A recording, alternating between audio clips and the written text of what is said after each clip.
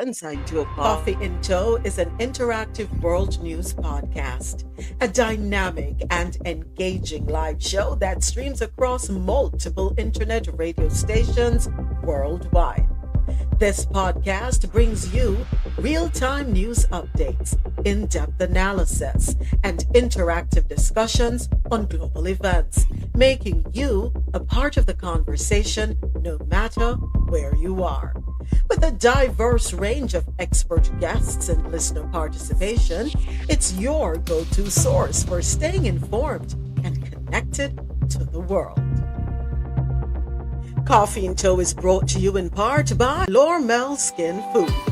Log on to lormelskinfood.com. Discover the range of natural skincare solutions.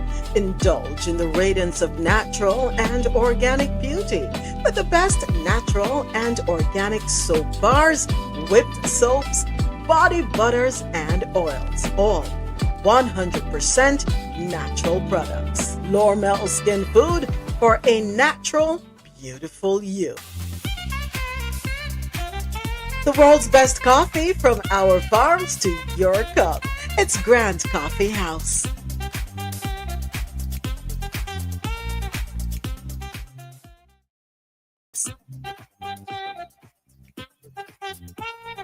All right. Good morning, YouTube. Thank you so much.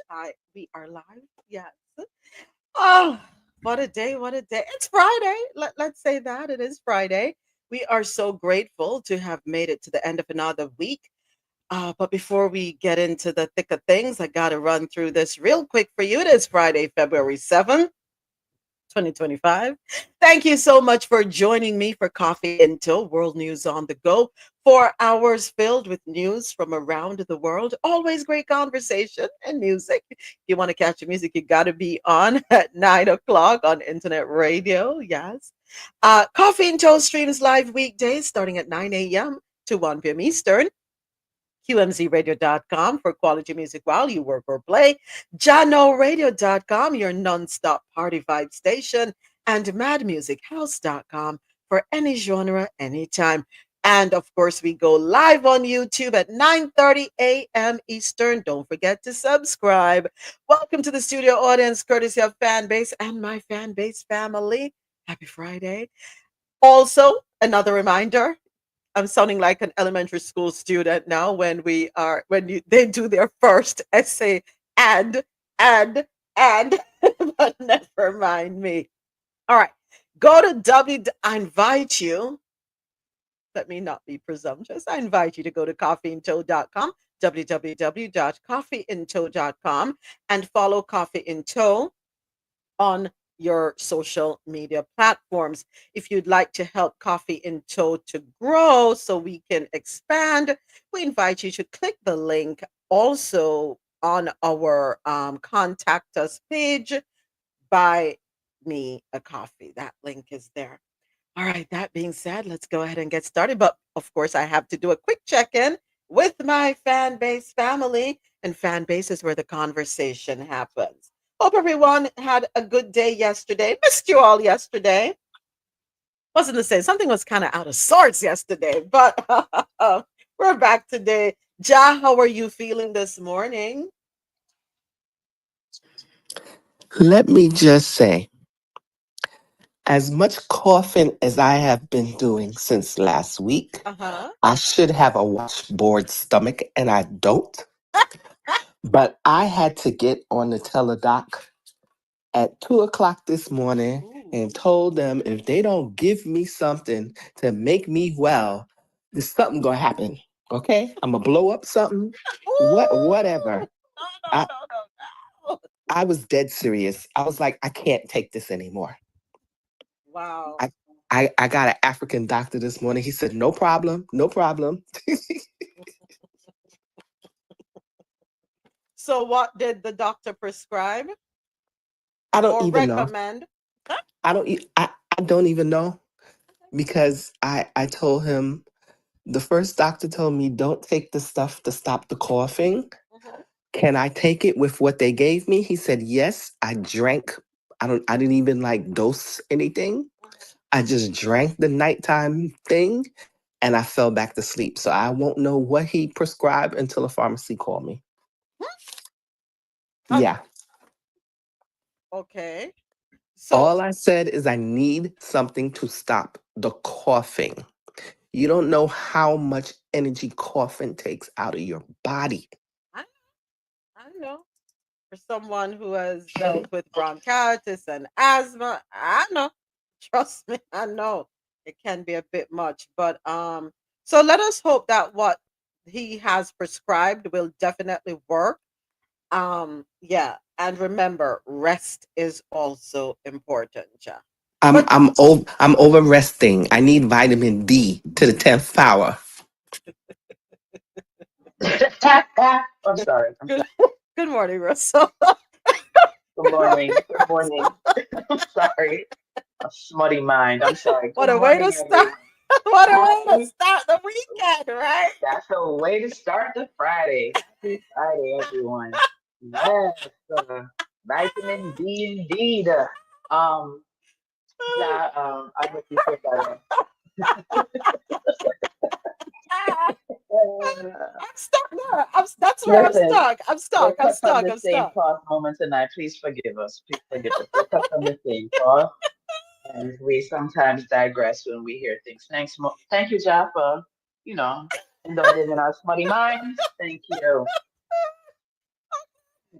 Back to my greeting. Back to my greeting. Good morning, everyone. Happy Friday. Okay. Jeff.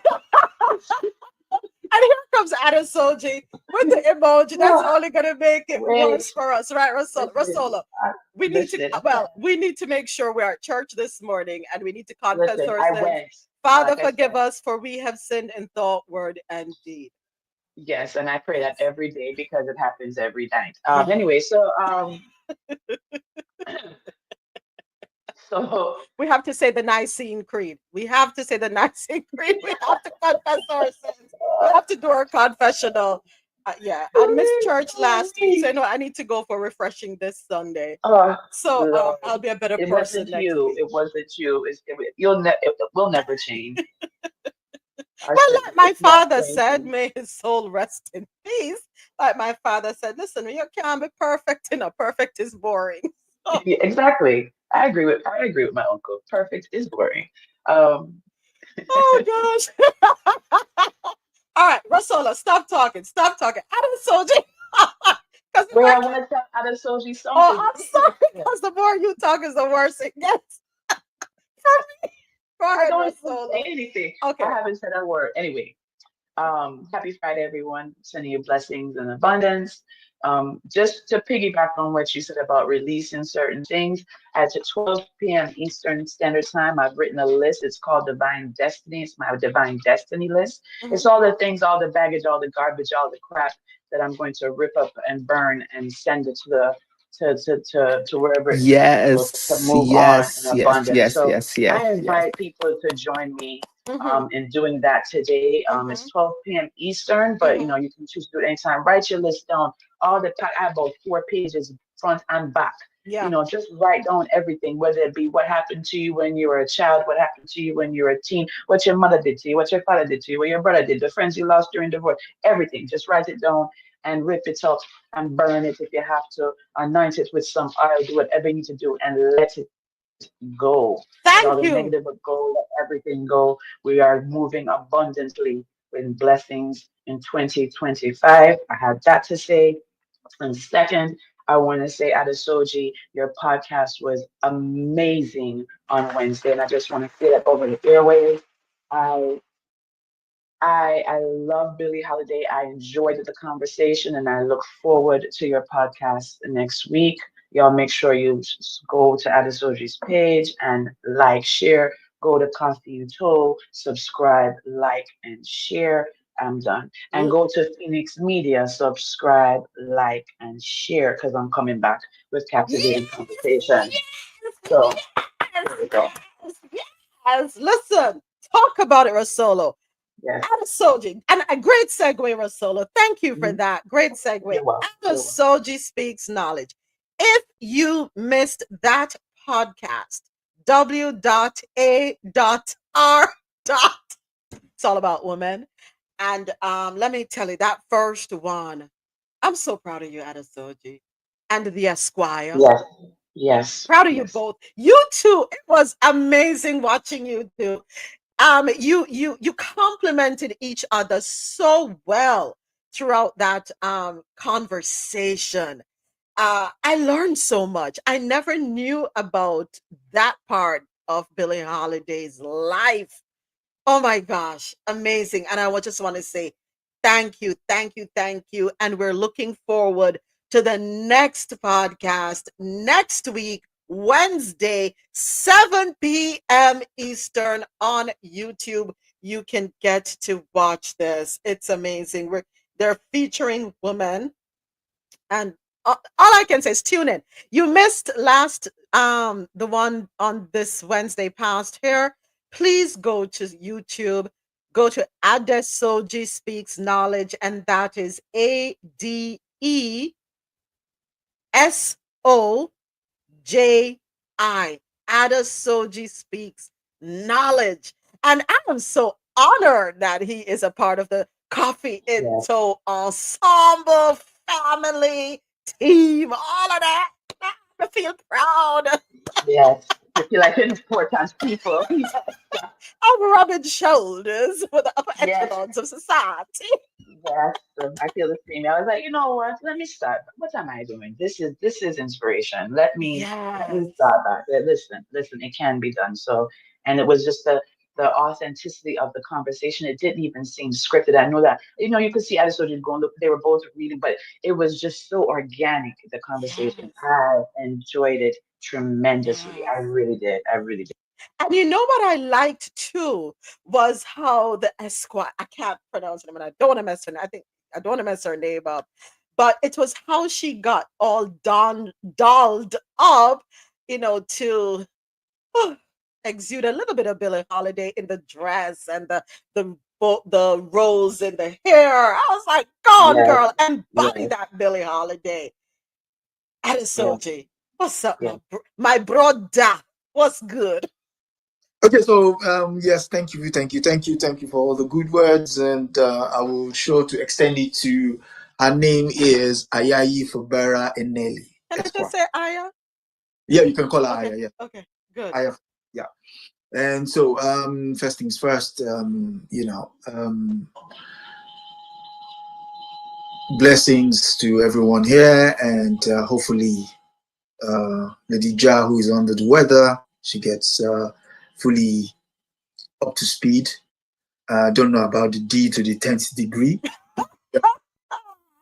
Certainly you don't know anything about RoSolo's front and back. Hey, what? I don't. Oh wait. Lord, Lord, Father, Okay. forgive us. Father, forgive us. Okay. Father, forgive us. Yeah. Okay. So, but whatever tickles you ladies' fancies, eh? You know, yeah. Billie Holiday. Yeah. So I mean, this stuff now is almost being close to a year in the making. Wow. Yeah, she's writing a book about 300 black women. Awesome. Yeah, but she's having trouble tying them up. So I said, okay, what we can do is you and I, obviously it's her project, so I'm just being the conduit, but we can have a conversation about it. And that conversation might actually point you in directions that you don't think the story could go. And then you can write it based on that, on those conversations, based on the feedback and everything. And the Mm-hmm. feedback is very positive. Mm-hmm. So again, sometimes if you have an issue that you're thinking about, the moment you voice it, my people will say a solution that problem shared is a problem solved. Mm-hmm. In this case, she's getting the conversation, people are listening Mm-hmm. and vibing with it. Mm-hmm. So when the book does come, the book is now coming on the back of a very organic relationship with the community. Right. That So that's the idea behind the project. But most importantly, is to highlight the role of women in our liberation. Because you can't really underscore that point too much. Some men have done it, have said it. I mean, Sankara said women are the mothers of revolution. What's his name? Stokely Carmichael, too, to a certain degree.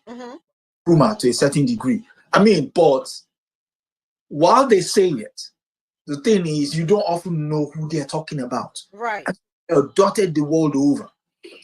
Like, I can't tell you who we're talking about next. But you're gonna keep us in suspense, right? That's okay. Yeah, but who we're talking about, I mean, we have the next 30 lined up. So the Caribbean will get a mention in the third one. The third, so next, the one after next week. Okay. Will be the role of Aha. So you begin to see that if you bring all these stories together, one, it liberates women. When I liberate, I don't mean obviously in shackles or anything. Right. It means that you create that genealogy between now and the next women that would say, listen, I am standing on the shoulder of X in order to do Y. So because you have to be able to say, and all of this, this is the first. No, you're not the first. You're only the first that people know about. That's it. But thank you very much for coming through.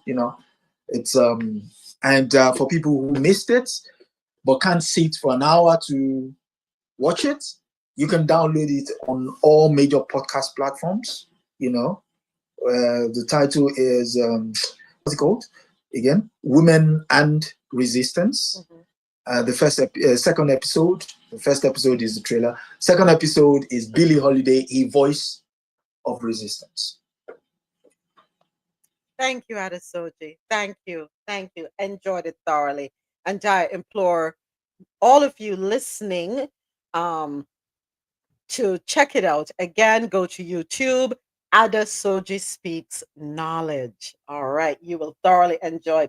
Marlon, I know you are supposed to be in La La Land fast asleep, but thank you for being here with us in spirit and in mind. AT, happy Friday. Good morning. AT, I have to tell you, thank you. I appreciate your monitoring the chat. Let me tell you, because there's a lot that I miss, and I appreciate you keeping people in check and reminding them about the space and what it stands for. I appreciate you advising the persons who come in trying to scam us, advising them that this is not the place for them. I just want to say thank you. Thank you for all that you do to hold it down for us in the chat. Appreciate it. And appreciate you always being here with us. Thank you. Very protectable family. Yes. We need that. Thank you. Mr. President, good morning.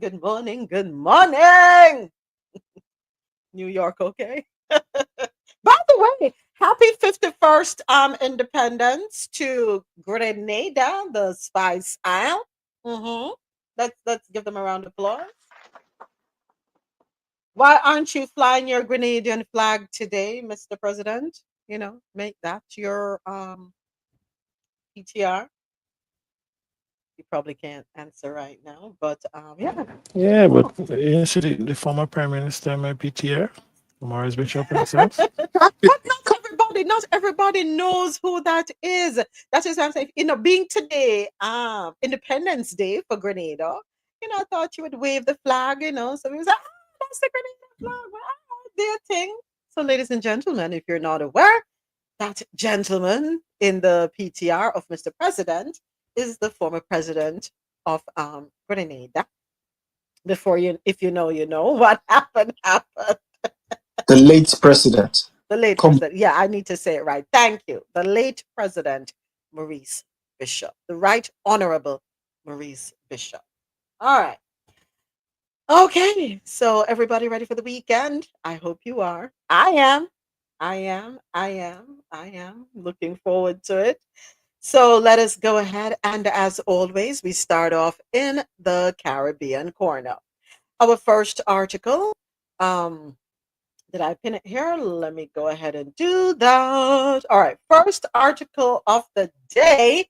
Antigua PM says benefits of CARICOM integration are unequal. This article, courtesy of Caribbean National Weekly.com. Prime Minister Gaston Brown has criticized what he perceives as uneven benefits of integration within CARICOM, noting that some member states prioritize their own economic interests while overlooking the needs of smaller nations like Antigua and Barbuda. Shots fired! Speaking on local radio, Brown highlighted the disparities in trade benefits across the region. He pointed out that countries like Trinidad and Tobago have reaped significant economic rewards from regional trade agreements, while smaller nations have been relegated to consumer markets with limited production capacity. He argued that this imbalance undermines the intended spirit of CARICOM's economic cooperation. There are those within the integration movement who take a brutal approach, essentially saying there are winners and losers, Brown said. Some of the larger economies benefit immensely, while smaller states like Antigua and Barbuda are left primarily as consumer markets without sufficient production to balance the trade equation. The Prime Minister also said there is the reluctance of certain CARICOM nations. Call me, I want to hear the name them, Mr. Brown. Call them out. Anyway, the Prime Minister also said there is the reluctance of certain CARICOM nations to contribute to the Caribbean Development Fund, which was established to support disadvantaged member states by providing financial assistance to build economic capacity and mitigate trade imbalances. According to Brown, some countries that benefited the most from CARICOM trade agreements have failed to uphold their commitments to the fund, leaving smaller economies struggling to compete. I wonder who him attack besides Trinidad and Tobago. The man is not, Mr. Brown is not happy. Can we blame him? I know we have had conversations here several times about the importance of moving as a unit. We have spoken several times about the importance of supporting regionally, supporting interregional or intra-regional trade. First, CARICOM nations, then we can move on out to Latin America and then North America. How do we feel about this one? Is he right? I think he's making a very good point in the people refusing to commit to the development fund. That's a very salient point. And as to the development, though, I'm not too sure how he wants to go about it. If he thinks that the smaller islands should be developing more, though we have the energy, the infrastructure. So I'm not sure where he wants to see the input. Mhm.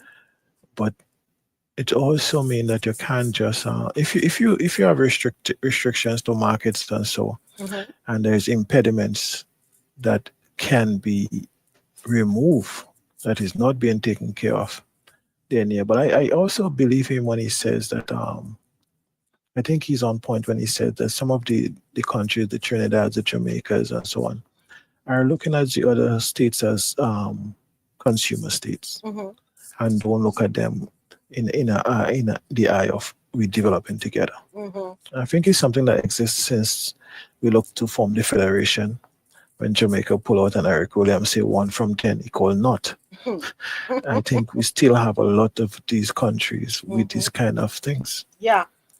Look at for instance Guyana. We have rejected Guyana for a long time, as much resources as they have. But now you're hearing Guyana coming up in the framework more now because what they have oil. So are we any different from our neighbors to the north with that kind of behavior? Well, the thing is, We only we are associate if there's a benefit to be gained. Go ahead, Mr. but President. we carrying on the same mandates as the neighbors to the north. Outside of, for instance, Grenada, who had a revolution during the Morris Bishop time, and Jamaica to a lesser extent under Walter Michael Manley, right? Guyana, others. But we don't have anybody that is different. We inherit the plantation system. We replace the planters, and that's it. So we see it a lot. We see it in everything. We see it in the churches. We see it in all the stuff. The white person leave. We replace them with a black person who tried to do everything the white person was doing, even tried to do it better than them. And then we say, oh, we free or whatever. Free from who? Well, we take the laws, we take the system, we take the education, we change absolutely nothing. We just change the color of the person to the top, and we say we change.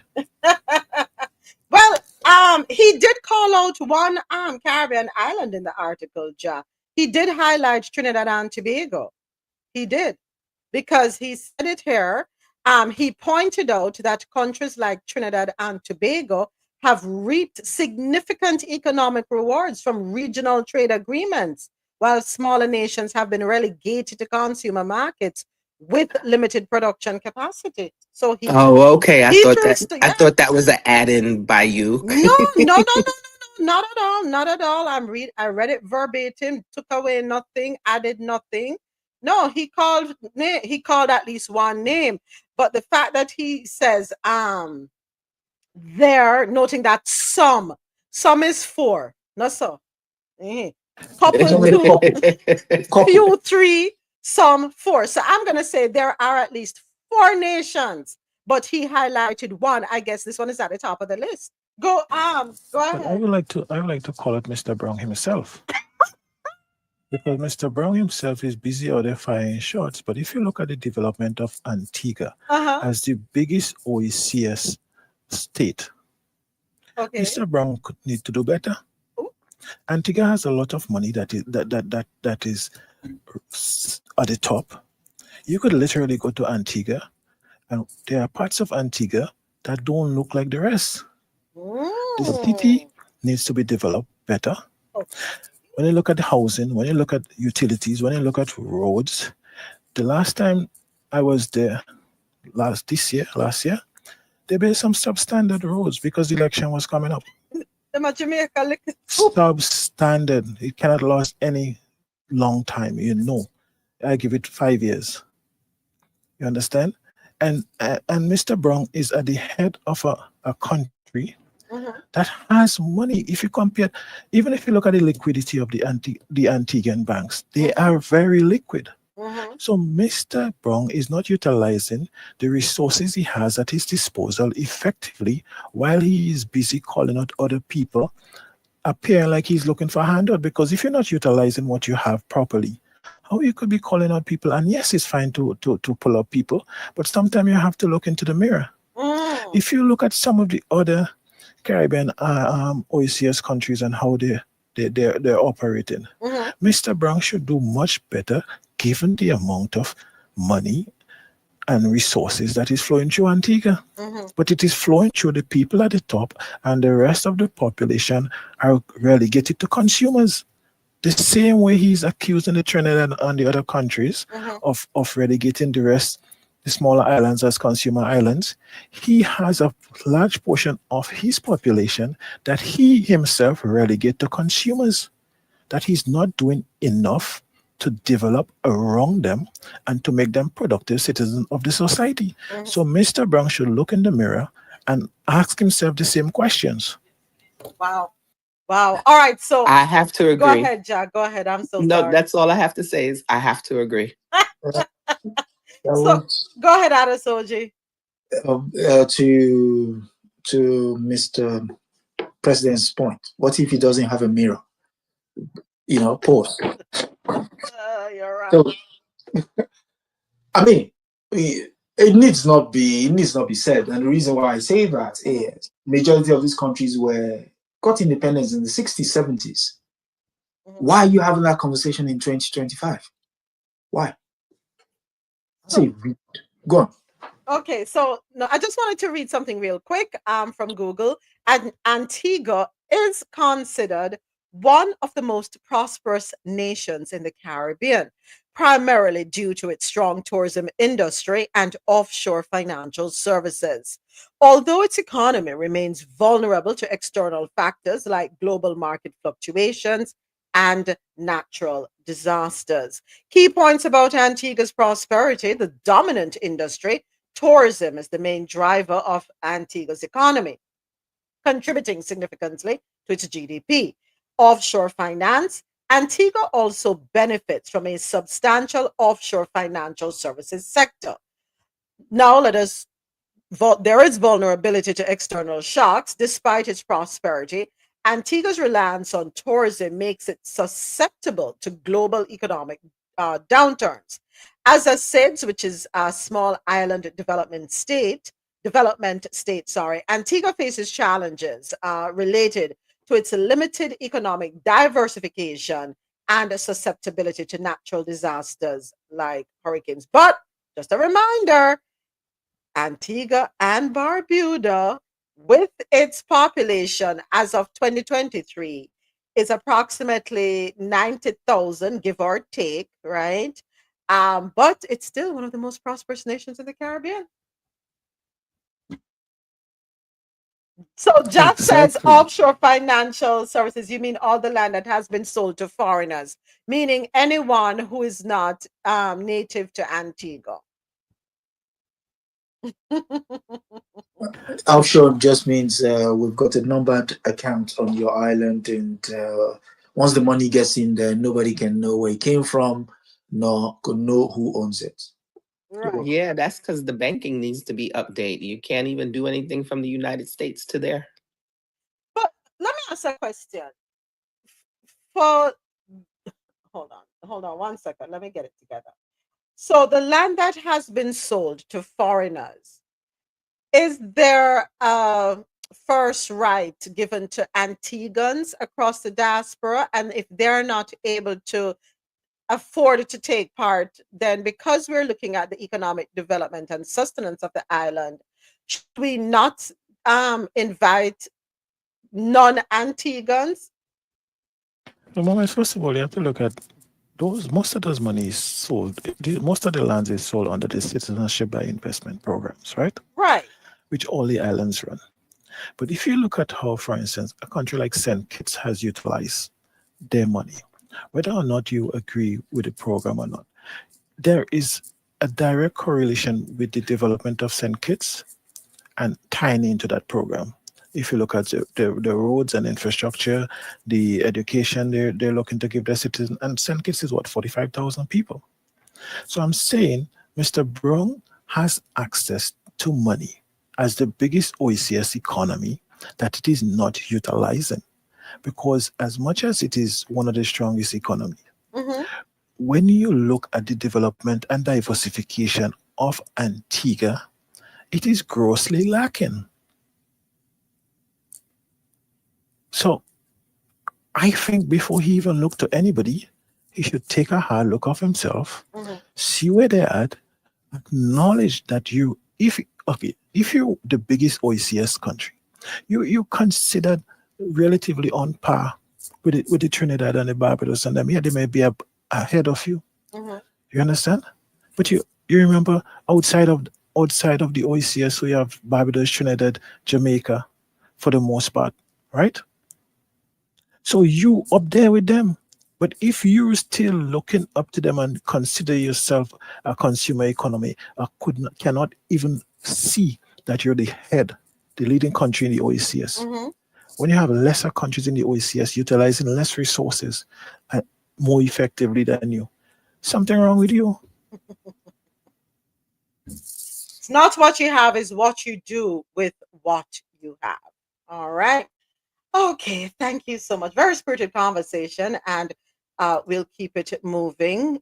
So let's see how that, let's see if someone is listening, Mr. President, and is able to give him the feedback, because you're absolutely right. It's so easy for us to look over the fence at someone else's yard and, you know, critique or criticize without realizing that we have weeds in our own backyard that needs to be pulled out of the ground so we can flourish.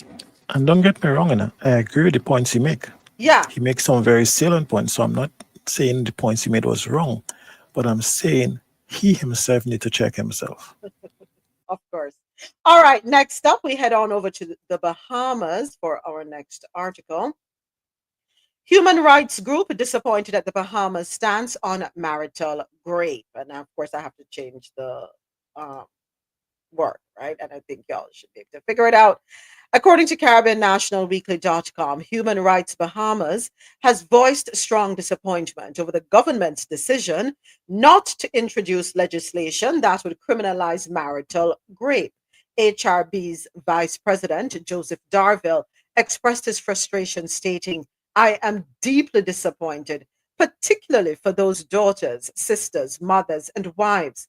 Shame on you for putting votes ahead of the fundamental rights and dignity of half our population. His remarks reflect a call for the government to prioritize the protection of women's rights and safety. Section 3 of the S Offences and Domestic Violence Act defines rape as the act of any person not under 14 years of age having intercourse with another person who is not his spouse without the consent of that person. A 2024 gender based violence study by the Inter American Development Bank indicated that 1 in 4 women in the Bahamas has experienced physical or S violence in her lifetime. HRB noted that survivors of these acts continue to face significant challenges in accessing healthcare, legal protection, and social services. And as leaders, we must walk in the shoes of the marginalized and suffering. God's protection is meant to shield us from harm, not to justify or enable abuse. Does that protection not extend to women? Darville asked. Huh. I remember we had a conversation here when there was a case in the courts over there in the Bahamas, and we were appalled to learn that they were still using colonial systems within the justice landscape. Why are, it goes back to what you said, Mr. President. We get rid of the slave masters, but we hold on to their standards. We hold on to everything that they put upon us, and we take it to the next level where even our behavior is even more egregious, right? How can we complain about what was done to us when we turn around and do it to us? We maintain those standards. It is time for the Bahamas to rip those pages out of the annals of history, so to speak. And I mean, when you talk about the laws, get rid of these antique old A systems that you have there that were constructed, designed, and implemented to protect one group of people. But Go ahead, Moniz, Mr. before we President. shine too much light on the Bahamas, if you do an audit of Caribbean countries, I could guarantee you every single country in the Caribbean has laws that goes back to that period that is not even applicable. Or maybe it's just ignored. But we have not ratified our constitutions effectively, or even in some cases, we have never ratified our constitutions after so-called independence. We have not. There is a lot of laws on the books that need to be revamped and changed and removed in every Caribbean island, every single one. I'm telling you. So in 2022, the Office of the Attorney General drafted an amendment to the S Offences Act that would repeal Section 3 of the current law by removing the words who is not a spouse from the definition of grape. However, aside from a few public consultations, there has been no movement on the bill. HRB said it is also calling on women to make their position known when casting their ballots in the next general election. Tell us something now. 2025. Post slavery, how many years? When? I'm confused. Is the law saying that if you're not married, it's not considered an essay crime? Is So that what you're saying? as long as you're married, your spouse cannot essay you, is what they're saying. Oh, okay. All right. Yeah. 14 and above. Lord have mercy. I am a cross. Forgive my thoughts, Lord. Forgive my thoughts. Men put these laws in place. White men put these laws in place. Thank you very much. And they refuse to change them. And I don't understand. Because the Bahamas is predominantly what? What's their population makeup? Predominantly folks of African descent. You were oppressed. You saw in the past, the women were oppressed, taken advantage of. Your ancestors saw this happen. And you're telling me that in 2025 Bahamas, you don't have a problem with that? You don't see an issue with it? Removing it? The minute the Bahamas, once slavery ended in the Bahamas, and even Bahamas gained their independence, no? Why wasn't it fixed even then?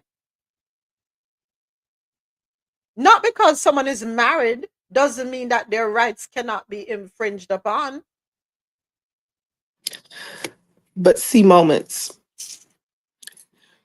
we know who initiated these laws, but for some, a woman's private parts is not important enough to change. Even though it was initiated by other people, it's our men that are there now, or men outside of who initiated the law, that still feels that my private part does not belong to me. Because they view you, because we're viewed as property. Exactly. We're viewed as property. That's the letter behind the law. The law says someone who is 14. If you look back in that time, most of the people they married were from the home country, England, Ireland, Scotland. They brought them in as youngins, as they will call them, and they will marry them. So technically, they are owned. Mm-hmm. So those laws did not extend to people that look like you and I until long after the independence. And even then, to follow a thread of what we've been talking about, we have this mentality of wanting to be whiter than white. Yeah, I'm sorry. Yeah, it just needs to be said. Because that's the only, it's not even a moral justification. That's the only legal justification you can, not even legal, psychological justification that you can have for wanting such laws to remain on the books. These men have daughters, they have mothers, they have wives, they have sisters. So at what point does this kind of law, would they set their eyes on this kind of law and say to those aforementioned people, this makes sense. This makes sense. And I think that's the way the question should be put to them. Does this make sense to you in light of these people, this person in relation to you? Does that make sense? That's it. And then you see how quick that law changes. Yeah. But let me throw in. Go ahead, Adesoji, finish. No. I'm basically saying, and at the end of the day, you can then determine what kind of society those men want to live in. Yeah. Because if they choose not to change it, then boom, there you go. They've told you more than even you need to know. Right. Yep. I agree. We're still in the Bahamas for our next story. I'm just going to hope, keep my fingers crossed, that Mm, they will do right by their citizens. Go ahead, Ja. I wanted to throw something else in there because there are still some countries that I think it's called a bride price or a bride gift. If a man pays a family for his bride, does that mean he owns the bride? I just wanted to throw that in there. That's a cultural thing. I know it's what it's done in some. It's part of some Indian cultures, part of some African cultures. We also do it. Dowry is what it's called. Dowry. It's called a So dowry. yeah, so we do it, but then oh my gosh, it's okay. So the intent behind the thing is we are marrying your daughter, right? You've raised your daughter to be this fine person that we hope will come to us and will be part of our family going forward. Technically, that dowry should go to that girl or woman. So let's say woman. Will go to that woman who's coming into your home. It's almost like here is a startup fund for you when you come to your marital home. But it's been abused due to economic wants. They will make so much demands off the husband to be that it's wild. I mean, I remember when I did mine, all you need do is, how much was it?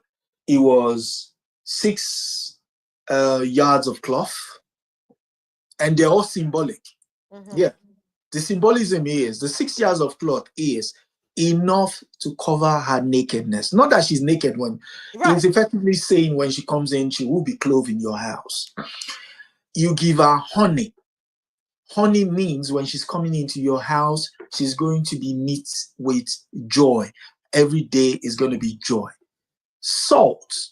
Salt means that person coming in is going to be the spice of that home. So, alligator pepper, you all know pepper. My people will say he who eats pepper has long life. That's longevity of life. So all of those things, but now those things are not even there. You have to build a house, you have to buy a bicycle. Nah. That's wild. Yeah. But you didn't answer the main question. With regards to do they own the daughter? No, you don't. Because I think a lot You of don't own men nobody. still feel that way. Nah. You okay? I'm talking about my people now. When you want to marry, and you start doing, usually it's the women that will go to the other household to go and say, our son has found a beautiful flower in your backyard and we would like to take the flower to our home, that kind of thing. Oh, who is this flower? You go through all those niceties. But at that point, the matriarch in that home, not the mother of the daughter, but the oldest female in that woman's house, will lay down some certain conditions. It's not that we're hungry. It's not that we're this. It's not that we're that.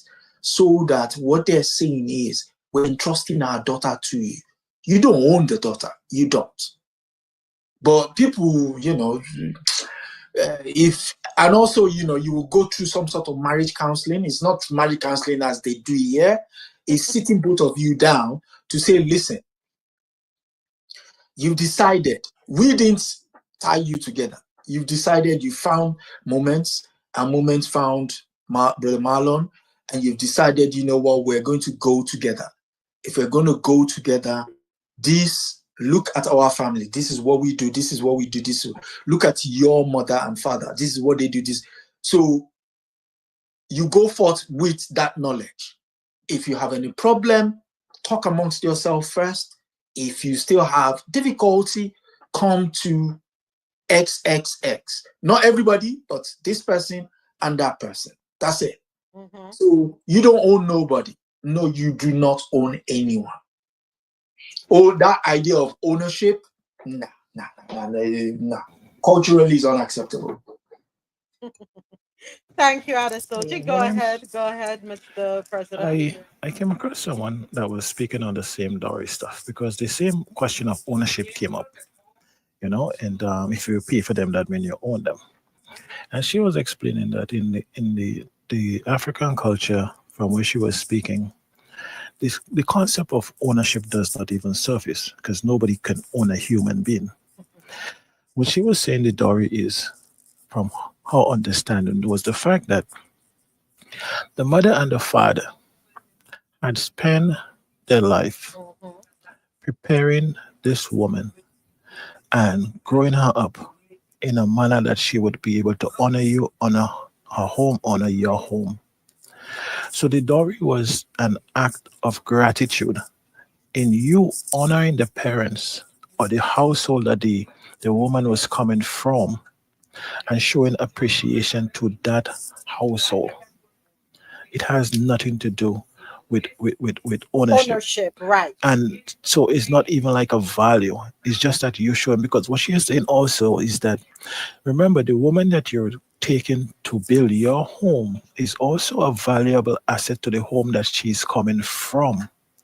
So, as an act of gratitude and compensation to the home where it's coming from for they losing her service, her love, or everything, you pay a dowry to show that you appreciate the sacrifice that the home she is coming from is making on your behalf to ensure that this woman that you're honoring will come to your home now and make it into an honorable home. So it has nothing to do with the value of the woman. It has nothing to do with ownership or anything like that. Right. And she was explaining that to say that in the context of the Western context, where people feel, and some people probably been adopting, thinking that if you pay a dowry, you own the person, is ludicrous and would never even surface in the African context of how dowry was designed. So it's Correct. literally paying gratitude and homage to the parents and the home that the bride is coming from. Exactly. Thank you for explaining it, Adesoji. Thank you for cementing it, Mr. President. Yet it has nothing to do with owning the person. The problem is, I believe, excuse me, it was distorted, abused, the system abused by persons of whom it's not their culture. Right. So no, that was never the intention that to you. By the way, Marlon, you still owe my parents the dowry. Thank Hello? you. Still haven't paid my parents the dowry. No way. So you mean you didn't get your 6 years of clock? 6 years a cat. No honey, no salt, no pepper. Not at them. Nah, You nah, didn't even brother. you didn't even get the goat. You didn't even Not get the even goat. the goat to Rockstone. Oh God. Not even a foul cock? Not Oh, even. oh, I know, I know. Oh, she got the cock all right.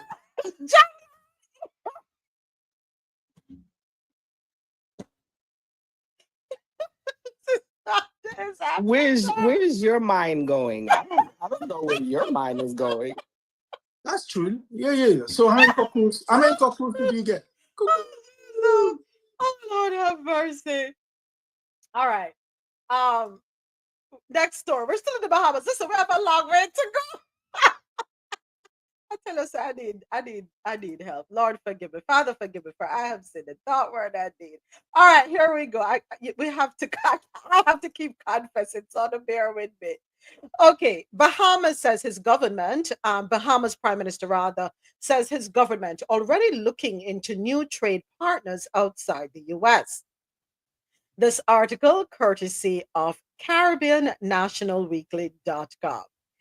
Amid concerns about a potential trade war with the United States, Canada, Mexico, and China, Prime Minister Philip Davis announced that the Bahamas is seeking new trade partners to better serve the interests of Bahamian consumers. He emphasized the need to diversify trade relationships to secure the best value, of course, for Bahamian shoppers. He made a statement in a progressive liberal party, well, at a progressive liberal party rally, saying, we're bringing in legislation to promote more dynamic, affordable, to create a more affordable, hold on, let me reword this. I'm so sorry. We're bringing in legislation to promote a more dynamic, affordable economy and encourage competition, providing more options for consumers.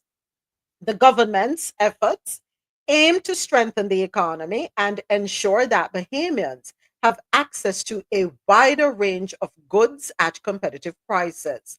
Prime Minister Philip Davis pledged to tackle unfair business practices that hinder the success of new businesses in the Bahamas.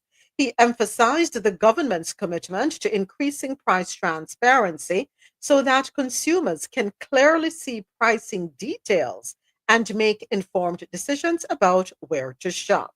All right. So, yes, you have to spread your wings. I think I said this earlier this week. What happened with the Los Tres Amigos, being the US, Mexico, and Canada, that should be serve as an eye opener for us outside of the US, for other countries to realize there is a whole world out there beyond the US that you can trade with, that you can do business with, right? Especially now that we have BRICS on the horizon or already there.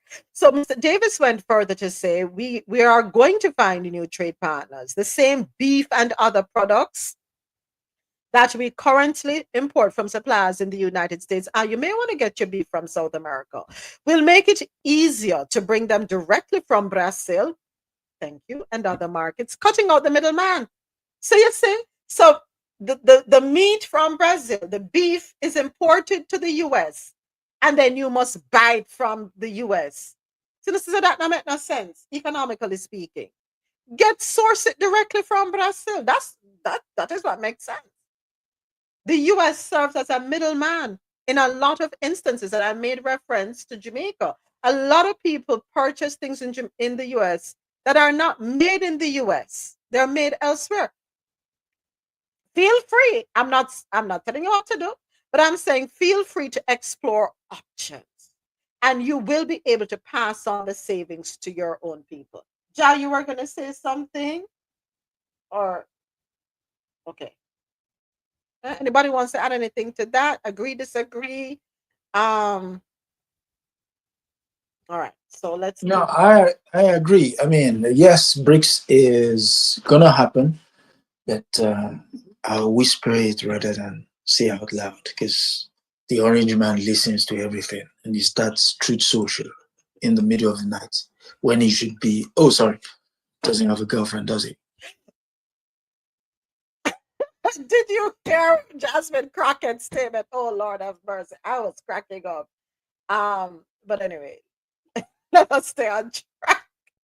Next up, we head on over to Barbados. Renewable energy milestone nears with wind farm launch, and I sincerely hope no birds will be affected. Next up, we head on over to Barbados. All right. Alexia, you were gonna say something before I move on? Okay, probably should open our mic in error. No, I was going to say, right? Alexia, you were gonna. I was going to, that I was going to say something about just now the trade, whatever, but my member said me I go look my visa, so I'm not bother. That's how when I just said the man I listen to everything. So it's like we keep and I say Alexa, I not bother contribute. All right, Harry girl. Please start use Harry girl from now. All right, That me can All can get for free start that then penalize me 4 times. Cause 3 times money already in so right, please. All right, Yeah. All right, thanks. You're welcome. All right, so back to our next story. According to Barbados Today.bb, in a significant boost to Barbados's renewable energy ambitions, the Lambert's wind farm in St. Lucie is set to launch, doubling its initial projected capacity to up to 60 megawatts of clean power. The project marks a crucial step towards energy independence and includes innovative financial models designed to empower local investors. Energy Minister Lisa Cummins said that after a year of intensive groundwork, data collection, and strategic planning, the project is moving forward, marking a significant step in the country's push for energy and in its energy independence. And she said she's happy to announce that Lambert's is about to be launched. She noted that the development was done in collaboration with the International Finance Corporation of the World Bank, expressing gratitude for their participation. The minister also explained that a wind measurement mast had been installed at Lambert for the past year, with data collection completed at the end of November. Discussions are expected to continue this week with the entity that mounted the wind mast regarding long term data collection and monitoring. So, that is what we talk about exploring other opportunities. We talk about energy. We have wind, make use of the wind. There we have it. Belize, you're up. Belize launches new energy initiative to enhance power reliability and renewables. This article is courtesy of, and bear with me, I am frozen. Okay, here we go. So yeah, Belize Belize launches new energy initiative to enhance power reliability and boost renewables. Article courtesy of CaribbeanNationalWeekly.com. Belize has launched a new energy project. It's designed to strengthen the country's power supply and improve the reliability of its electricity services. The US $58.4 million initiative, in partnership with the World Bank and the Government of Canada, aims to optimize costs for consumers while enhancing the utilization of renewable energy sources. Currently, Belize faces energy security challenges with about 50% of its electricity imported from Mexico. These imports, which are linked to fluctuating oil and gas prices and bought at unpredictable spot market rates, contribute to volatile electricity costs, putting a strain on consumers. The country's power infrastructure is also highly vulnerable to disruptions from extreme weather events demonstrated during Hurricane Lisa in 2022, which left the capital without electricity and potable water. Combined with no new generation capacity added in over a decade, despite a 48% increase in peak demand, these challenges have led to planned power outages and reliability issues that impact both households and businesses across the nation. The new Belize Energy Resilience and Sustainability Project will deploy state of the art battery energy storage systems across 4 strategic locations in the country, marking a significant step forward in modernizing Belize's energy infrastructure and reducing its dependency on electricity imports. All right. Something that I've always questioned, why is solar so expensive to set up? Is there a particular reason for that? Your solar panels does come at a cost, but then over the years the cost will drop down. Really? If any other thing is the maintenance, the batteries and stuff like that. But the capturing the initial outlay, yes, but over the years it just dwindles down and almost to zero cost. Yeah. I question it because I ran some numbers at one point and I was like, huh? So you pay $1 million to install a solar system in your house. And I'm talking $1 million Jamaican dollars. You pay $1 million Jamaican dollars to install a You solar almost gave me a system. heart attack. What you said to me. To install a solar system in your house, right? How many years before you really see the payoff? The payoff is actually immediate. If Tell me. no, the reason why I'm saying it's almost immediate is there is no way you're going to use all the solar energy captured. So the best way to augment it is to sell it to your neighbors. Sell it to your neighbors. You would see that that money multiplies over a period of time. Okay. But what most people tend to do is store them in batteries. You're never going to need all that amount of power. Okay. Or sell it back to the grid. One way or the other, you're making money. Are you? Okay. Morning. Good morning, James. Yeah, but a million Jamaican dollar and a olip. For a lot of people, it's a lot That of money. A yeah, lot of but people can't find $1 million to put in a solar system. that's like a good weekend of sandals. James, a lot of people in Jamaica cannot find $1 million up front to put in a solar system. Let's be honest. No, they have the government have rebate and they can borrow from the bank. The car them with them a drive. Some of them can buy it. We're not Well, a lot talking of people, about them, the people there. We are a talking lot of about people. the regular, everyday folks. No, but solar system is not for regular people. Moments, it's for people like you and Adesoji. Excuse me. Excuse you? What? What was that hit? Okay. Okay. No, I mean, even regular people can buy into it. Humor me this. You can buy into it in the sense that most of those communities tend to have community funds. And so what do you need? You need the solar panel, you need the batteries. The solar panel will sit wherever you need it to be, right? And then you can channel that power into the homes around. The concept of, and I think it goes back to what we were talking about earlier with regards to the marriage. This idea that you must own everything. Own in community. Own in community. You'll be surprised at how much you would save, how much you get from it. And then once people see that the multiplier effect is, but just a group of people or a single person who can afford it, just need to start. There is so much that, what's it called? The other forms of energy, nuclear, and what's the other one? Wind.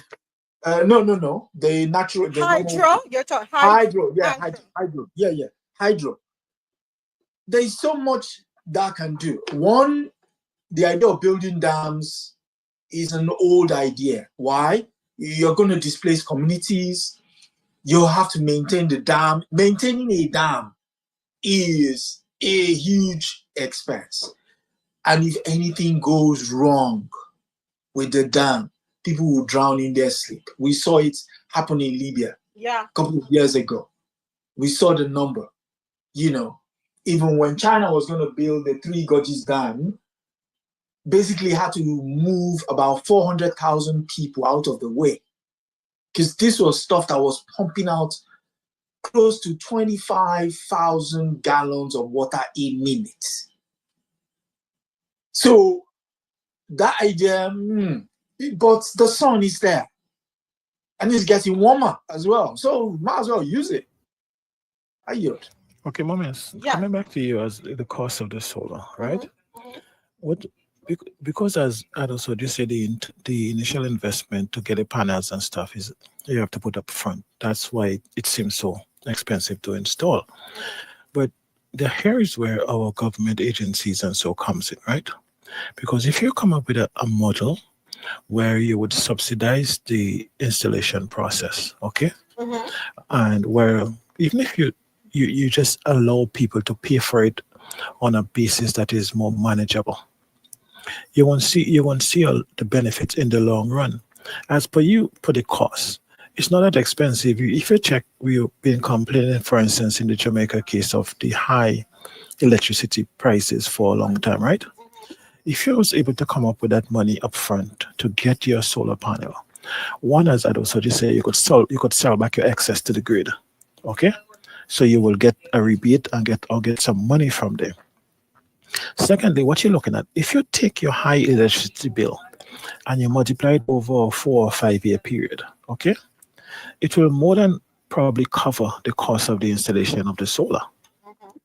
So if you even take a small loan to install your solar, and your month take the loan that is equivalent to a payment of what your monthly electricity bill would be, or maybe just a little more, and you consider that payment an electric payment the same way you do in your normal budgeting. Okay, what you find is that some people could get a small loan, or the government could offer some kind of small grant that is paid back with a low interest, and you pay it back at the way you would pay your electricity bill over a 4 or 5 year period. But what happens is, at the end of the 4 or 5 year periods, you own your entire system, so you don't have to pay, and all the excess that you're selling back to the grid is now a net benefit. That you sell back to the grid help to be transferred to someone else. So then you start to cut down on your consumption of the fossil fuel, because a lot of the electricity in Jamaica is generated from fossil fuel. But the more people you have going solar, the less people you have dependent on the oil generated electricity, right? So in the long run, it helps the country, it helps your balance of payment, it helps your foreign exchange reserves and all stuff like that. And that is how you have to look at it. If you look at a lump sum upfront, you wouldn't get the full picture. But I am sure in the last 10 years, because you're paying electricity in perpetuity, I'm sure if you take the last 5 to 10 years payment on any electricity bill of anybody in Jamaica, they could more than enough afford to have a solar system, and they would be now saving money after it was paid off. It's just that you have to put a facility in place. And that's where you say access to finance and alternative financing and so comes in, to put a facility in place to allow people to actually acquire the product, the solar product, that could help them to meet the initial cost, which might be out of their reach. If you could facilitate that, then paying back on stuff is a no-brainer, and it will benefit all concerned. So that is where we have to come with, start to look at stuff Okay. like that. All right. Okay. All right. I have absorbed everything, and yeah, I have to put it back on paper again and see. And here's the thing too. I remember a couple months ago, last year, when there was one particular YouTuber out of Jamaica, who complained, how is it that his house is solar, he wasn't home, the family wasn't home for a period of time. I think they went to Ghana, where because his wife is Ghanaian, and they were there for a while and come back to still an exorbitant bill. So does it really make sense? Are you truly saving if you still are gonna get licked from JPS anywhere? But I don't know. Some people seem it's a win for some and it's not a win for Oh, others. moments, that's two different issue here. No, If JPS is charging you when you own your unit and not utilizing it, we was talking about owning and using.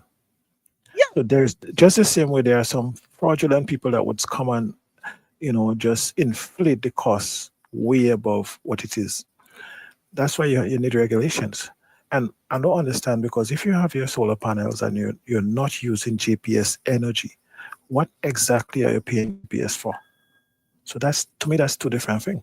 so You cannot take the indiscretion of GPS or the system and put it into the viability of the solar product. all right. I'm gonna circle back to this another another another. All right. Thank you everyone. Next up, Guyana. Guyana is providing WHO with samples to help design vaccines. This article courtesy of CaribbeanNationalWeekly.com. Guyana's Health Minister, Dr. Frank Anthony, announced on Wednesday that the country is now supplying the World Health Organization with influenza samples through the National Public Health Reference Lab. Speaking in the National Assembly, Dr. Anthony explained that this move follows the accreditation of the NPHRL by the Pan American Health Organization, World Health Organization last year. As a result, the lab is now part of a network of regional facilities conducting influenza surveillance to aid in the development of influenza vaccines.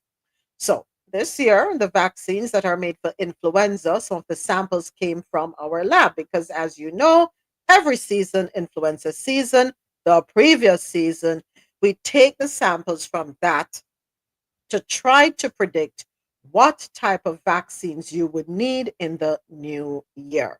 The health minister said that the ministry will be administering influenza vaccines to healthcare workers and the elderly. Okay. This, Before, go ahead, go ahead, go ahead. before you know, what was the last three letters you said before the vaccine? They will try to what? Predict. Yeah? What the likelihood would be of the strain of the coming virus, right? Is that my Yeah, understanding? yeah. Okay. The reason I say that is this. There is a raft of, oh God, let me choose my words carefully. Please do. Okay, so there's a raft of people who feel science is stagnant. Anyone in basic biology class would know when you have a viral infection, they will usually say you isolate that area it is and you make sure you reduce it. Why? Because stuff like that are airborne or based on touch or stuff like that, right?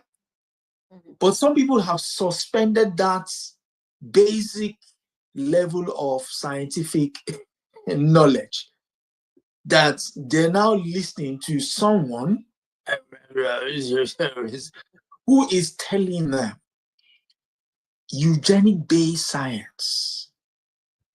I mean, you know all of that. Oh, the black man does not suffer pain. The black man has a higher threshold of that. And it is black people that are repeating that thing. And it's like, are you people dumb? If you go and read all of these old imperial papers, the way that they were able to get away with the transatlantic slave trade was they were able to convince people that we were lesser than humans. We had a higher threshold of pain, i.e., disease and stuff like that. That is what this idiot is repeating. And that the people who look like me are also repeating. Like, what is going on?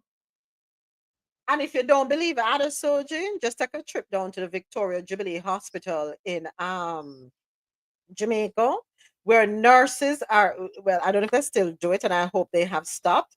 But it was said that in the past, nurses would say to these children, these young ladies, these women, up, who are delivering babies, to shut up and stop ball where you cry bout. Because when you did that do XYZ, you never did that ball, so where you ball for now. So yes, we do oppress our own. Exactly. So I just wanted to make that point where he said, try to predict in His Majesty's kingdom, because I need to emphasize that point, is His kingdom. Long may He rule over us. There's a letter that goes out just before winter, and stuff will be made on the air. Go and get your flu jabs. Anyone in the threshold of 60, or if you're susceptible to viral infection, go and get your flu jab. No one in this country would say, oh, that's just people, that's the pharmaceutical industry. What is wrong with you people? I'm not saying you, I'm saying right. the congruence of airheads. Because that's the only description. You have to be an airhead to think things that are supposed to take care of you will actually kill you. Period. So let me ask a question since we're here, real quick. Because there is a video that I came across, and I want to play it. Hold on, let me jump over to my TikTok because I did save the video. Let me bring it up here. Okay, let's take a quick listen to this and let me know your thoughts on this one. Negotiating things that can destroy the sovereignty of Africa. We cannot afford to trust WHO anymore, Your Excellency. And I'll just mention a few things that have caused great concern to us. In 2014, 2015, WHO brought tetanus eradication campaign in our country. It was a campaign to eradicate neonatal tetanus, babies who are born who eventually get tetanus. And the vaccine that was used is a different type of a tetanus vaccine that is a fertility regulating vaccine, where they take tetanus and combine it with a hormone called human chorionic gonadotropin that supports pregnancy. And when you inject a woman with that vaccine, she produces antibodies against that hormone and therefore is rendered sterile. So we are noticing an increase in the number of infertility cases among young couples who you examine and they are normal but cannot get children, or couples who are losing 3, 4, 5 pregnancies before they can carry any pregnancy to term. We were able to expose this, and we have even published a paper that is available.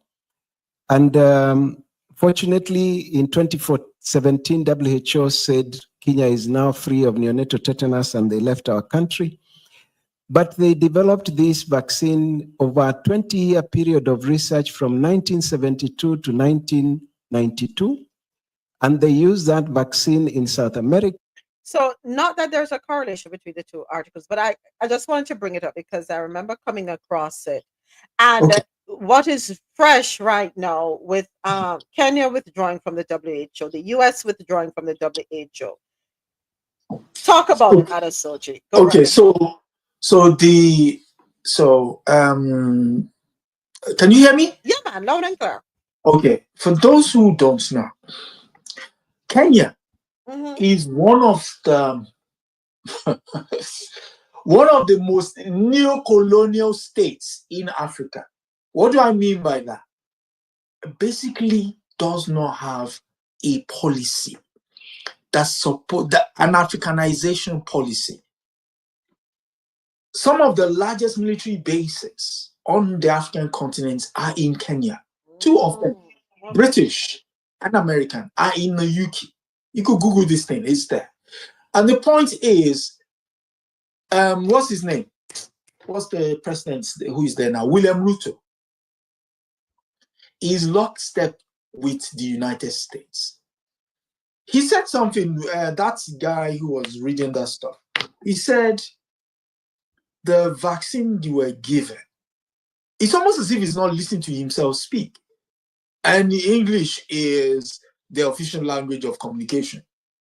He said, the vaccine is given in order to support pregnancy. So which is it?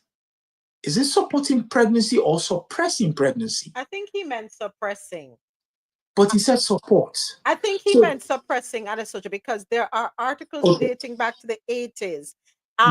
With what's his name? Glasses. The one where him and his wife. Bill Gates. Right. Saying that they need to, from the 1980s, he's been advocating for the depopulation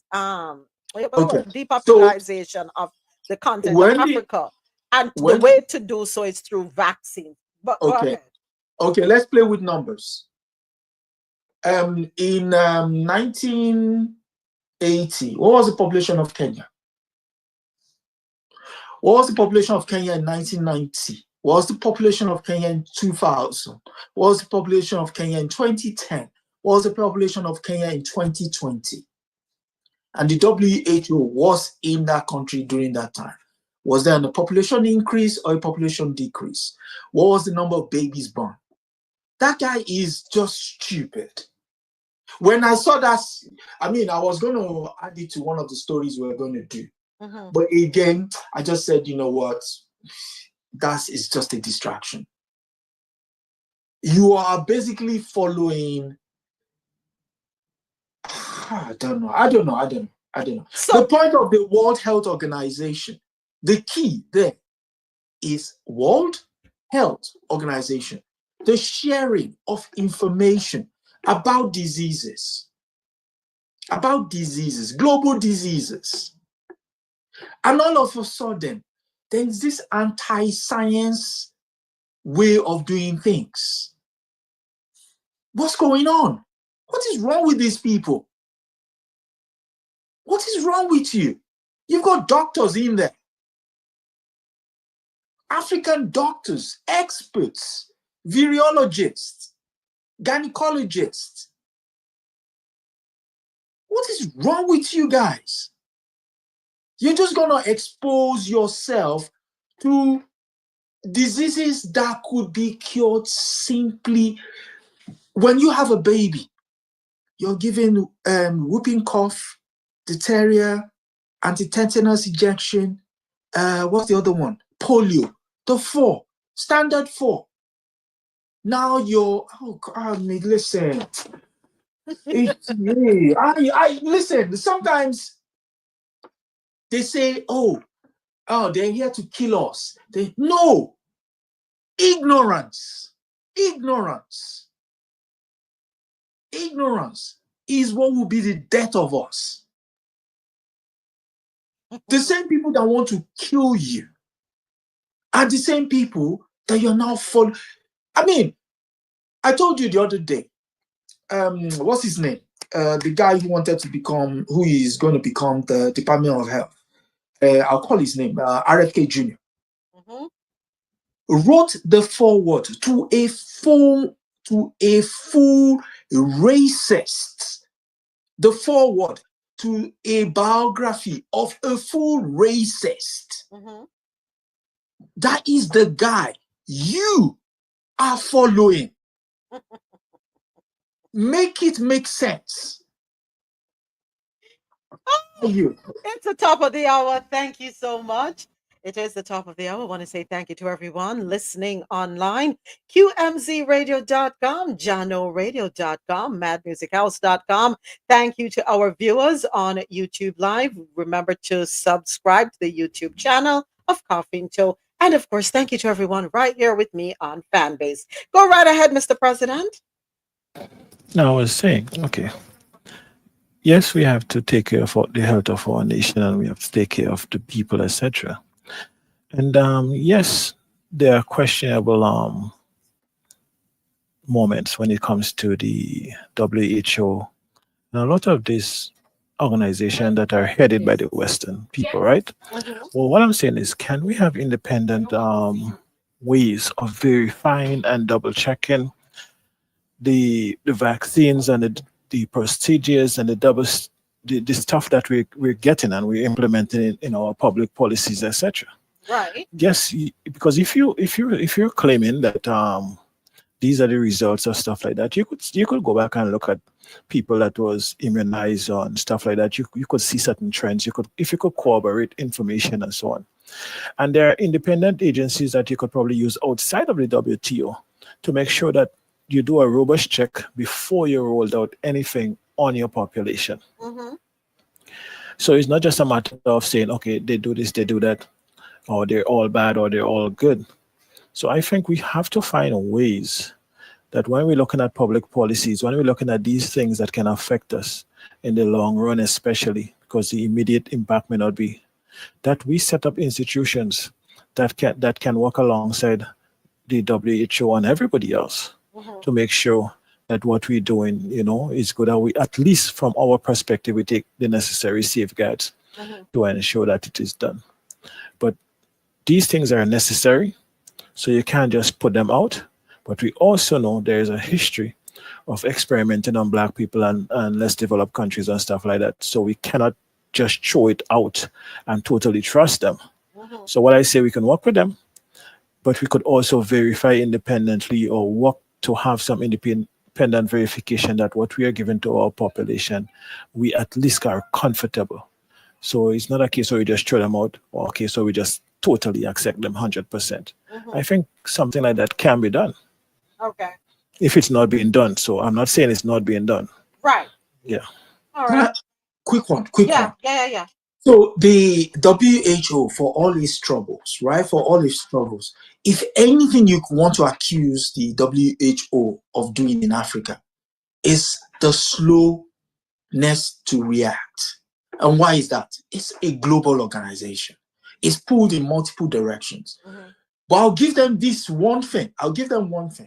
In 2011, you could Google it.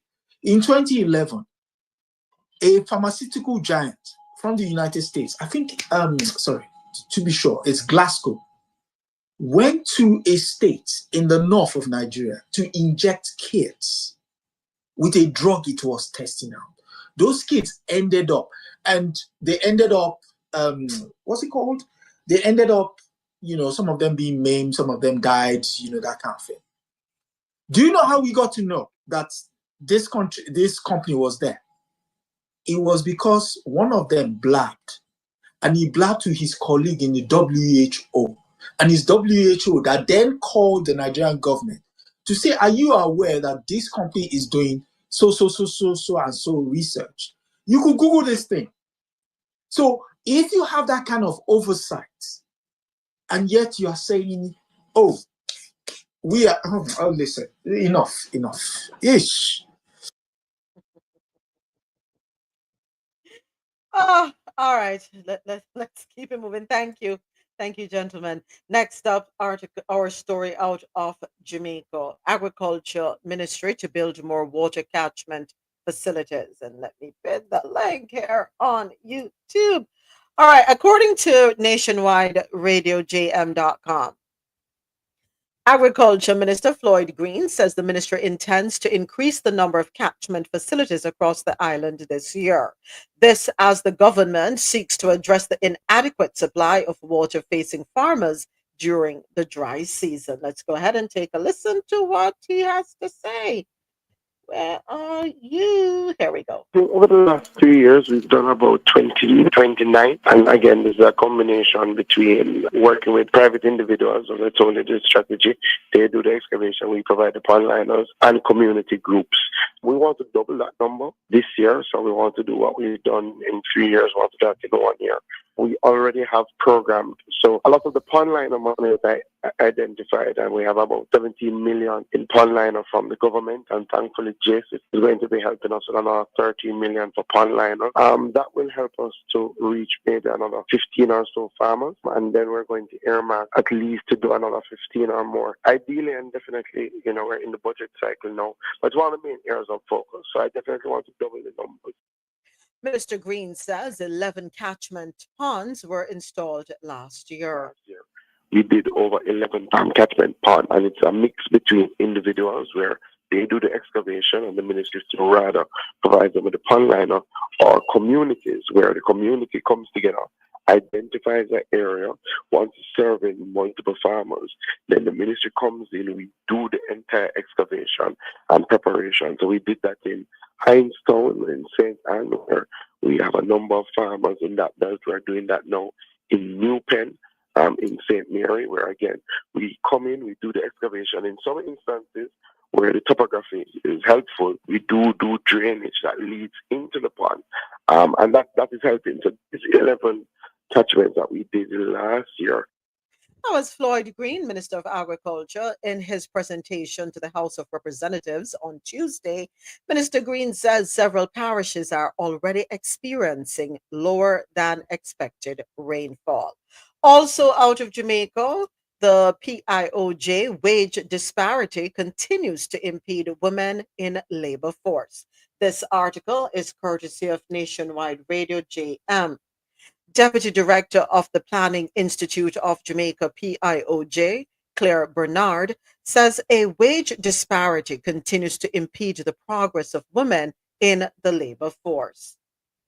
Man earns the average Jamaican woman Although we're better educated and we have lower levels of employment, there is also a wage gap that's not in our favor. So for every dollar that the average man earns, the average Jamaican woman earns 62 cents. That's a huge difference. And when we look at the Human Development Index, while we do well in average schooling and life expectancy and all of that, men earn 54% more than us in the gross national income. Ms. Bernard was speaking at a public forum held by Scotiabank on Tuesday on the state of the Jamaican woman. The forum was used to mark 3 years of the Scotiabank Women Initiative, which assists women owned, women led businesses in various sectors. So far, the initiative has injected over $3 billion via a special loan fund. Ms. Bernard says much more work is needed to provide adequate financial assistance to female entrepreneurs. A survey we did in the PIOJ 2 years ago said that 80% of the entrepreneurs and female entrepreneurs surveyed said that they had problems getting credit, and 43% had no collateral. I think we need organizations like Scotia to make access to capital productive assets more available to us. And we also need those who are in positions to walk with us a little bit more. We have to leverage our strengths, and we also have to look at how we make adjustments for the burden of the woman who has to be doing unpaid work. That was Claire Bernard, Deputy Director General of the PIOJ. And it's a shame that in 2025, nothing has changed from my time working in Jamaica and going back to the 1990s. Nothing has changed. How many years is that? Over 20 something years? 30 years almost. Nothing has changed in terms of wage disparity between women and men. I already expressed my experience here, where myself and a gentleman hired at the same time. He gets more pay because he's a man doing the same job. We're contemporaries. Yeah. And then he gets more pay because he's a man with a child. And then he gets more pay because he's a man with a child and now a man with a wife. So to the woman with our picnic and the woman who are married. It's 2025. We should not be having this conversation. This is something that should have been rectified a long time ago. I sincerely hope the Ministry of Labor will see to it that there's equity across the board.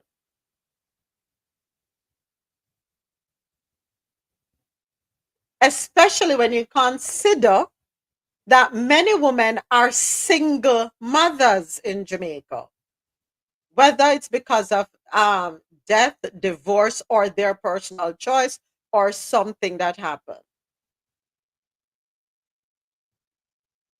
Why should a single mother earn more than a single father?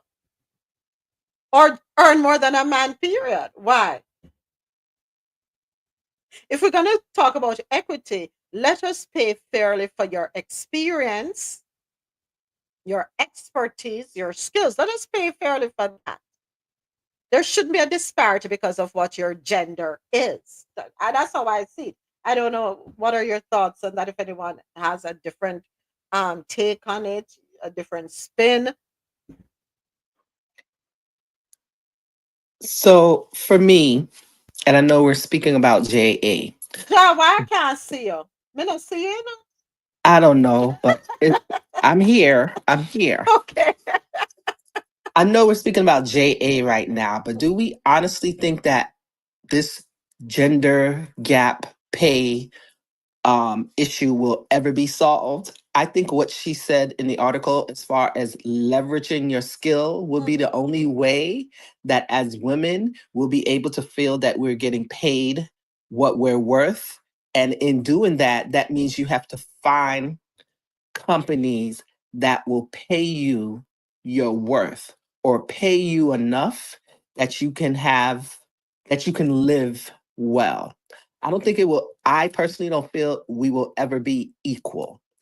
It's a shame to say that because y'all know I like to, stay on the positive side.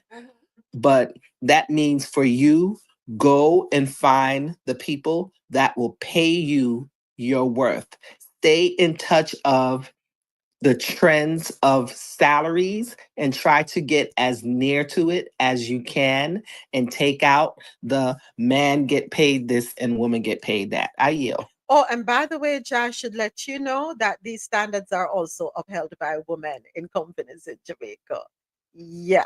There was a woman who told me why I'm being paid less than I, the man. I've had that throughout my career as well, but what I found worked for me, especially in accounting, because they have this article that they put out every year about the trends of salaries, and whenever I had to discuss my raise, I went by that. Just period. And it's always for us. It may be different in JA because you may not have as many companies that you can move to, but it's always for us to decide to work in a place that is going to pay us what we feel we are worth. I yield. Yeah. Thank you, John. Thank you. One of the harsh realities of life. Our final story. No, we have two more stories out of Jamaica. Excuse me, out of Jamaica, and then we have a couple more, and then we will wrap up our Caribbean Corner segment. Next up, Jamaica's suicide rate reaches 25-year high. And I thought about the article we had on Wednesday when they were finding issue, right, Ari? Ari girl, Ari JA, when they were finding issue with the psychologist being in Jamaica, doing the work she's doing in Jamaica, in the schools in Jamaica. But anyway, let us get back to this article. Jamaica's suicide rate reaches 25-year high, a growing mental health crisis. Article courtesy of CaribbeanNationalWeekly.com. Jamaica is grappling with a concerning rise in suicides, with the country recording its highest number of suicide deaths in nearly 25 years. According to data from the Jamaica Constabulary Force, the JCF, statistics and their information management unit, 67 suicide deaths were reported in 2024, surpassing 66 in 2023, 63 in 2022, 50 in 2021, and 43 in 2020. The figures paint a troubling picture of the country's mental health crisis, which has deepened since the onset of the COVID-19 pandemic. The latest numbers mark the highest suicide toll since the year 2000, when 77 cases were recorded, followed by 75 in 2001. The statistics also highlight a stark gender disparity in suicide deaths. Of the 67 suicides recorded, last year, 61 were men, a pattern that has remained consistent over the years. The overwhelming presence of men in these figures has sparked discussion about the mental health stigma, emotional suppression, and inadequate support systems for men in Jamaica. Earlier this month, a former firefighter climbed the Halfway Tree Transport Center, threatening to take his own life. His attempt was halted by former colleagues from the Jamaica Fire Brigade. Reports suggest that domestic issues were the main trigger. This incident has since fueled a nationwide debate on social media about men's mental well being, particularly in a culture where expressing vulnerability is often discouraged. With the alarming rise in suicide rates, mental health advocates and government officials are urging Jamaicans to seek help through available counseling and support services. Minister of Health and Wellness, Dr. Christopher Tufton, has repeatedly called for a mindset shift regarding mental health in Jamaica. He emphasized that many citizens struggle with mental health challenges without realizing it. And those who do recognize their struggles often avoid seeking help due to fear of stigma. Tufton said, I would like to see the day when people brag about going to see their shrink like in America. Can we change the word shrink, please? That has a negative connotation to it, Dr. Tufton. Come on now. You know, you have some people in America and they say, oh, I cannot bother with today, so I'm going to go see my shrink, my psychiatrist, or my counselor. I'm going in that long chair to lie down and just pour my heart out. Dr. Tufton, really?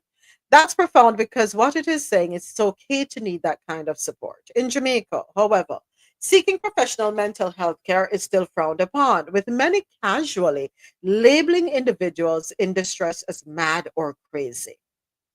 Tufton stressed the importance of normalizing mental health care and making it more accessible to all Jamaicans. As Jamaica faces this growing crisis, mental health professionals and government agencies are being urged to expand their efforts in one, increasing awareness and education to combat stigma surrounding mental health, embracing or enhancing the access to affordable mental health services across the country, creating more safe spaces for men to discuss their struggles without fear of judgment, strengthening community based interventions to provide early support for those at risk. With suicide rates climbing, there is an urgent need for Jamaica to prioritize mental health as a national issue. Breaking the silence and encouraging open conversations could help save lives and provide much needed relief to those silently suffering.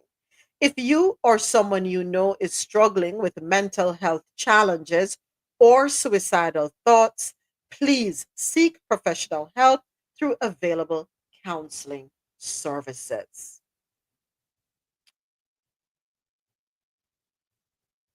Historically, we have a culture in Jamaica when it comes to men. Men not fi cry.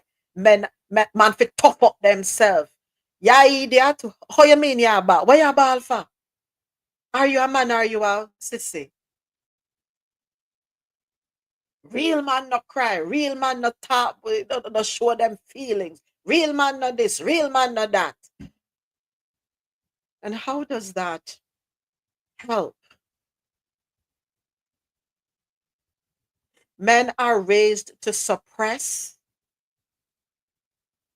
to bottle up, because any little emotion that's displayed, you're not a real man. Who came up with this? Who? Where did this come from? So they silently suffer. We ridicule men who want to express themselves. And even in relationships, women ridicule their men because their men are expressing themselves. When the woman should be the safe space, if that is the woman they're involved with, that woman should be their safe space. Just as we want our men to be our safe spaces, women, we have to do a better job too. We can't ridicule our man or laugh after the men in our lives when they come expressing themselves to us, sharing what they're going through emotionally, mentally, spiritually. No, we have to put a stop to this. How I don't like the word shrink in this article. I'm sorry, I don't like it. And for Dr. Tufton to use this word, I'm kind of disappointed. I'm probably because shrink comes across as though you're going to because you're crazy. Aren't we encouraging the stigma when we use the word shrink? We need to rip away just as we're ripping away certain words where you can't, you have to use unalived. You can't call it what it is. So too, let us change certain things because certain words have stigmas attached to them. But you want to share your thoughts on this article? How do you feel? Okay, we'll keep it moving.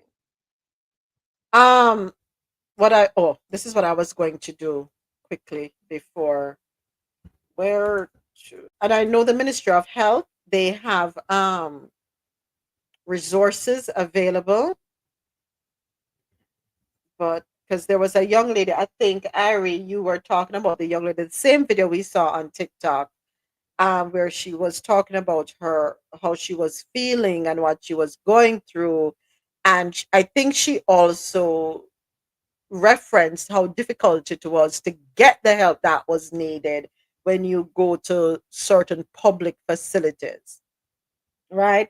So it is important that the public facilities in Jamaica are brought up to speed so that there is ease of access. Someone shouldn't have to wait how many days, because if I remember well, and I'm sure this may be the issue for men as well, but I remember she was saying that when she went to a certain place, she was told she had to go to somewhere else. The somewhere else tell her, she have to go back to this other place. It was a whole rigmarole. So it does not facilitate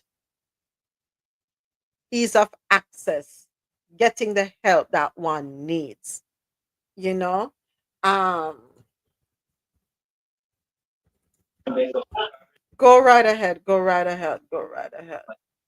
What I realized um why this doesn't why it doesn't really work in Jamaica. Remember, especially the Caribbean. Remember, we were brought up to not tell people our business. True. Yeah, not tell nobody your business, this, that, and we just steep further and further in it, just not talking. Cause we say we don't want nobody have cuss away and things like that, even though we are struggling, we need help. And Mhm. it's not necessarily financial help, but just somebody you can talk to and be okay with, okay, I told you something and it's going to be fine. Mhm. Me not go irritate road. Me not go. Mhm. So I think that's where a lot of, I'm going to say, Jamaicans don't go out seeking therapy. Because for some reason, they think then therapists are going to call their neighbor and say, Cindy, you know what, hear what? Yeah, Trevor just tell me a while ago. and we do it. We do it. Yeah, but the therapist can't do that. Therapists cannot do that. Mhm.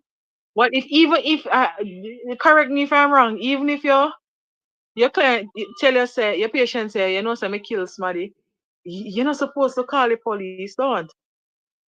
Or they can. Which They one? can. They're not the Catholic priest. The Catholic priest can't, but the I'm not sure what the scope is for the mental health professional.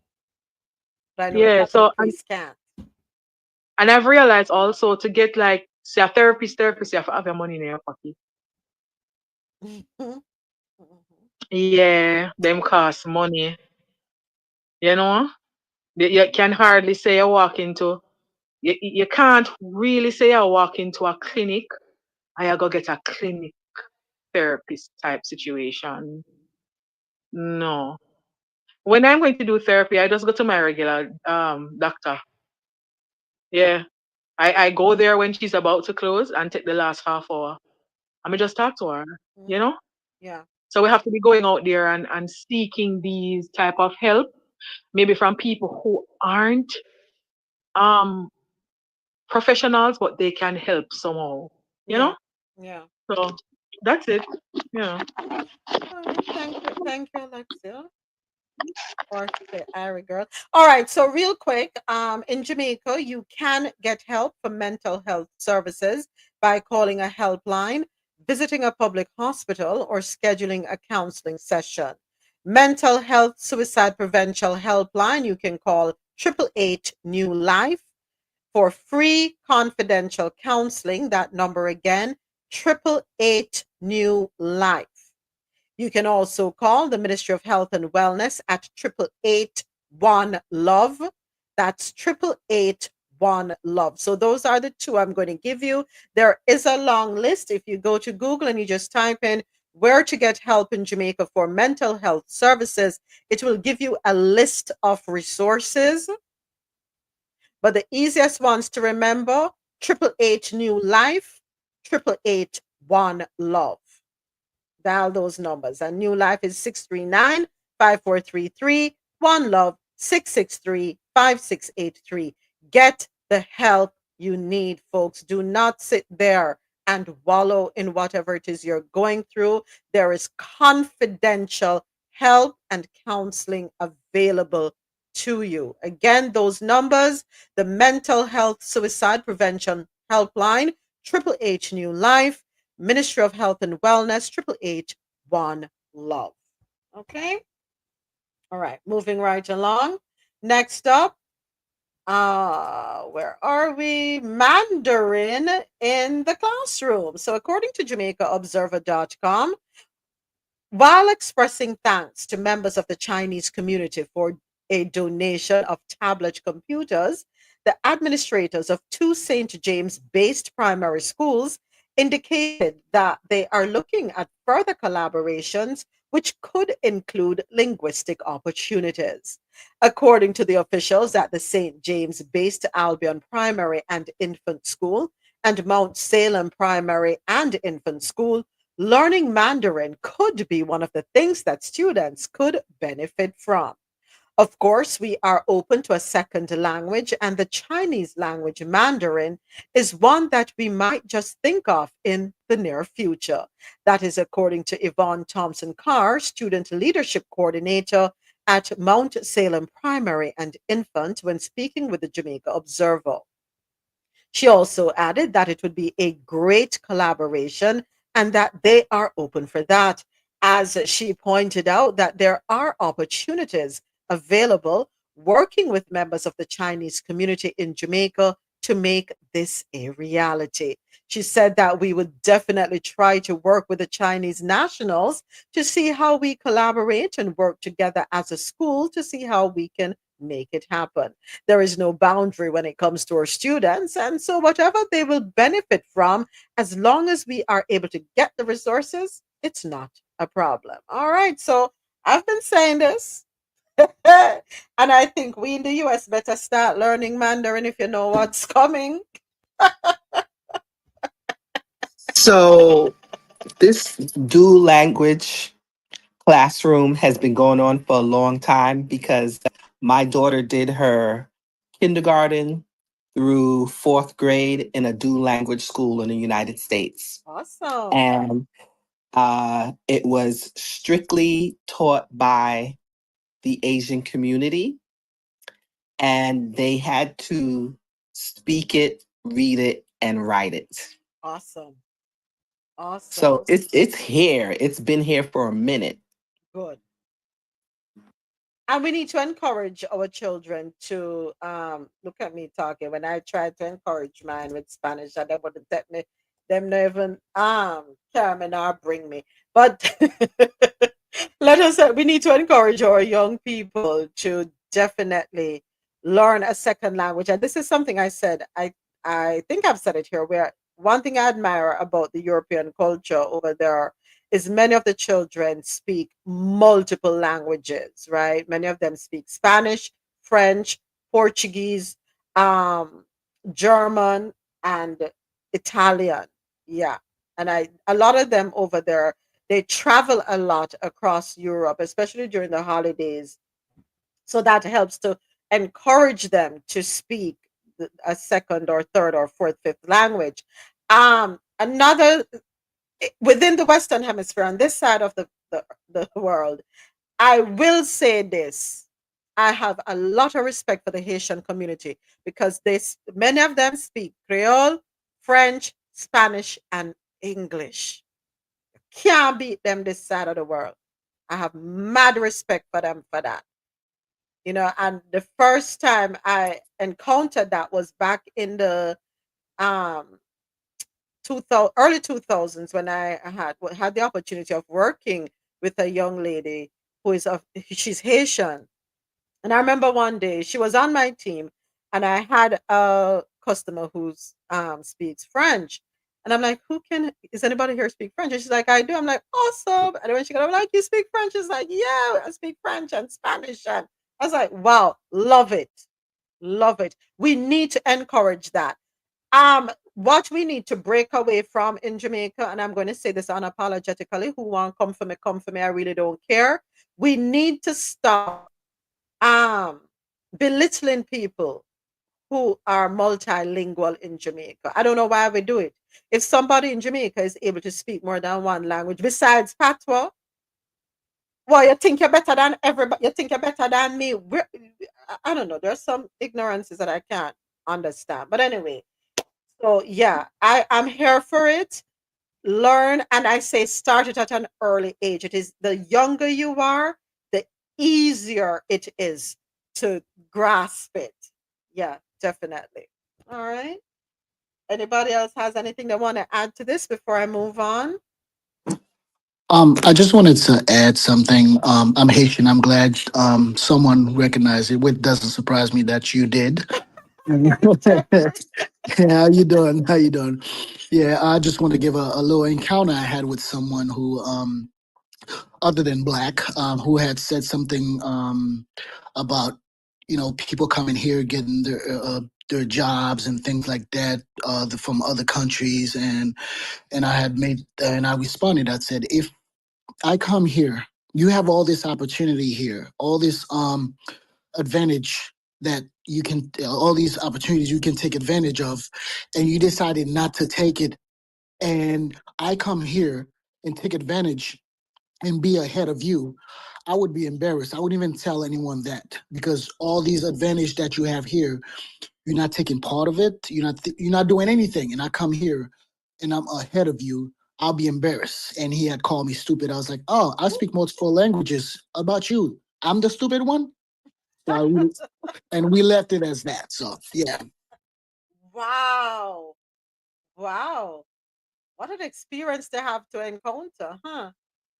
Yeah.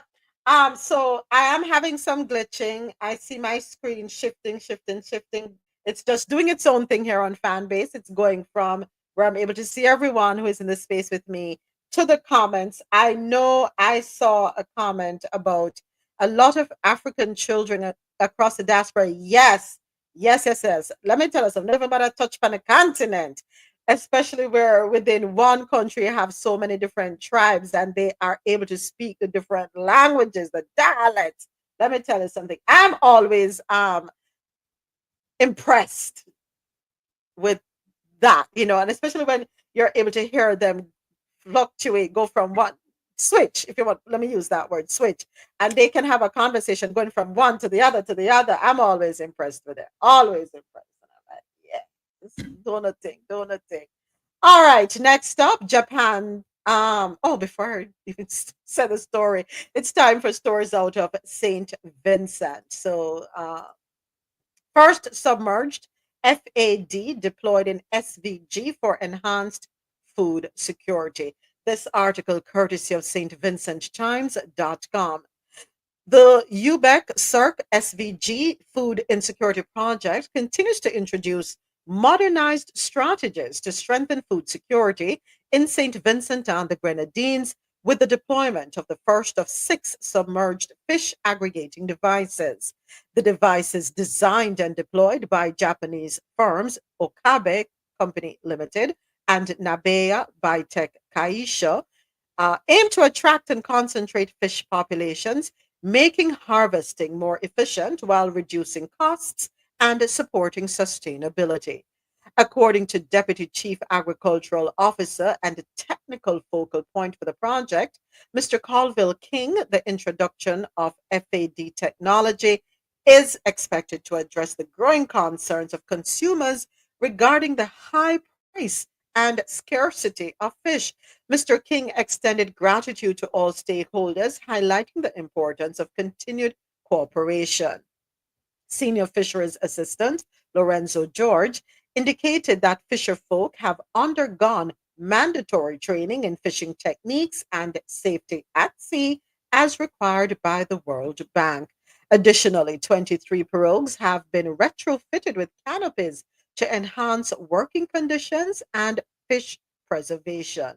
The SVG Food Insecurity Project seeks to enhance food and nutrition security by increasing the production and productivity of chosen commodities, particularly among business oriented small farmers and fishers. The project is being implemented by the Economic Planning Division of the Ministry of Finance, Economic Planning and Information Technology, with technical support and coordination by the Ministry of Agriculture, Forestry, Fisheries, Rural Transformation, Industry, and Labor. And it is being financed through a loan from the World Bank. All right, and we have one more story out of, okay, I am fan base. I'm going to close out and come back because my screen is frozen, so I do apologize. To my listeners here with me on YouTube, thank you so much for coming through. I invite you to subscribe to the YouTube channel if you have not already done so. Please subscribe, share, like, leave a comment. To our listeners on janoradio.com, madmusichouse.com, and qmzradio.com, I thank you for tuning in. All right, let's see. I think I'm able to.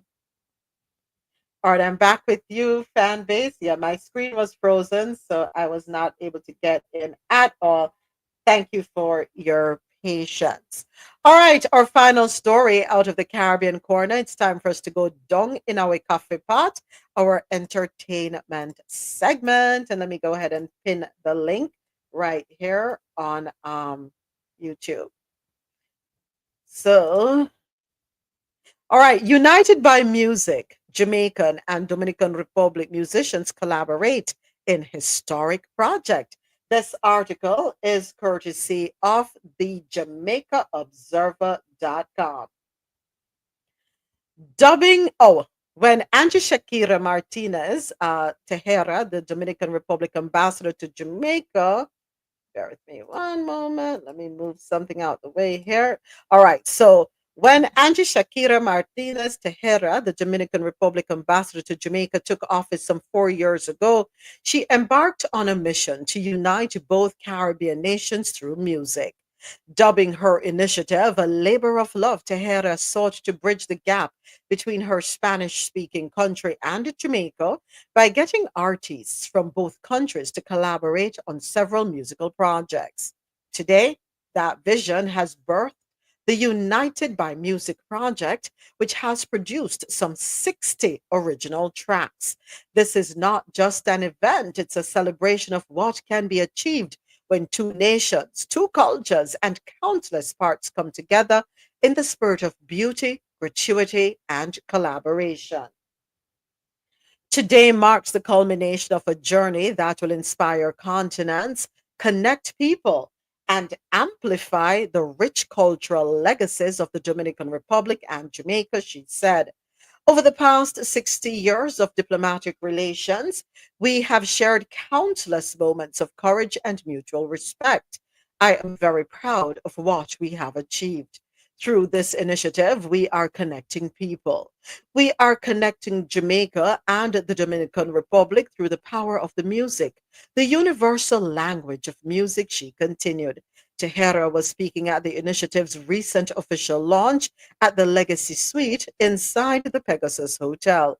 In attendance at the event were several of the artists and producers integral to the project, including reggae artist Jesse Royale, acclaimed Dominican filmmaker Ivan Herrera, multi-Grammy winning producer Carlos Ariel Peralta, better known as Mafio, and former Miss Grand Jamaica, Khadija Anderson, now known by her stage name Analia X.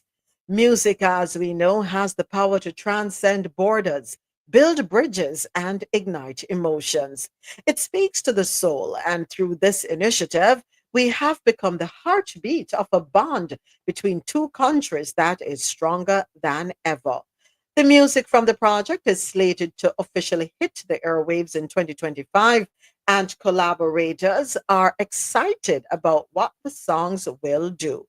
For Jesse Royale in particular, he hopes the initiative will go a long way in making the Caribbean a stronger musical force. The launch also served as a platform to introduce several of the songs. I'm sorry, I can't play the songs, folks. Copyright infringement. Audience members got a chance to preview the music, which they responded to with a resounding round of applause. They also got to experience 4 music videos, 3 of which were shot on location in Jamaica. Aside from Analia X and Jesse Royale, the project also includes the musical stylings of the legendary Cutty Ranks, Don Pre, Concara, as well as Dominican artists Mozart La Parra, Meliel, Vaquero, Sherny 911, Rosalie Rubio, and Musicoloco. The project also benefited from the contributions of renowned producer Dominique MacDonald, better known as Trouble Mecca, as well as producers Brand Hotel, Carlos Ojeda, and Ronnie Garcia. All right, so um, when I saw this article, I thought about the conversations we've had here and I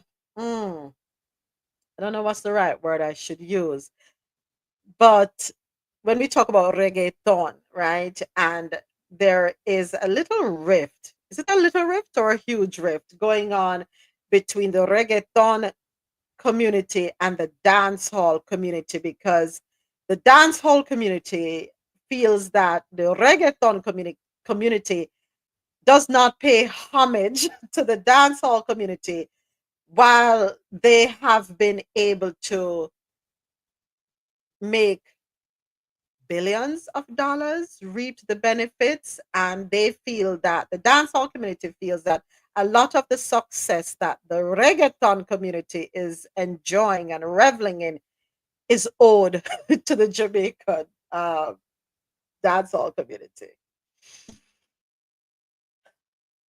Do you think that this collaboration is as a result of those conversations being had? What are your thoughts on that?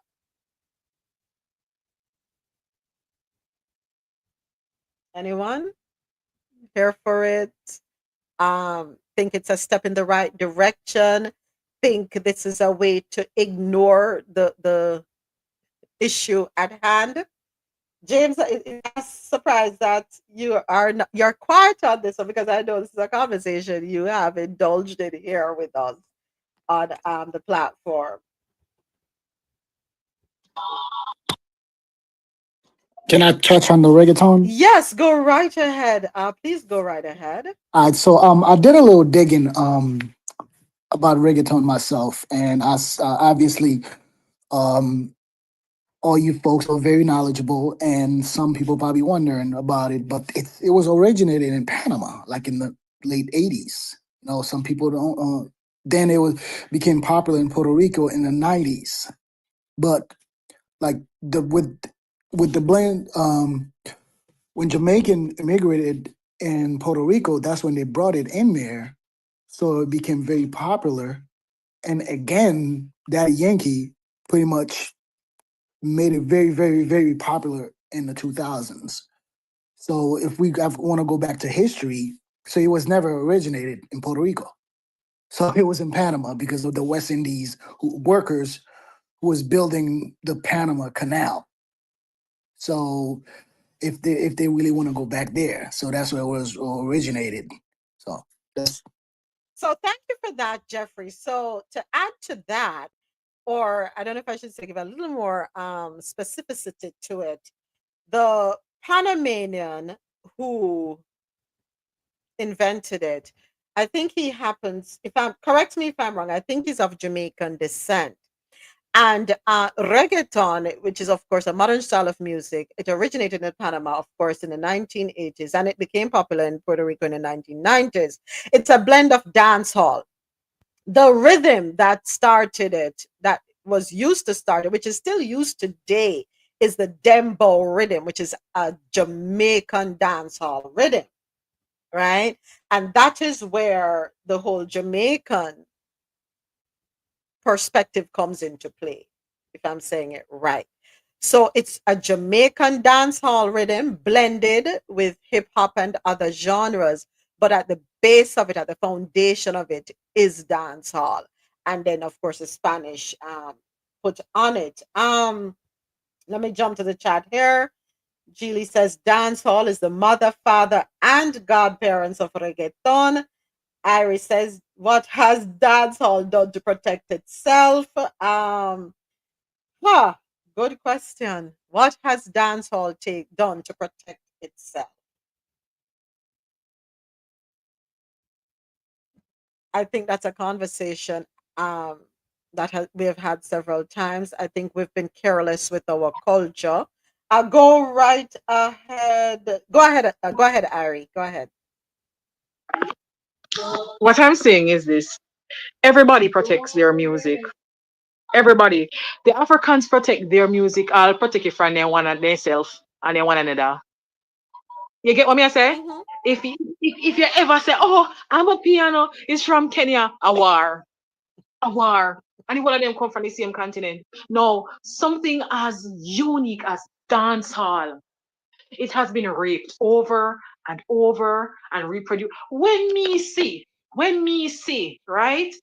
Whole concerts. I remember, no, we're just saying dancehall. Can we say reggae? Because reggae is the whole thing. Dancehall is just a genre. Mm-hmm. And when you're going to have a whole movement that have genres within it, and we don't protect it. But every time we hear somebody jump on the beat and take something more type, we want to come dry them up by the pants and dry them by the shirt, color them up. We need to go sit down. Our government don't protect reggae the way they're supposed to. Because reggae is enough to have made our country great. Do you get what I'm saying? Mm-hmm. Beyond what we are now. Mm-hmm. But we allow it to be raped. Like as soon as DJ Khaled want little fire, you see him come cross with him little belly. Another one. Another one of what? Another one of jumping on our backs and getting what you want and going. That's why me never say, hey, me never say not when Sizzla Bun when send come get Sizzla no cause Sizzla right. What has reggae could have taken us so far. But no, and we never protected it. We But never protected it. But in light of what you just said, can you blame Calado if we haven't protected it? I think me personally, I So think that's Sizzla why was me out of say, line. that's why me say, we not say nothing saying people not paying homage to where their music get the influence from. We not say nothing because we never did protect it. Mm-hmm. We not say nothing. You understand? Until we put measures in place to protect our music, we must not have anything to say. Right? See there? How much time? As far as anybody concerned, when I say reggae Bob Marley, we are talking about the Grammys. Make we know say I just Bob Marley alone I do reggae. Eh? The Grammys. Don't a Bob Marley big toenail have one Grammy. But yet we have so much talent here with clean lyrics. Oh God, man, them blighted chronics. Mighty God. Them blighted chronics. When you see Chronics album was on Obama as the time the president. Chronics music was on his playlist and Chronics not get one Grammy. Poor Chronics feel away so clean just curl up like soldier crab and gone. Look here. Where Bob the Grange there? Come protect the music, sister. I think she's working on it, no? Do what? Come on. Look here. Moments. What she do? What Auntie Babsy do? You're gonna leave me Auntie Babsy alone. Auntie Babsy I work hard to protect it. Remember, I know a Look long here, time, man. it's a years of carelessness on our part. And no, Look here. Poor Berry sing till him blue. Alton sing till him pink. You get what me I say? Yellow man in can't change from yellow, but he more twist gone around a corner the way how they represent reggae. But it was never protected. It was never protected. Poor Shaba. Shaba no ugly again. Shaba no ugly again. Shaba sing from the ugly and and it's still not protected. You get me? Yeah. No more whalers no left. They're silent now. The eye trees them and say, still not protected. You get me? Oh, how much more if you say? Yeah? All when you look here, some of the best music come out in the 70s, the 50s come down to probably the 80s, or early 99. Then we had it. No night no protected. You know how much of we sing of them did have a poor court for reach. And with Dennis Brown and with Denny and with Isaac. Look here, and none of that no protected and you know appreciated. So we not fi send out no when they rape we 1 million times. I not giving no homage if you shut up until we are protect it in. And I yield the floor. night nurse. Let's see, I thought I'll sing about it. Night nurse. Only she alone She can said, do he it, said, Shabba, no, no sisters. more. I'm done. She said, Shabba, no, I can't even eat. I was like, I'm choking. You said, Shabba, no, hungry no more. I'm done. I'm done. Me there stop. Me can't even rebut area now because I'm over here trying to keep it together. Yellow man. So I can't turn the Nicola, but yeah, I'm done. I'm done. I'm done. Okay, so yes, the Jamaican government has taken steps to protect its music. Them a work on it, including through copyright laws and campaigns to promote copyright culture. However, the government has also been criticized for banning music that some say is a form of censorship. Copyright protection. The Copyright Act of 1993 protects original musical works, sound recordings, and broadcasts. Jamaica is a member of the World Trade Organization, which requires countries to protect intellectual property. The government has created an intellectual property office to meet its obligations under the TRIPS agreement. The government has launched campaigns to promote copyright culture in the creative industries. JAMS and JCAP provide licensing for sound system operators and DJs, which ensures compliance with royalty collection. The Broadcasting, Commission has banned music and TV that glorifies crime or violence. Some artists have criticized these bans, saying they are a form of censorship and scapegoating. So, again, under Jamaica's Copyright Act 1993, copyright applies to original literary, dramatic, musical, or artistic works, sound recordings, films, broadcasts, or cable program, typographical arrangements of published editions. All right, so what I'm going to say is this.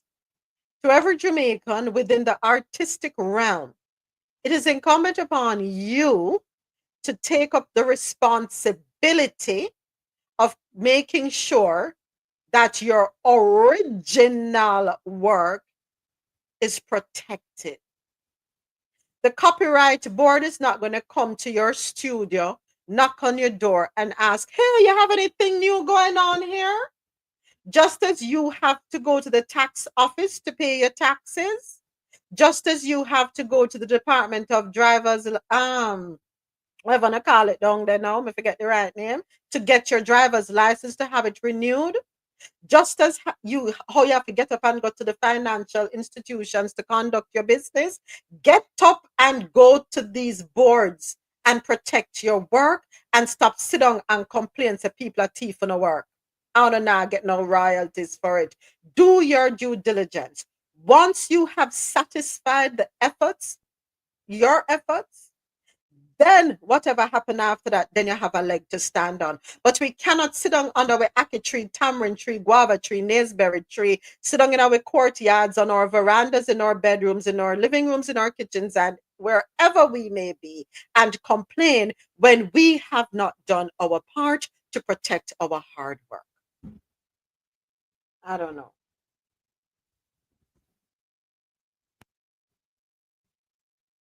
I rest my case.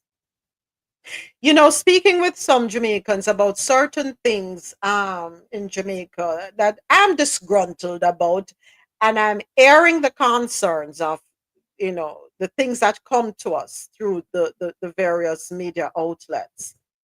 And you know what I'm always rebutted with? The information is there. Provisions are there. Offices there. Website there. The problem, and this is Jamaicans speaking from Jamaica, Jamaicans who are in Jamaica, who say, let me tell you something. Our problem is when we forget up and go do our concerns, us when we're to be business like we lax there. So I don't know what to say. I don't know what to do. Me can't fight for no advocate for no. If you not do what you're supposed to do when the resources are there, we know how to find what we need to find when we need to find it. Not true? Well, when it comes to our business, that just be business like. There is a Copyright Act, 1993.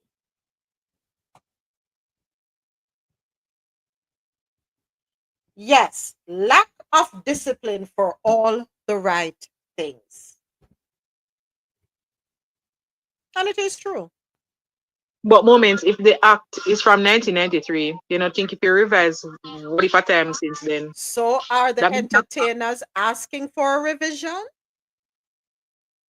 babes, 3/4 who, especially in a dancehall now, you know, don't even know what the Copyright Act is, you know.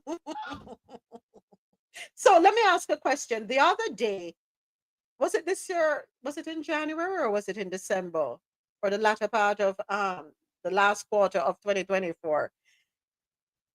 Shaggy, the initiative led by Shaggy was on its second or third year, where it was what do you call it? A workshop being held where artists are invited to come and learn. Are the artists in Jamaica taking advantage of the opportunity to its fullest extent?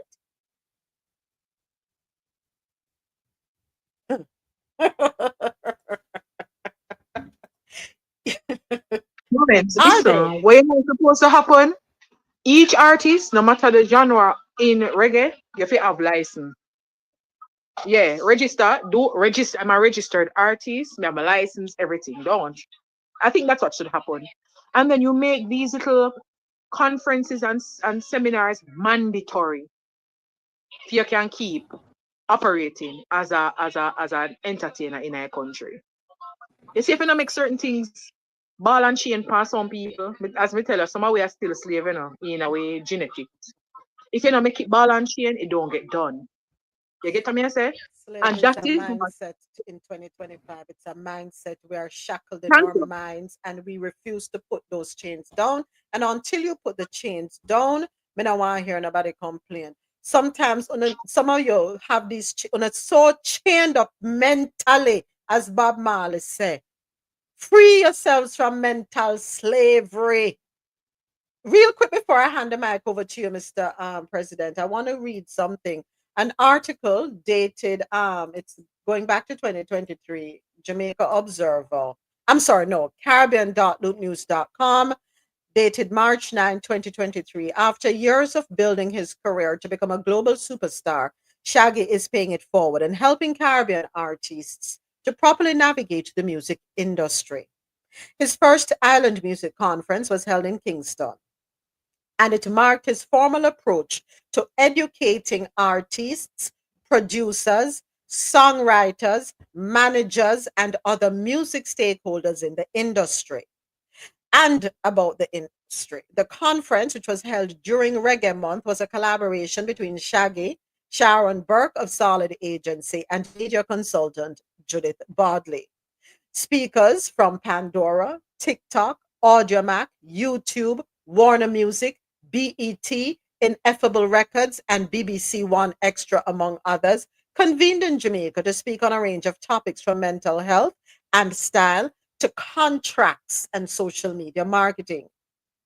Speaking to Loop News during a visit to Trinidad, Shaggy said the conference, in his estimation, was a success.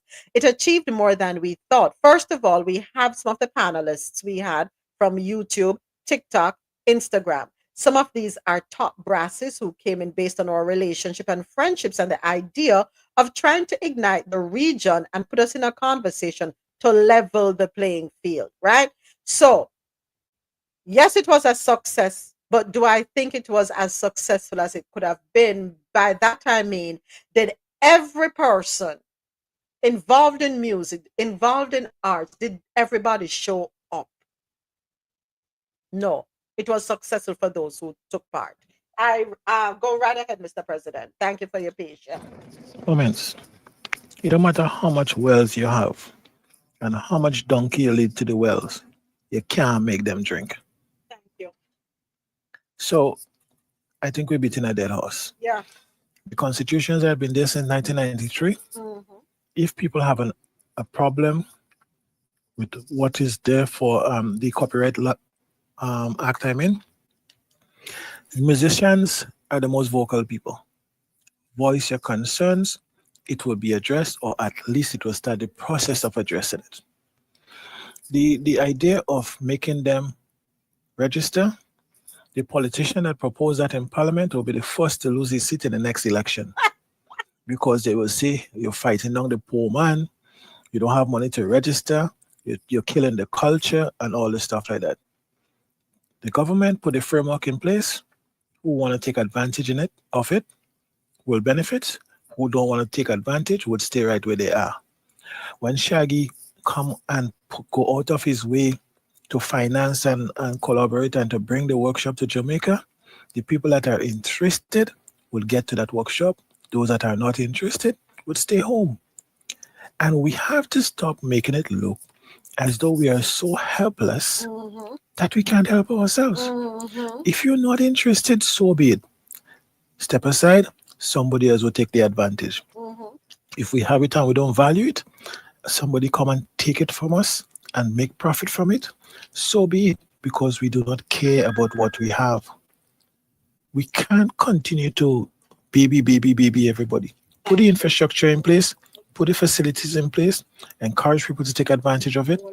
Who take advantage of it, take profit. That's it. Period. These are musicians. These are people that are the most vocal in our community. And you're telling me they're so helpless now? Man, give me a break. Thank you. That's how I feel, Mr. President. I'm not here to sit down and cuddle grown people who them have a phone in them hand. Almost everybody has a smartphone in their hand. Them research what them choose to research. They tap into what they choose to tap into. When information is being disseminated to advance and enhance and raise awareness, them no want to hear it. But tell them about mix up and blender. You think I'm lying? Check social media. Check social media. Folks who are trying to impart awareness, raise awareness, impart knowledge, share resources. Those are the people who find it harder within our community, within the Jamaican community, to grow. But talk about mix up and talk about people business, and them they take off. That's what circulates more than anything else. So our priorities are not in order. We need to get a grip of that. We have so much to offer. Learn how to protect what you have.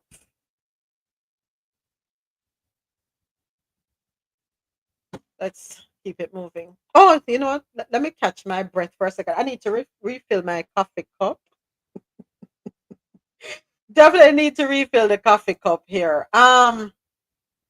So it is what, 5 minutes after the top of the hour. Coming up next, we have stories out of Latin America.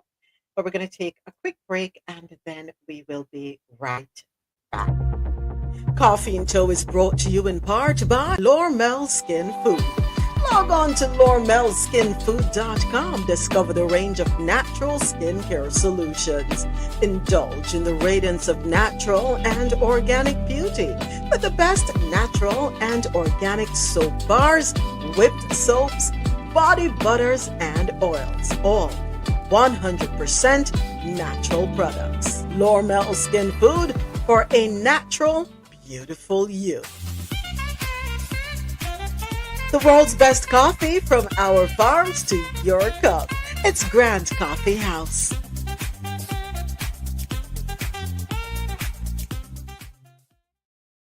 Moments again.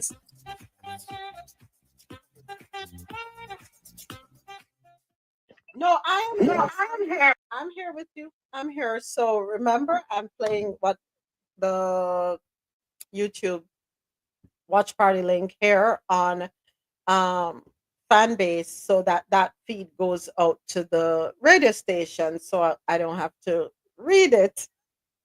At least so it's simultaneous on YouTube and internet radio at the same time. No man, I'm here. You haven't lost me. I'm here with you. So that being said, when I play the link at the top here, you don't hear it in fan base, Mr. President? Yeah. Let me know. Do you guys hear it? Apparently not. We can't hear it. You Yeah, don't? yeah. No, no. If you don't hear it, you have to either click all rooms to go down, then come right back into the room, and probably because of the link is delayed. Mm, okay. Thank you for letting me know. But I know the radio station hears it. It's just fan base that's not hearing. Yeah, Interesting. I heard it. I heard it. Oh, okay. All right. Thank you, Jeffrey. Thank you. All right. Time for stories out of Latin America. First up, yellow fever cases surge in the Americas. Article courtesy of CaribbeanNationalWeekly.com. The Pan American Health Organization, PAHO, has issued an urgent epidemiological alert following a sharp rise in yellow fever cases across the Americas, with a notable shift in the geographic spread of the disease. Health officials are particularly concerned about the growing number of infections in previously unaffected areas, warning that more countries could soon be at risk. According to PAHO, 61 confirmed cases of yellow fever were reported in 2024, resulting in 30 deaths. This surpasses the 58 cases and 28 deaths recorded between 2022 and 2023 across Bolivia, Brazil, Colombia, and Peru. Alarmingly, 17 additional cases have been reported in January 2025, including 7 fatalities. Initially concentrated in the Amazon regions of Bolivia, Brazil, Colombia, Guyana, and Peru, the virus has now been detected in Sao Paulo, Brazil, and Tolima, Colombia. Peru has also reported a fatal case outside of previously known transmission zones. PAHO warns that this expansion could put additional populations at risk, urging governments to strengthen disease monitoring and vaccination programs. So, what are the implications for the Caribbean? Though no Caribbean nation has reported cases in this latest outbreak, the region remains vulnerable due to its climate, tourism dependent economy, and close travel links with affected countries. The spread of yellow fever into new areas raises concerns that infected travelers could introduce the virus to Caribbean nations where the mosquitoes, the primary vector, are present. All right. So, what are the recommendations from PAHO? PAHO urges countries to strengthen surveillance to rapidly detect and investigate any suspected cases, even in regions with no prior history of yellow fever transmission. Boost vaccination efforts, ensure that at least 95% of residents in high risk areas are immunized, enhance laboratory testing, meaning conduct virological diagnostics to confirm cases and differentiate yellow fever from other mosquito borne illnesses like dengue and Zika. Improve clinical management, focus, which means they are to focus on early detection and specialized care for severe cases to reduce fatalities, and also prepare for outbreaks, maintain sufficient vaccine supplies, and update emergency response plans. All right. So, next up, Argentina says it will withdraw from the World Health Organization. Here goes another country withdrawing. Okay, interesting. This article is courtesy of ABC News. Let me go ahead and pin it on YouTube. Bear with me one moment. Don't cry for me, Argentina. All right. According to abcnews.com, President Javier Milei has ordered Argentina's withdrawal from the World Health Organization due to profound differences with the UN agency, a presidential spokesperson said on Wednesday. Milei's action echoes that of his ally, US President Donald Trump, who began the process of pulling the United States out of WHO with an executive order on his first day back in office on January 21. Kenya, Argentina, US. Okay. Argentina's decision is based on profound differences in health management, especially during the COVID-19 pandemic, according to spokesperson Manuel Adorni when speaking at a conference in Buenos Aires. He said that WHO guidelines at the time had led to the largest shutdown in the history of mankind. He also said that WHO lacked independence because of the political influence of some countries, without elaborating which countries. Argentina will not allow an international organization to intervene in its sovereignty and much less in our health. WHO is the UN's specialized health agency and is the only organization mandated to coordinate global responses to acute health crises, particularly outbreaks of new diseases and persistent threats, including Ebola, AIDS, and Mpox.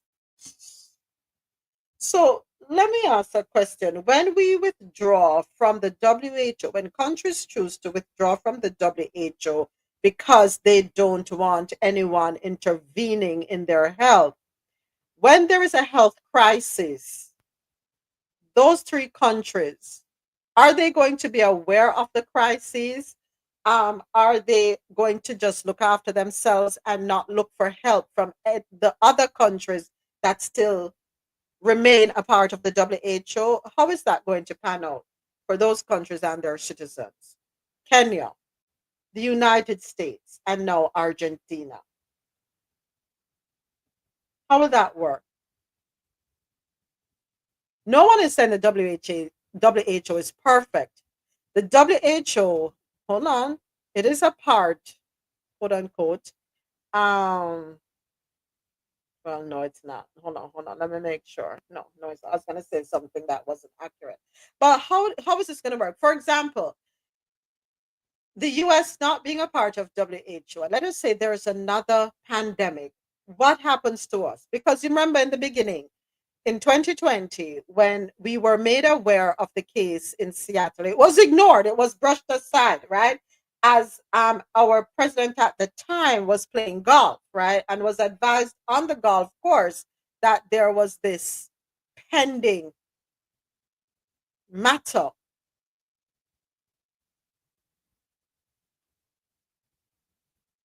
Allies will always share medical information. Okay, AT. All right. Okay. Thank you. Just wondering, I don't want to know that there is an outbreak of something that can affect us and we are not privy to that information and not privy to the steps that are needed to secure and mitigate. Yeah.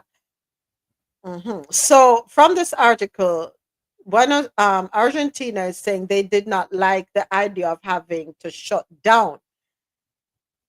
Nobody liked being shut down. Nobody liked it because it affected mental health, it affected relationships, it affected incomes, it affected everything, day-to-day existence. And unfortunately, we know that people lost their lives. But it was shut down because allegedly no one really knew what was going on. And so the shutting down was a precautionary measure. Am I right or am I wrong? Wasn't that a way to, we're not sure, so let's keep everybody safe the best way we think possible? Or we should have just made everybody carry on business as usual, out and about, no masks, no nothing, and who dead. I just saw it go. Am I reading it wrong? Am I not grasping this? I don't know. I really don't know. But hey, but that Argentina want to do, that's what Argentina want to do. But AT did say that allies will share information. As long as AT they don't dispel, as long as they don't ignore. One last question. With countries, you're seeing countries now trying to withdraw from the WTO or condemning the WTO. That's 3 so far, right? It will be interesting to see how many other countries has the same view. Do you think it's simply because of the United States pulling out? I think so. Or there is genuine concern that probably need to be addressed by the WTO, that members state feel that they are not being listened to or they are not being adhered to, or that do you because it will be an interesting conversation to have. These are not decisions that are made lightly. In the state of the United States, I could see, okay, yeah, this is what you're camping on. But the other Kenya, I understand because Kenya is a state in the US, but now Argentina. So we have to see where that goes. But if you find more and more countries are coming up and speaking ill of the WTO and stuff, maybe there should be cause for concern to at least do an audit on the WTO. Because we're not saying they're totally bad or 100% good, but maybe there could be some improvements, etc. Yeah. But yeah. I agree with that. That I agree with. Yeah, let's have conversation. Let that audit be done. Let us improve what we can. Yeah, but for now, I think the reason there's a withdrawal is because these particular countries are trying to remain favorable. Let me put it that way. Yeah. All right. So in the chat, AT says WHO is useful, but it oversteps when trying to control what a country does. 2 years ago, WHO wanted to control the medical practice of countries, and that did not go over well. So was it that they saw discrepancies within the medical practices of these countries? Was it that they felt they were not up to par? Was it that they felt they were not effective? What was it? Why is it that they wanted to gain control? Who was behind them at the time? Because a lot of times when we see certain bodies, usually there is somebody pulling the strings on the back end. Was it that there is someone there that was interfering, and then these countries felt, we don't want interference. We know who we're talking about, eyeglasses, right? We don't want interference, so we'd rather pull out of the whole thing. Just wondering. Just thinking out loud. Some people trying to push the new world order. Got it. All right. The Dominican Republic announces plans to charge Haitians for healthcare. This article, courtesy of CaribbeanNationalWeekly.com. Let me pin this on YouTube. So, the Dominican Republic President Luis Abinader announced that his government is considering charging undocumented foreigners for healthcare in an effort to strengthen the country's public health system. He stated that the Dominican Republic can no longer afford to provide free medical services to everyone, especially in light of international concerns regarding Haiti. A key factor behind this potential policy change is the significant number of Haitian women giving birth in Dominican public hospitals, which has placed a strain on the healthcare system. The proposed measure aims to ensure that resources are directed primarily toward Dominican citizens and legal residents.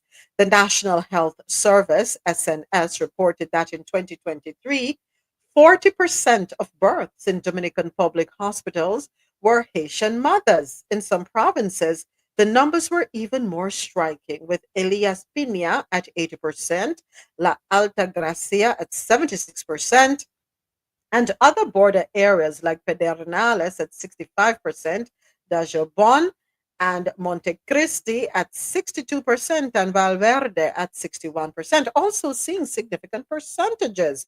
This situation has sparked a national debate about the strain on the healthcare system and its financial implications. While provinces like Santiago, La Vega, and the National District have lower percentages, the overall impact remains a concern. As a result, the government is contemplating stricter policies regarding healthcare access for undocumented immigrants. Haitian migrants in the Dominican Republic make up a significant portion of the country's population, with many crossing the border in search of better economic opportunities, safety, and work. The Dominican Republic shares a border with Haiti, and historically, many Haitians have migrated for jobs, particularly in agriculture, construction, and domestic work. Haitian migrants often face difficult living conditions, and many live in informal settlements or overcrowded areas. They also face challenges related to legal status, with many being undocumented, which limits their access to services and leaves them vulnerable to exploitation and discrimination. So I have a question regarding Haiti and the Dominican Republic and the immigration structure within the Dominican Republic. Are Haitians allowed to apply for whatever the program is here in the US, the equivalent, if there is an equivalent of it in the DR, temporary protective status, TPS? Are Haitians allowed to apply for asylum, and with that have the benefit of having a permit that allows them to work and exist and live unbothered in the DR? Does the DR have such facilities in place? I don't know, and I would love to get an answer where that is concerned. Let me see if I can jump on Google. Um, But moments in the context here, if you're saying they have a large undocumented population, if you're saying in certain cases you have 60 and 70% of the births being Haitians, I mean, that is significant. And that one can assume that even if it's not a legal policy, that they're there or they're coming there. Because only more than half the people in a hospital is not your national. And I could understand, as much as we criticize Dominican Republic for the way they deal with the Haitians in the past, is no country could sustain another country, even if they're in a bad situation, taking up 70% or 60% of a particular resource within the public hospital. It will definitely put a strain on the government, and they have to look for a solution. Whether or not it's charging the people, because if the people come with no money, I don't think you will tell them that you can't deliver. But it's definitely a cause for concern on any country, regardless of immigration status. So I jumped on Google and I asked the question, does the Dominican Republic have an asylum seeker program? And the answer is yes. The Dominican Republic has an asylum seeker program. Foreigners who fear for their safety in their home country can apply for asylum in the Dominican Republic. The National Office for Refugees, ONR, receives asylum applications. How to apply for asylum? Foreigners must apply for asylum within 15 days of arriving in the Dominican Republic. Applicants can inform authorities of their intention to apply at airports, ports, or borders. Applicants must submit documents to support their request. UNHCR can provide free legal advice and support throughout the process. Who can apply for asylum? Foreigners who have a well founded fear of harm to their life, safety, or integrity in their home country. Who determines asylum status? The National Commission for Refugees, CONAIR, is responsible for determining who can receive refugee status. Who provides assistance to asylum seekers? The Instituto Dominicano de Desarrollo Integral, IDDI, provides free assistance to asylum seekers and refugees. Other organizations such as Fundación La Merced, the Society of Jesus, and Asociación Scalabriniana also provide assistance to migrants and refugees. So the question then, Mr. President, is, are the Haitians following protocol? Are they going through the process?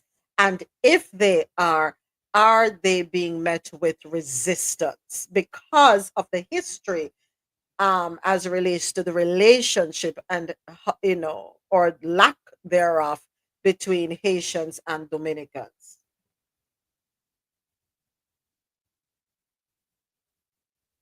Any foreigner in the Dominican Republic that has a well founded fear of suffering harm against their life, integrity, or safety in their country of origin has a right to present an asylum request before the Dominican asylum system. But presenting it doesn't guarantee that it's going to be approved. My only question, my first, and I'll go back to my question, are the Haitians who are in the Dominican Republic, are they following the law, the system that is put in place? Are they applying for asylum there? Right? All right, and we'll find out more later on. Next up, El Salvador soldiers. Isn't El Salvador the one who is saying to America, send us the undocumented immigrants, um, and we'll keep them for you, no matter where they're from? Wasn't that the report this week in the news, or did I? Or is not El Salvador? No, that was the report. Yes. Okay, thank you. Just want to For make sure. the no, not just keep them, but for the fee. All right. It's a deal breaker, isn't it? So this article, El Salvador soldiers in UN backed mission join UN backed mission in Haiti. According to Caribbean National Weekly.com, a military contingent from El Salvador arrived in Haiti on Tuesday to strengthen the United Nations backed mission led by Kenyan police in the fight against gangs. Do we have any Argentinian soldiers or military going up there? Just want to know. Um, a military contingent from El Salvador arrived in Haiti on Tuesday to strengthen the United Nations backed mission led by Kenyan police in the fight against gangs. These gangs have caused widespread violence, killing thousands and taking control of much of the capital, Port-au-Prince. The 70 Salvadoran soldiers are set to provide crucial air support, which Kenyan officials emphasize will be vital for medical evacuations and other operations. This addition to the mission is part of ongoing international efforts to help restore security in the country. The Salvadoran troops are the latest to join the international mission in Haiti, following the recent deployment of additional Kenyan police officers last month, bringing the total to over 600. Alongside them, officers, soldiers, and other personnel from countries like Jamaica and Guatemala have also been contributing to the mission. Where's Argentina? Because Argentina, needs to step up too, shouldn't they? I don't know. Just saying.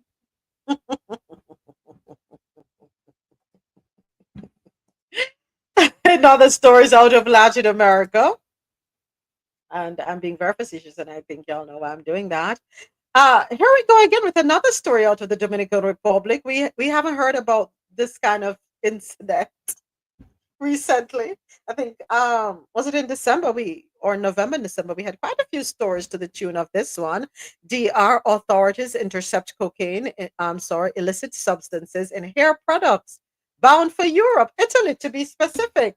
Oh, forgot I have to censor myself with the words that I'm allowed to use here on because we're on YouTube live, right? Can't afford to get flagged. Can't afford to get shut down before we even start. All right. So according to Caribbean.loopnews.com, drug enforcement officials in the Dominican Republic have thwarted an attempt to smuggle liquid illicit drug substances to Italy after discovering the substance concealed within hair care products at a shipping facility in the National District. The discovery occurred during a routine inspection when drug detecting canines alerted handlers to suspicious contents within a shipment at an international courier warehouse. Upon investigation, authorities found approximately 1 kilogram of liquid illicit substance distributed among 10 containers of shampoo and hair treatment products. And we all know everybody loves some Dominican hair products, right? The National Institute of Forensic Sciences confirmed the presence of the substance following laboratory analysis of the seized items.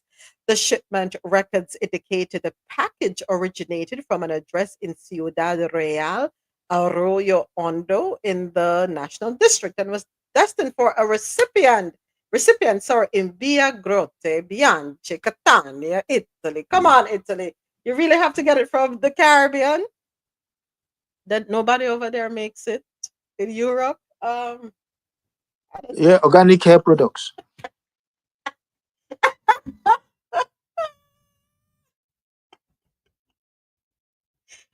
Have you ever got a Dominican blowout? I wonder if any of that in the Dominican blowout products that they've used when they do the Dominican blowout. Because let me tell you something. When I get a Dominican blowout, that lasts me a good month. For real, for real.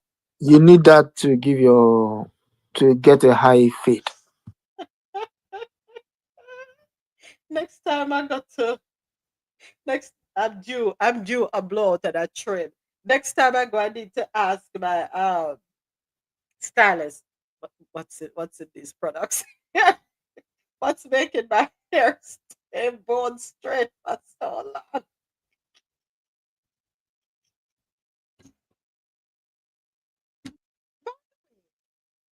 What's in a silk press? Is a silk press just like a Dominican blowout, or do they use any chemicals in a silk press? Don't know. I'm asking. Anybody here familiar with the silk press process? Because I see the videos all the time, and I'm often interested. Hi, Felicity. I'm going to bring you up on stage. Thank you for coming to Coffee and Joe. Thank you for joining us. I must let you know we are live on internet radio, live on YouTube, and as such, we do censor ourselves. So I just want to give you the heads up on that. Thank you so much for coming up. Yeah, what is in a silk press? What is the process for a silk press? I see them on social media, but I've never seen from beginning to end how it's done. I always see where them blowing out the hair with the blow dryer. I see where they do the flat ironing, and then I see, a lot of editing goes on, and then I see where they wrap it with saran wrap.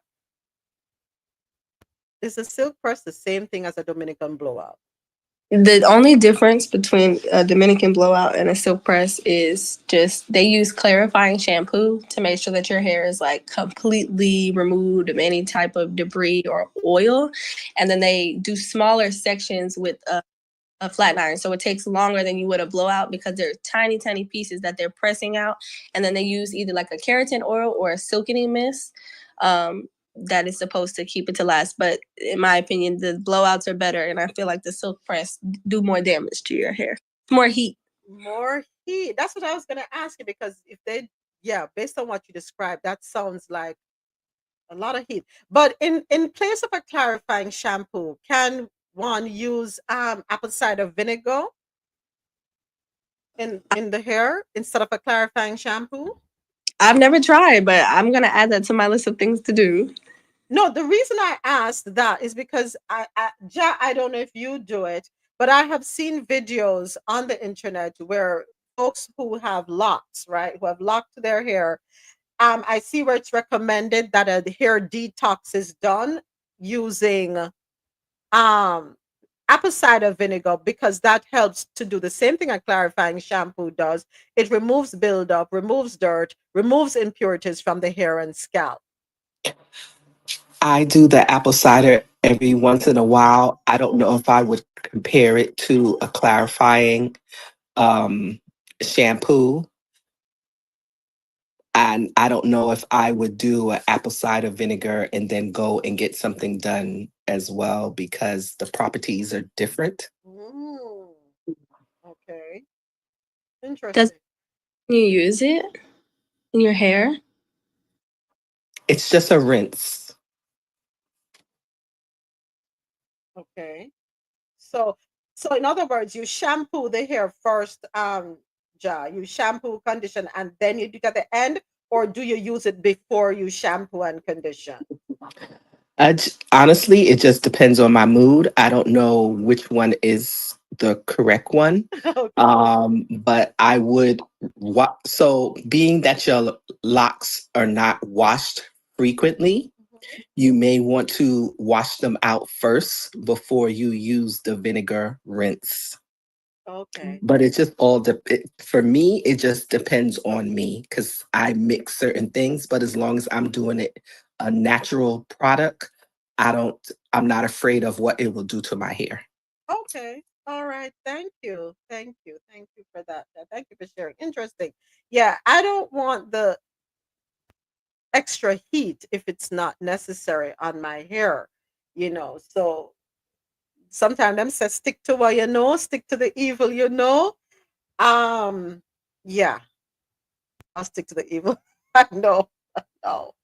Um, Thank you again for listening, and thank you, Ja, for your insight on that. Anyway, imagine we ended up with hair care products talking about how our hair is done, all from an article where the authorities intercept illicit substances in hair products out of the Dominican Republic bound for Italy. All right, next up. Panama Canal Authority disputes Trump admin claim on removal of boat fees. Not like when they can't get the truth. Let me tell you something. It is so important that you do not stick to what Adesoji refers to as legacy media, especially legacy media houses within the Western Hemisphere. You have to get your stories and your sources from outside, right? It is important, and that way you create a balance because things are not always as they seem. Let me just say that. I've tried my best to be as diplomatic as possible. Panama said, Ernst, pop the brakes. And I saw the story go. We are going to set the record straight and tell you exactly what's going on. So, according to Axios.com, in a rebuke of the Trump administration, Panama has refuted a claim by the U.S. State Department that American vessels can now transit the Panama Canal without being charged fees. So, why does it matter? The dispute comes shortly after the State Department made the announcement on Wednesday evening. President Trump has pushed to regain control of the canal, one of the world's most significant pieces of infrastructure. The latest, in response to a publication released by the United States Department of State, the Panama Canal Authority, which is authorized to set tolls and other fees for transiting the canal, reports that it has not made any adjustments to them. The authority said in a statement posted to its X account. Catch up quick. So, Trump demanded ahead of taking office that the Panamanian authorities either lower fees for U.S. ships to transit the Panama Canal or return its control to the U.S.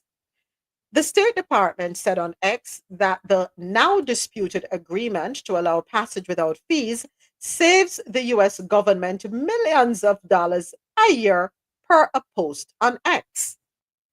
Representatives for the State Department and Panama's presidential office did not immediately respond to Axios's request for comment on further details of the deal. Meanwhile, Defense Secretary Pete Hegseth, in a phone call with Panamanian President Jose Raul Mulino, discussed the U.S. and Panama's shared security interests per a readout from Pentagon spokesperson John Uliot, or however I'm pronouncing name.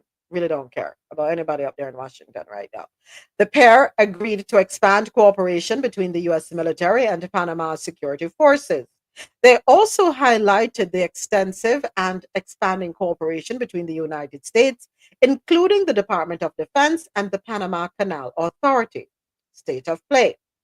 During a visit to Panama on Sunday, Secretary of State Marco Rubio told Panamanian officials, including Molino, that Trump had made a preliminary determination that the current Chinese influence over the Panama Canal area was a threat to the artificially made waterway.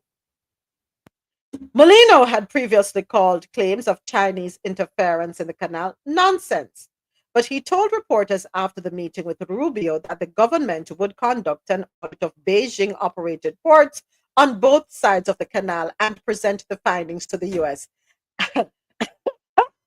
I'm laughing at that. Molino already knows what's going on, but sometimes you have to appease the you have to appease bodies that show up, right? You have to appease them to just say, okay, yeah, we're going to do that just to keep them quiet and let them go away. He also emphasized that Panama would not give up control over the canal. Let's do a little flashback. Then President Jimmy Carter had signed treaties with Panama's leader in 1977 for the U.S. to gradually cede control of the canal, which connects the Atlantic and Pacific Oceans. Panama took control of the waterway on December 31st, 1999. And if, yeah. That's that.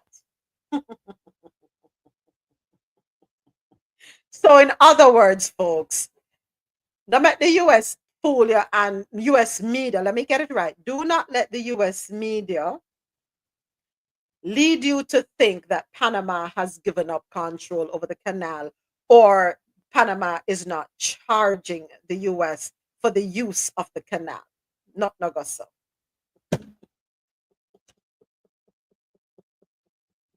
As I'm reading this, I'm remembering a clip that I saw on TikTok. It was a cartoon, not really a cartoon, just the bubbles with Shine Bomb and Trudeau laughing and saying, yeah, we just gave them what was already in place. But interestingly enough, I saw a video with Jon Stewart. I have no business being on TikTok sometimes because it is far too comical. And sometimes I don't know. We have to censor ourselves so much. Sometimes you wonder, am I towing the line? Am I crossing the line? I don't even know. But Jon Stewart, so the thing here.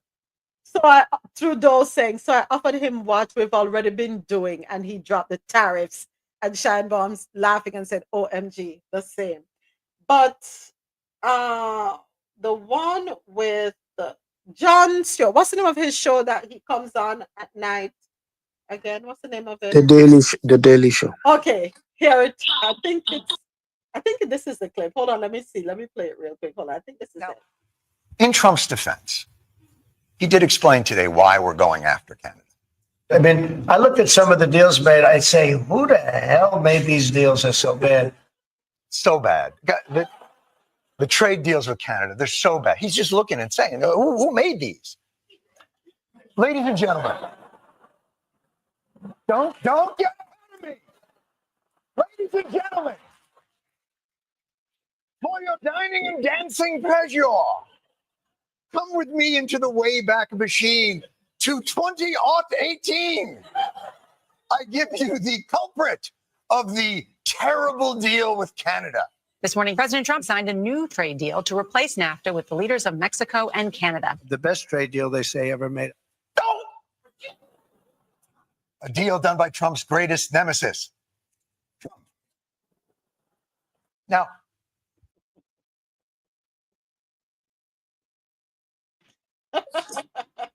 when he said, who signed this, who made this deal, I looked at myself and like, is he really asking that question? But didn't James say it here the other day, a soldier, that the same deal? Is he really asking that question? I need to step away one quick second. Carry on, Okay. please. Okay. That is he really asking that question? Because I think at this point in time, Trump is not stating anything to maybe curry favor or anything. He's just throwing things out there, and half of the time people are reacting to them while they're not concentrating on the things they should. The state is literally being dismantled as he plays around with words or statements.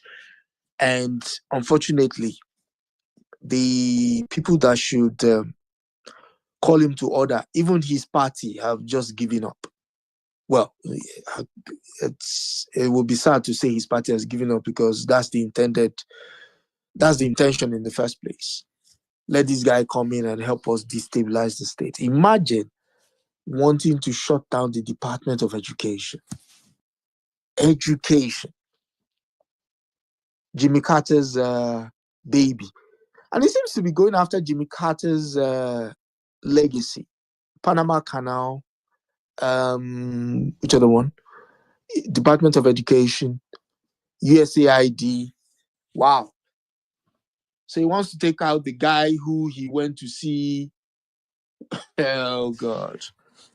Yeah, interesting. Isn't that the same guy that he didn't allow them to fly Fly the the flag at flags? half-mast, yes. The same guy. Exactly. Because how dare he die when he was about to become president? How dare he? Shocking. And then, I mean, he's just sort of normalized the absurdity that is, quote unquote, the apparatus of government in the United States. Well, as somebody said this week, he controls, oh, sorry, I shouldn't, what's her name? The Representative Jasmine Crockett of the great of Dallas, of the great state of Texas, when she said, I'm trying to quote her now. Y'all have the Senate, the House of Representatives, the presidency, and the Supreme Court. Mm-hmm. Go ahead and mess it all up. And then when you're ready, come talk to us. How you? Interesting you said that. I saw a video and I think I saved it. Oh my gosh. In less than 60 days, and correct me if I'm wrong, but in less than 60 days, we have the opportunity to take back. Hold on. I don't want to get it wrong. Oh my gosh. Florida is one state I think has, Lord have mercy, let me find it. And the problem the person was saying, or another person was saying, is that people, once they have voted in the general election, the big one every 4 years, that's it. They don't stay abreast of what needs to be done. And we don't have to wait 2 years. Oh my gosh, let me see if I can find it. Hold on, not that one. No, not that one. Here it is. Found it. Here it is. Stick with me on this one for a minute, think guys. I have to try and sense it because I think there's that I'm going to talk to you guys about. about. A couple nights ago, my brother watched a 90-minute live on Instagram with Representative AOC, Alexandria Ocasio-Cortez. He came away from that live feeling hopeful and feeling inspired, and he shared that with me, and I have not watched it yet. But my brother and I were just live on another platform for about an hour and a half. It's about 10 minutes after 7 on Wednesday, February 5th. And we came up with a plan to do something. The current margin in the House of Representatives is 217 Republicans to 215 Democrats. Because it was 220 to 215, but Donald Trump selected 3 Republican House members. He selected Matt Gaetz to be Attorney General. Matt Gaetz resigned his seat in Congress. He didn't become Attorney General. Then there was a guy last name Collins from Florida, who is now Secretary of the VA, and Elise Stefanik from New York, who is going to be the U.S. Ambassador to the UN. So there are 3 vacancies in the House of Representatives.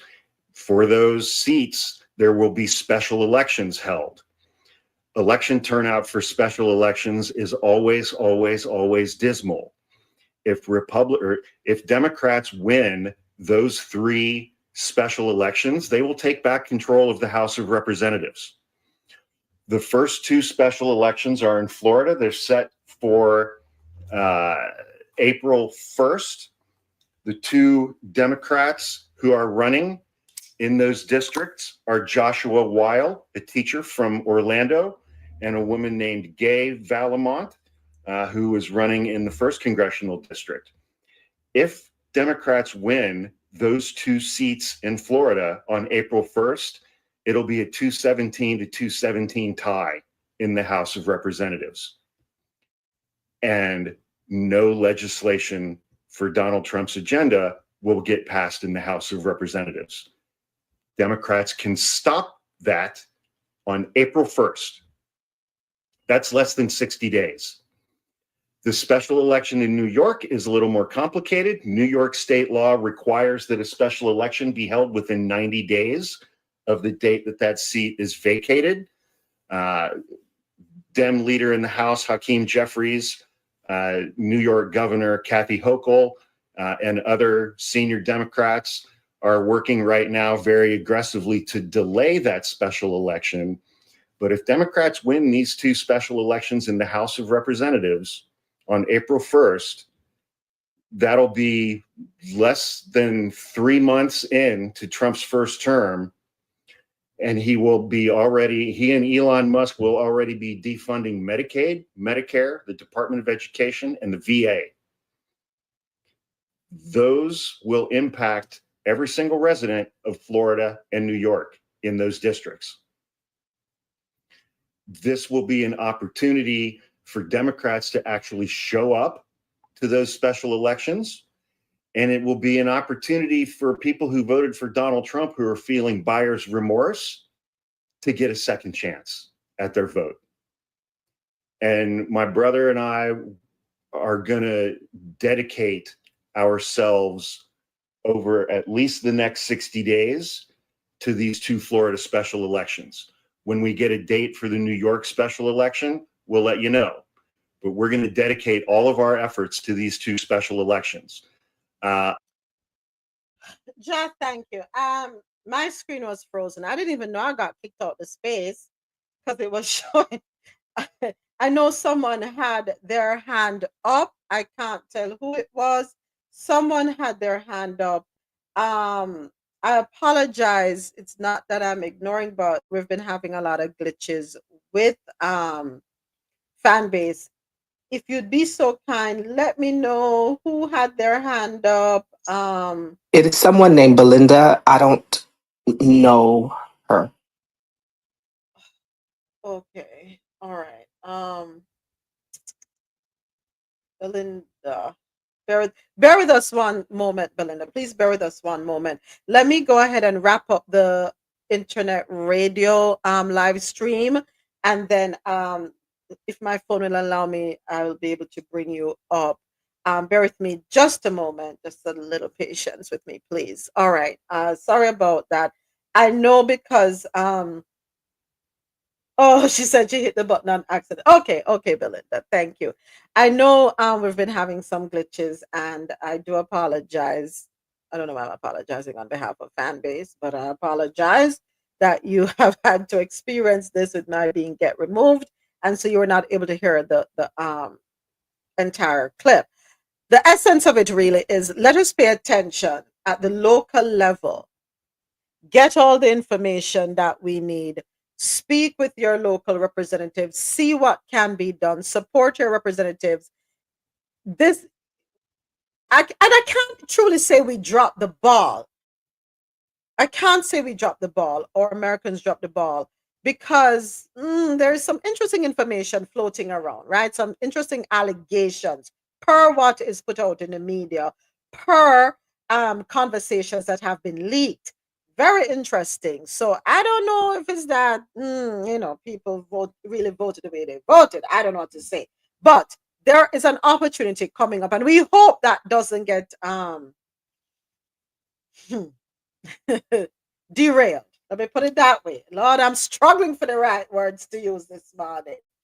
All right, let us hope it doesn't get derailed or anything like that, and things can go forward with the way we hope. So an opportunity exists to even out the numbers, so to speak, up there in Washington, and to create a diversion, to create some kind of trouble, the same trouble that Democrats get when they're up there.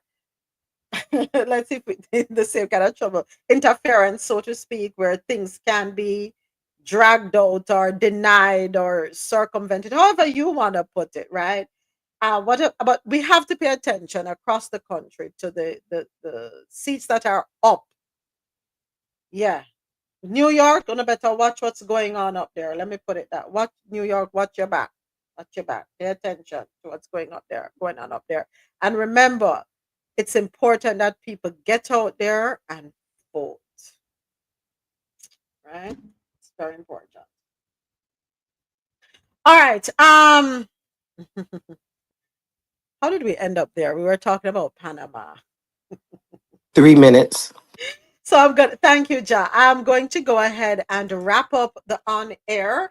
But those of you listening on qmzradio.com, janoradio.com, and madmusichouse.com, I invite you to join us on YouTube Live. If you have not already done so, I also invite you to subscribe to the YouTube Live channel. It is Coffee in Tow. Go to Coffee in Tow if you want to get to it easier. You can go to www.coffeeintow.com. Once you enter the site and you click on the live, it takes you straight to our YouTube channel. You can go ahead, watch the live, engage with us there, put your comments in the chat. All right, so we want to say a big thank you once again to everyone listening on qmzradio.com for quality music while you work or play, janoradio.com, the Nonstop Party Vibe Station, and madmusichouse.com for any genre, anytime. We will be back with you live 9 a.m. Eastern. Have yourselves a wonderful weekend. Until then, take care. And this is the end of the Internet Radio live stream. Bear with me.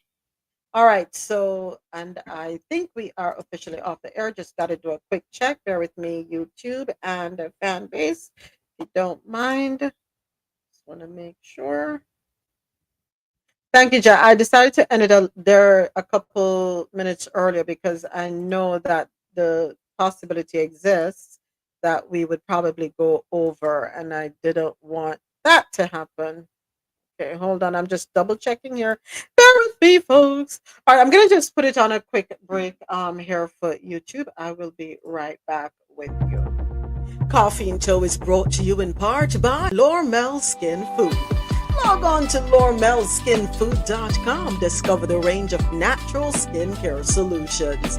Indulge in the radiance of natural and organic beauty with the best natural and organic soap bars, whipped soaps, body butters, and oils. All 100% natural products. Lormel Skin Food for a natural, beautiful you. The world's best coffee from our farms to your cup. It's Grand Coffee House.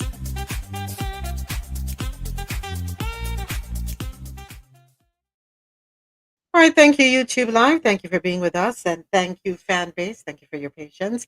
Time for stories on the international scene.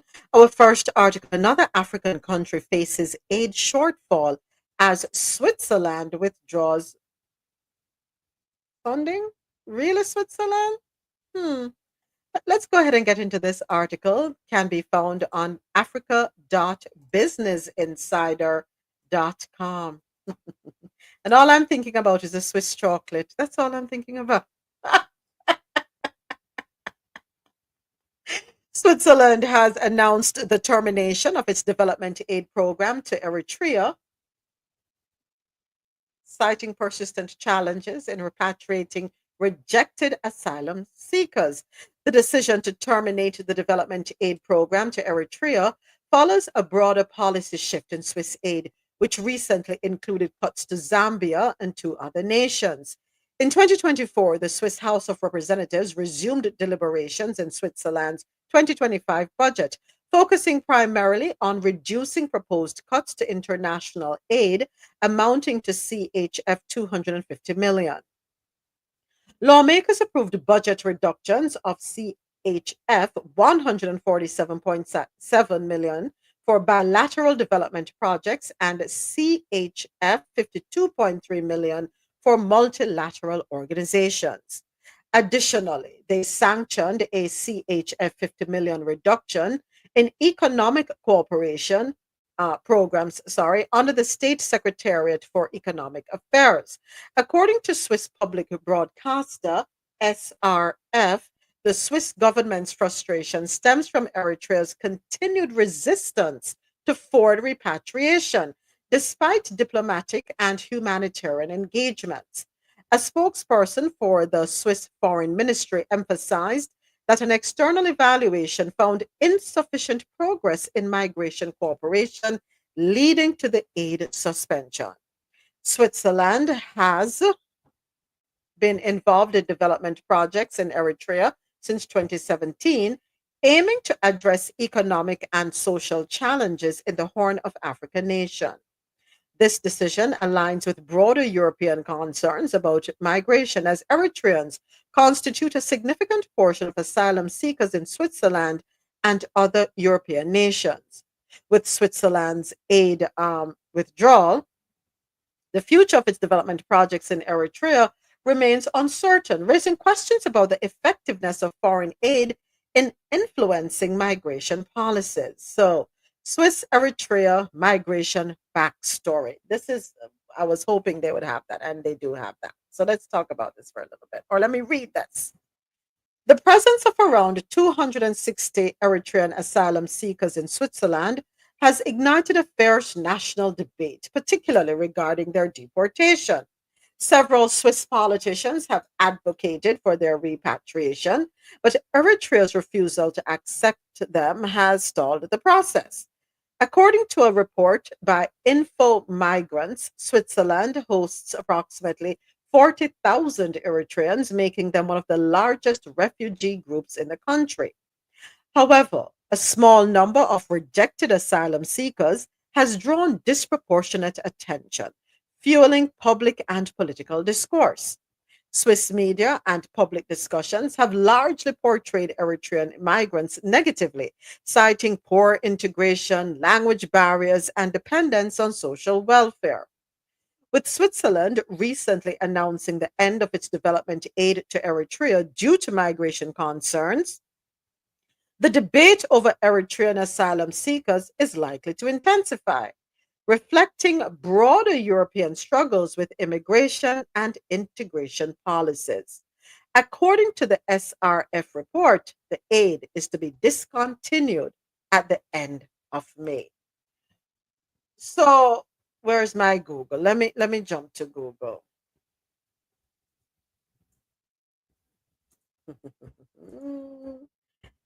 Okay, so according to Google, Eritrea's ongoing rights crisis continues to drive Eritreans into exile, including children and youth escaping conscription. For decades, Ethiopia's northern Tigray region, just south of the border of Eritrea, had been one of the main destinations for Eritrean refugees. I'm not getting the answer that I want, that's so. Let me see if I can try somewhere else. I'm trying to get more information as to why Eritreans are departing, leaving Eritrea, and why going to Europe. All right. So bear with me for a sec. Listen to me, I'm not subscribing to that, so no, leave me alone. Eritrean refugees and asylum seekers continue to be exposed to horrific human rights violations, such as kidnappings and forced disappearances. They cannot safely return to their home country, which features indefinite mandatory military conscription, among other forms of repression. They cannot find safety and security in nearby countries, between targeted violence and harassment by security forces to the threat of forced returns and deportations to Eritrea. They cannot find protection from those tasked to provide it in and around camps established by the UN Refugee Agency. And this article I'm reading can be found on refugees.org, US Committee for Refugees and Immigrants. Okay, let me get back to it. These grave patterns should not be overlooked and must be addressed by host countries and the international community. State authorities and UNHCR must be held accountable for the systematic failures of recent years to protect Eritrean refugees. Okay, I still am not finding what I'm looking for. Okay, my screen frozen. I can't even tell. Is Adesoji in the space with us? He is on my screen. Thank you, Ja. Adesoji, if you're able to speak, are you able to give me what I'm looking for? I'm trying to find what is the root cause for the human rights violations? What is the root cause of the problems that's going on in Eritrea? If you're able to speak.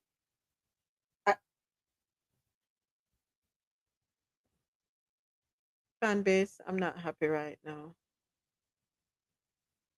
Ja, I know you said I should just ignore it, but I can't. I can't ignore it. All right. So I don't know.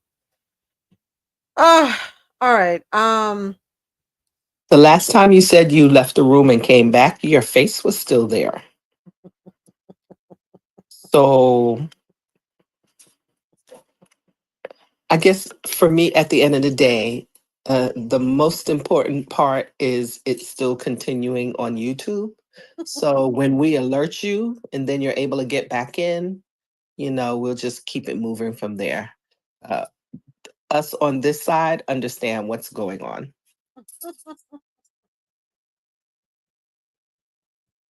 Thank you. Thank you, Ja. Thank you. All right. Let me just keep it moving.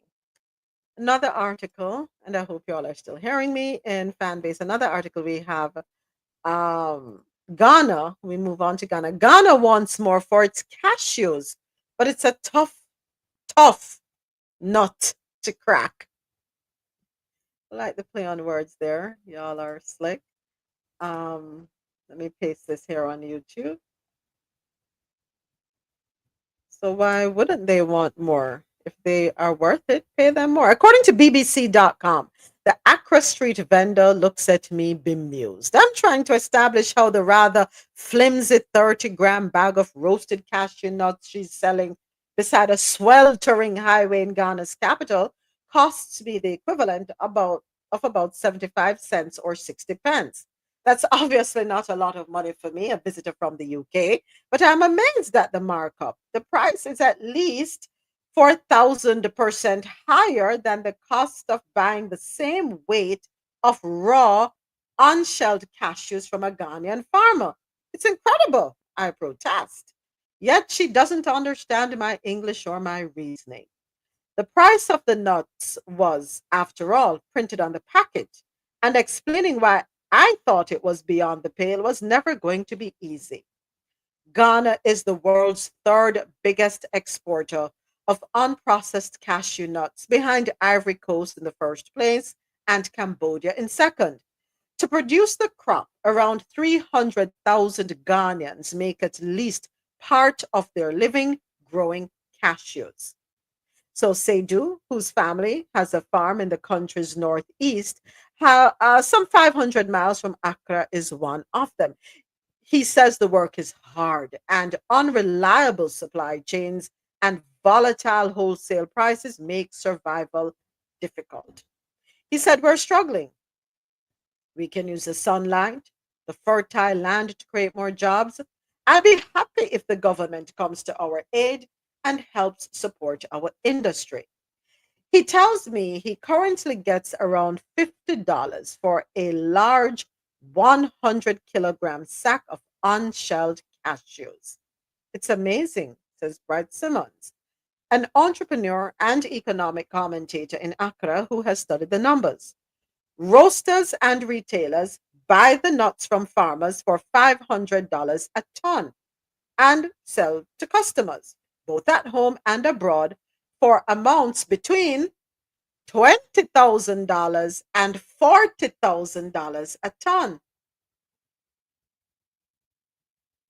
As a whole, Ghana grows about 180,000 tons of cashews annually. More than 80% is exported and in raw, unshelled form. This generates some $300 million in export revenues, but means that Ghana misses out on the significantly higher returns you get from roasted, ready to eat cashews.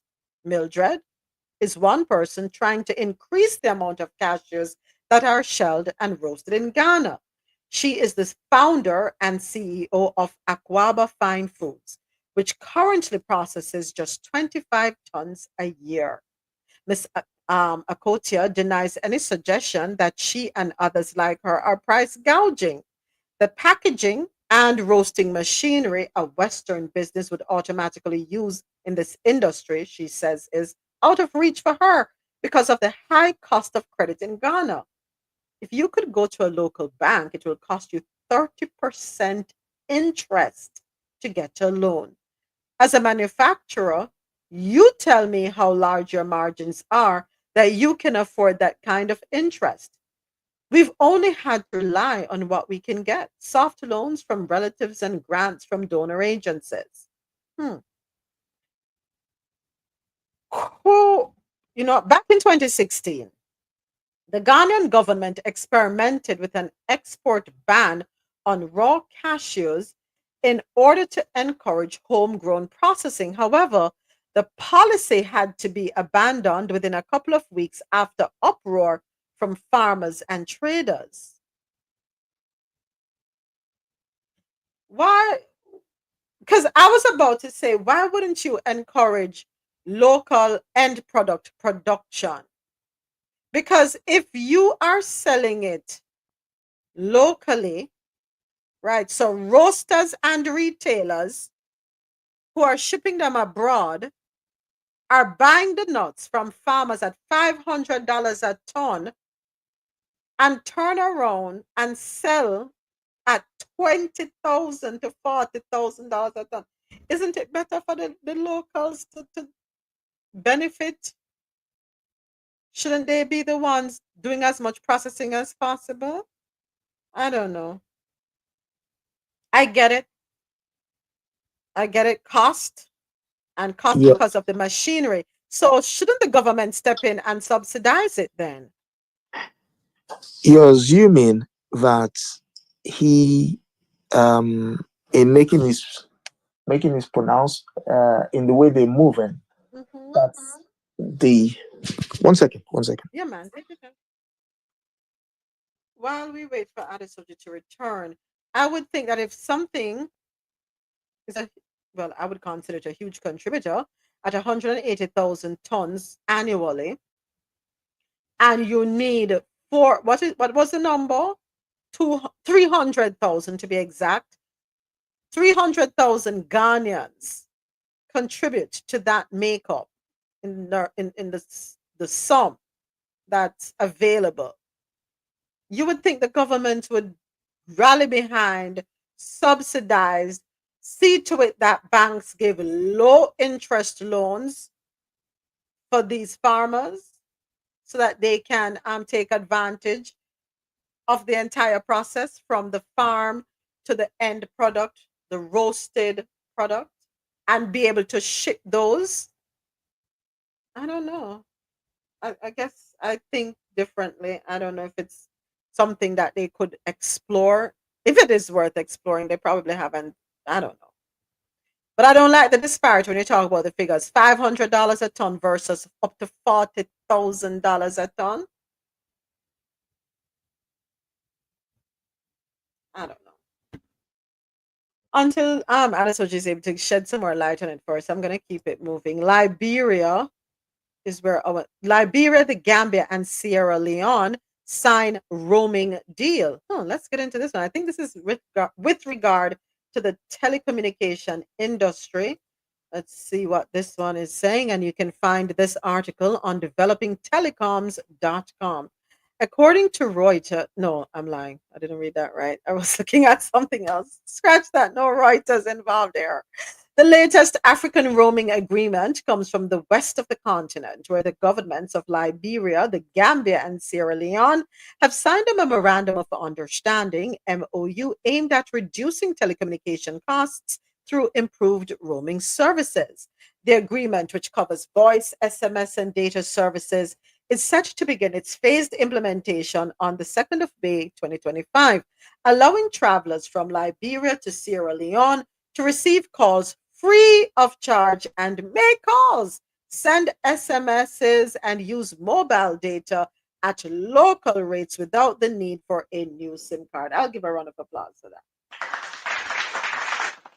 Yes.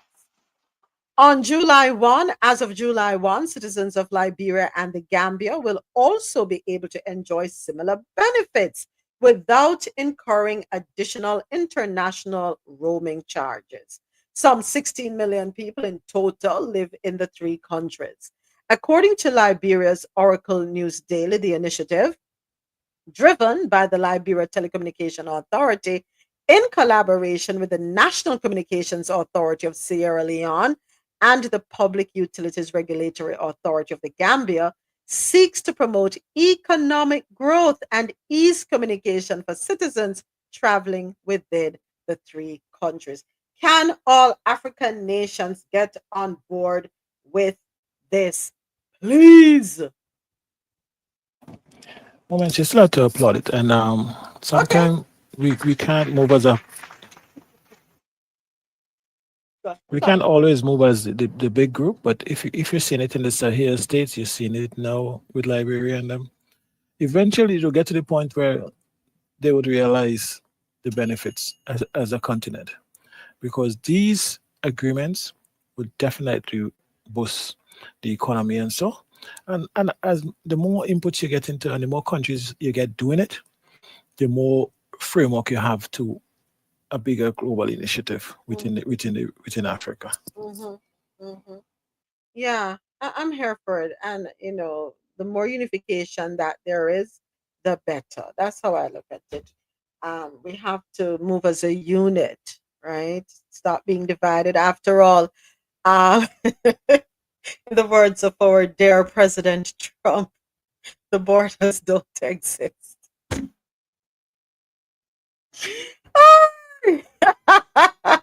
For real, though, let me be serious. The borders.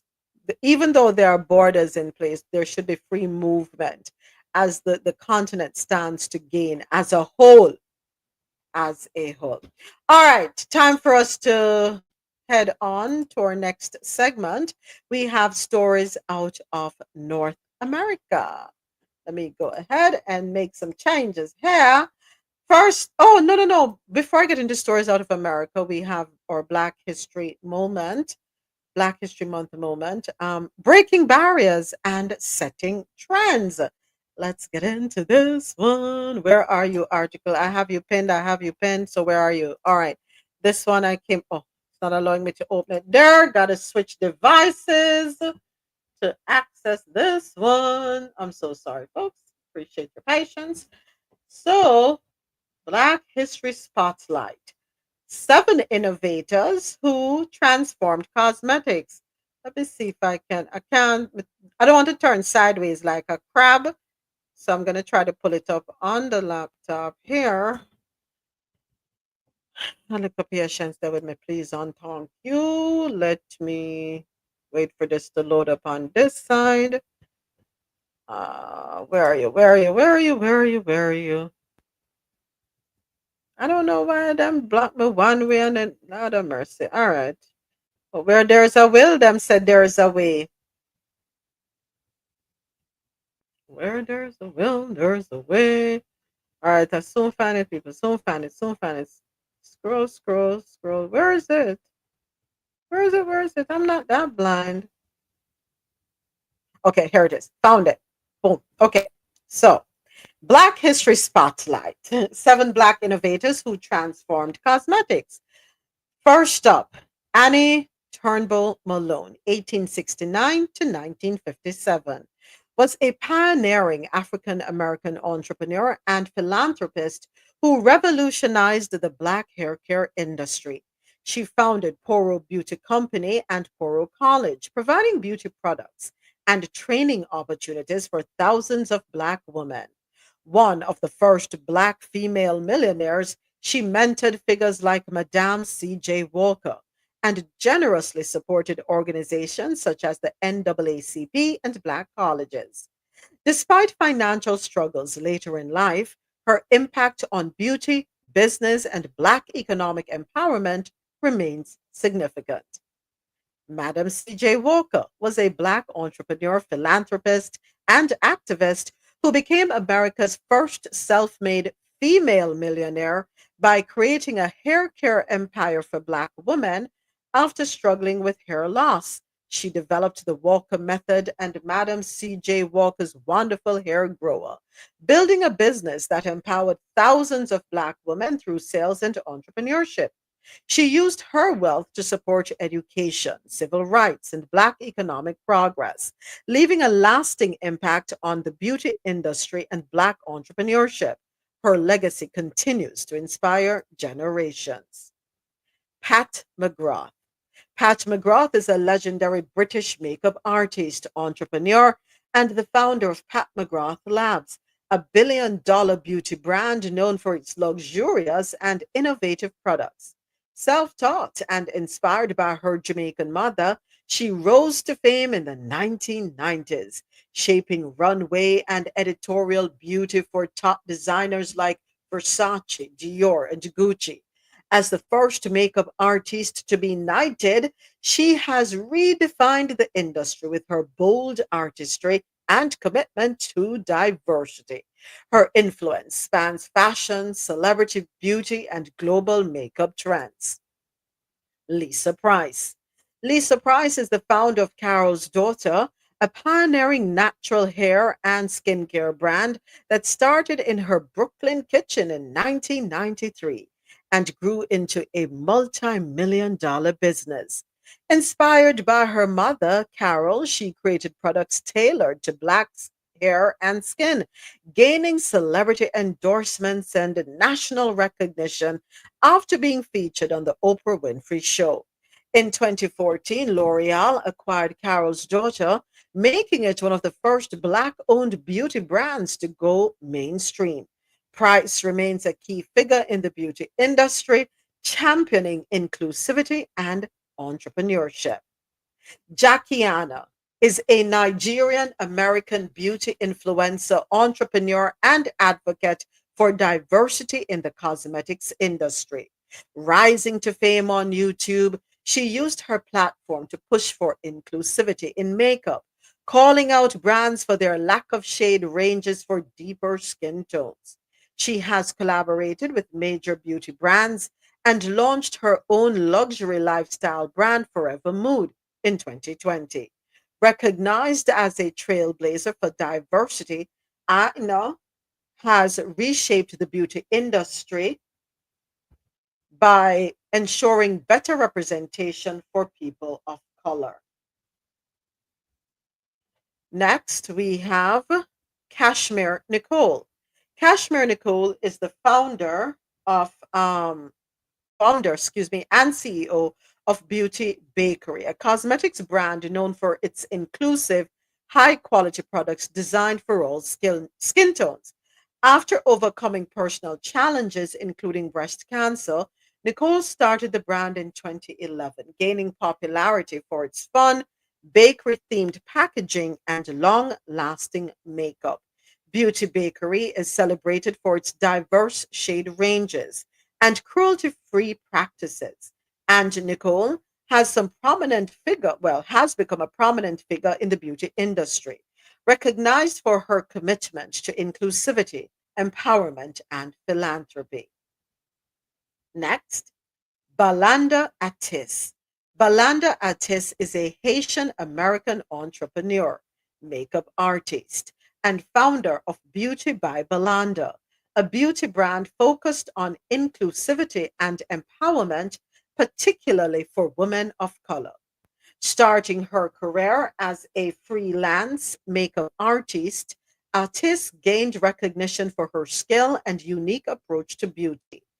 Through her brand, she advocates for diversity and personalized beauty solutions, ensuring that underrepresented groups are represented in the beauty industry. Her work continues to inspire as she leads the way for inclusivity and quality in beauty. And last but certainly not least, AJ Crimson. AJ Crimson was a renowned makeup artist, beauty entrepreneur, and advocate for diversity in the cosmetics industry. As the founder of AJ Crimson Beauty, he pioneered inclusive makeup products designed for deeper skin tones, filling a gap in the industry long before mainstream brands caught up. His work with celebrities like Rihanna, Angela Bassett, and Missy Elliott, along with features in Vogue and Harper's Bazaar, cemented his legacy as a beauty trailblazer. Crimson's influence continues to inspire, even after his passing in 2022, as a champion for representation and high quality beauty products for all. So, again, the names AJ Crimson, who passed away in 2022, Balanda Atis, Haitian American entrepreneur, Kashmir Nicole, CEO of Beauty Bakery, Jackie Aina, and I hope I'm not saying her name wrong, I hear them call her Jackiana, and I thought it was one name. I didn't recognize it. It's two different names because I hear everybody call her Jackiana on social media. She is a Nigerian American beauty influencer. Lisa Price, the founder of Carol's Daughter, Pat McGrath, the legendary British makeup artist and entrepreneur, and of course, Madame C.J. Walker, who was a Black entrepreneur and philanthropist, along with Annie Turnbull Malone, 1869 to 1957. So that's our Black History moment as we celebrate Black History Month. All right, stories out of North America. First up, Trump administration. This one is Ja in the space? I don't know. But this story had me fuming at the ears. Trump administration evicts former Coast Guard leader from her house with 3 hours notice. When I saw it on TikTok, I was like, no, this can't be true. This has to be a lie. So, of course, I did some dumpster diving. I went and did some fact checking. Let's see if we can. On day 2 of his administration, Donald Trump fired the 4-star admiral leading the Coast Guard, claiming she had a, quote, excessive focus on diversity. 2 weeks later, this past Tuesday, he abruptly evicted her from her home, giving Admiral Linda Fagan just 3 hours to pack up and move out, according to reporting from NBC News. Joining us now, NBC News correspondent covering national security and the military, Courtney Kuby. This is your reporting, Courtney. What happened? Yeah, with our colleague John Allen, of course. So you have it right, Katie. The way we were told is that the commandant of the U.S. Coast Guard, the first woman ever to lead a military service branch, she was fired on day 2 of President Trump's administration. So on just over 2 weeks ago, she was the first flag officer fired under Donald Trump. Well, fast forward 2 weeks. Yesterday, she was told just about 2 p.m. Eastern time that she had to vacate the commandant's quarters on Joint Base Anacostia Bowling, the base right near us here in D.C. She had to vacate her quarters in 3 hours. Not even enough time, Katie, to get most of her personal effects out. Now, it's not clear exactly why this order was given. We are still digging into that, frankly. But the reality is we've spoken to a number of people who are very familiar with the process of senior officers leaving houses, base housing, military housing, after they leave a job. And this is extremely uncommon. So we're still digging into the cause, as I said. But the reality is Admiral Fagan, she was given a waiver of 60 days by the Coast Guard to stay in the house. So viewers may say, well, she was fired 2 weeks ago. Why wasn't she packing up? That's why. She was told that she had up to 60 days to find her next place. And then the military would be responsible for moving her things, Katie. So I have to say, this is not very common. It's not something we're used to seeing. And I've watched a lot of general and flag officers transition out of houses and out of jobs. It's not common. It seems kind of mean and unnecessary. We keep talking about the admiral as the first woman. Is that a part of this? Is it clear that Donald Trump fired her for? Do we know why he fired her? He says, yeah, an excessive focus on diversity. What does that mean? Yeah, so that's an excellent question. The official reason when she was fired, again, on day 2 of the Trump administration, was that, as you said, she had an excessive focus on diversity. And then officials started to say, well, she's Coast Guard, and because she was focused too much on these social issues, she wasn't focused enough on defense of the homeland, on homeland security. So that was the official reason. But the reality is, when you look at the facts, it's not readily easy to back up that claim. So again, a lot of people have been telling us that this looks personal. The actions yesterday of telling her to get out of her house, out of the commandant's quarters. Again, this is the house that the commandant of the Coast Guard generally occupies in that position. To get out of that in 3 hours seemed very personal, Katie. Yeah, Courtney, well said. Thank you very much. The F.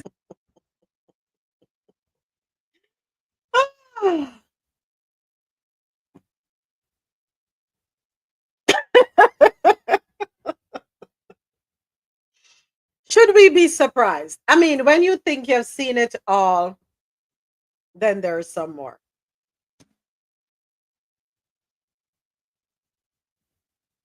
I don't know. Do we get up every day and choose violence? Do we get up every day and say, you know what? Let me see who I can pee off today. Let me see who I can upset. Let me do something so that I'm talked about in the media. Whose life can I make miserable today? Is that God have mercy? Is that what we do? You know what? Let me tell you this. I'm gonna say this, and I don't know who else is on board with me.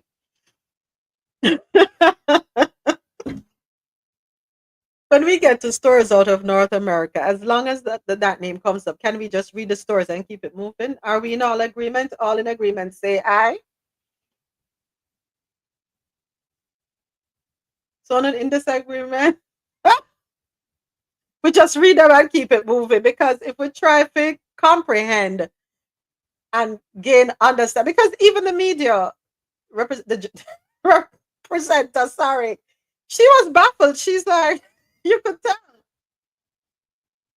I'm sure she there are some things, she has some thoughts, but because she's on air, she really can't say what she wants to say.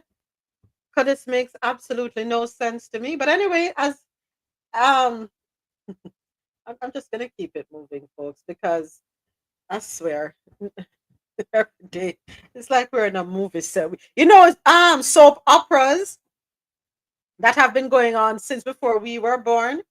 And every day you don't know what's coming next. You show up on set and you don't know what scenes are going to be played. That's how I feel. All right, next story in stories out of North America. Trump signs order to create a U.S. sovereign wealth fund. Can someone please explain to me what a sovereign wealth fund is? I would like to know, because I don't want to speak negatively on something that could be positive that I could benefit from. Let's go ahead and read this one, courtesy of the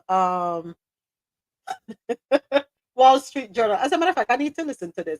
There is a little soundbite embedded. Let me see if I can.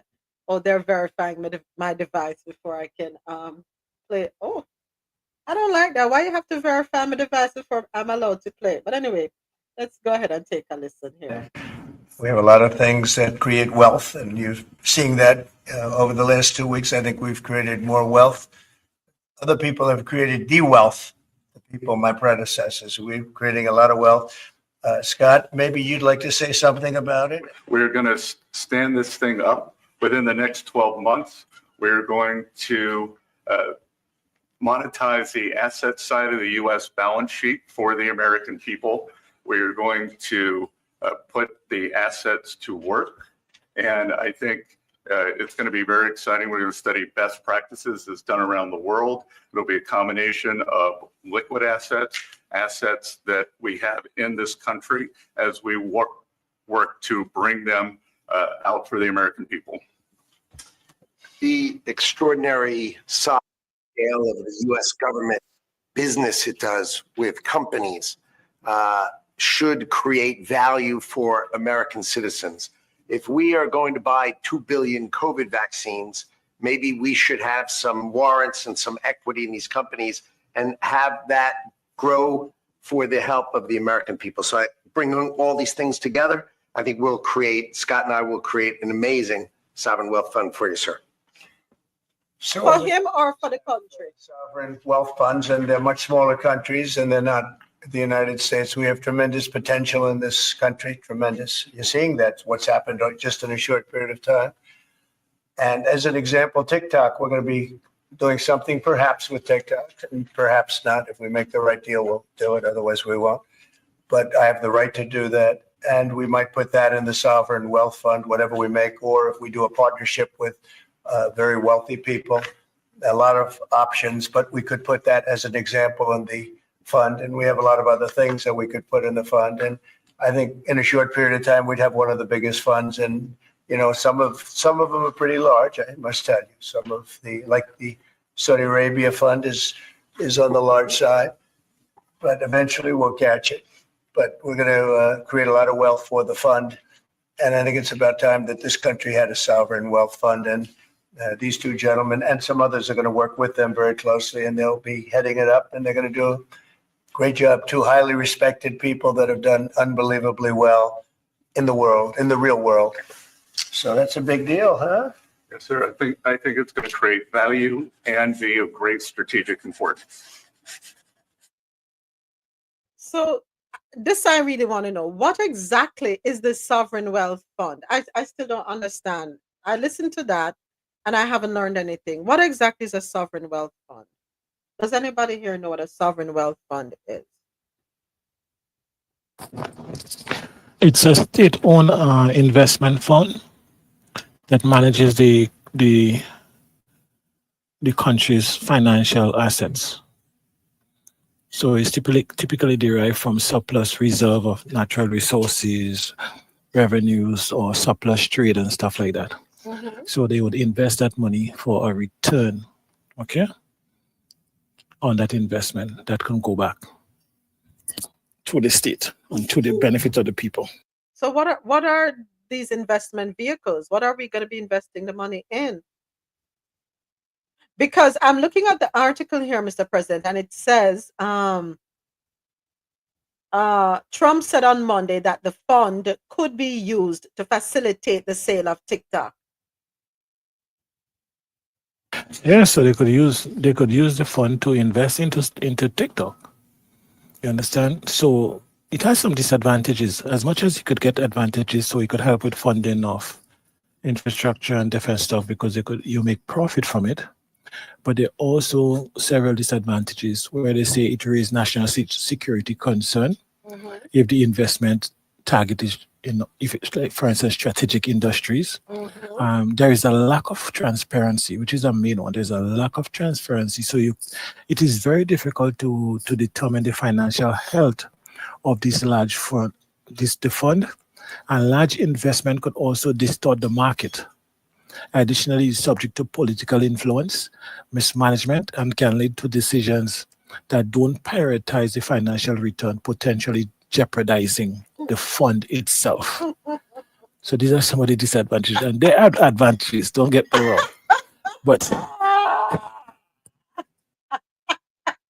Mr. President, tell me if I'm wrong. You know what I just heard? We're going to risk your money. We're going to play. We're going to gamble with the money. We're going to the poker. What you call this thing when you got the casino? We're going to the blackjack table, the roulette table, and we're going to play with the money. That's what I'm hearing. I don't know. Can't tell me if I'm wrong. Adopt me here. You're right. There could be a win. But there could also be losses. And when there are losses, what happened to the people? Well, my concern, especially under the Trump administration, given that the fund is not as transparent, and given that he strategically surround himself with all these billionaires and stuff, these are the people that will be managing the funds. Then you have to look at the management fees that will be derived of the funds. You have to look at the companies that will be invested in these so-called funds. Then how do we mitigate against downside, the risk of losing money, the losses of the fund and stuff like that?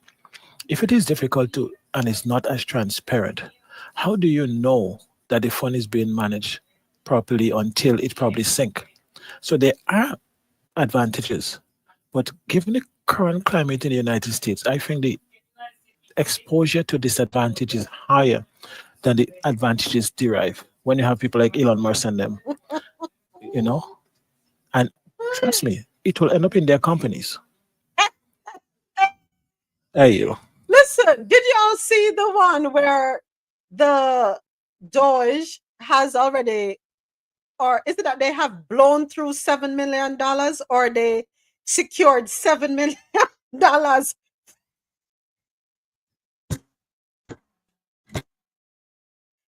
Doge, Department of what? Government efficiency. We're supposed to be cutting costs $7 million. How long Doge in office for? And already. Let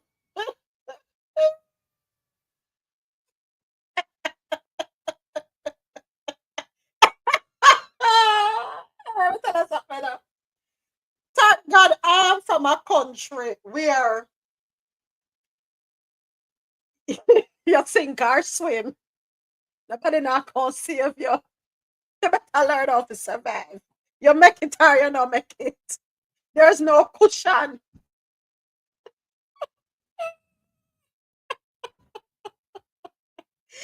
Lord have mercy. Them say when you can't cry, you laugh.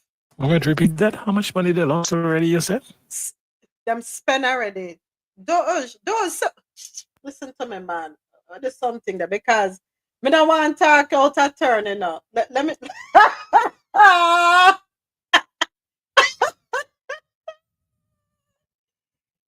Jesus. Those 7. Hold on there. Wrong. I'll type on the wrong keyboard.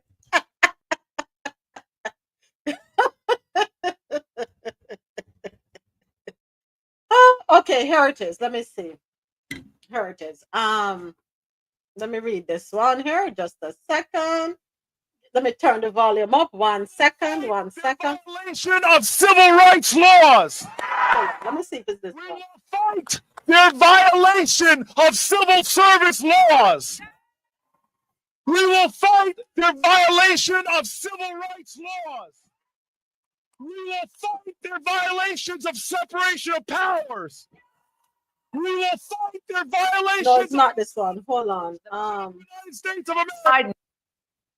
Think you've got what it takes to run the US government and make it more efficient? Well, these are Hold on, you're telling me that the Department of Government Efficiency, which Elon Musk is using to cut wasteful government spending, has already used up 7 million taxpayer dollars to cover its expenses in just the span of a single week?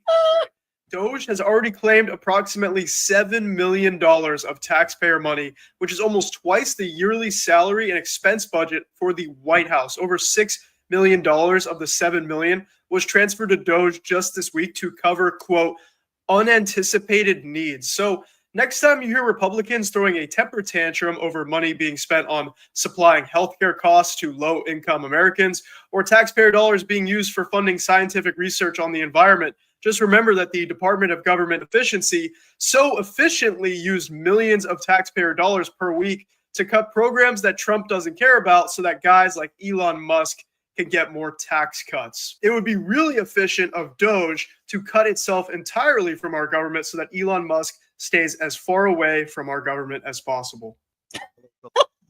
And you can verify that online. Yeah, it's there.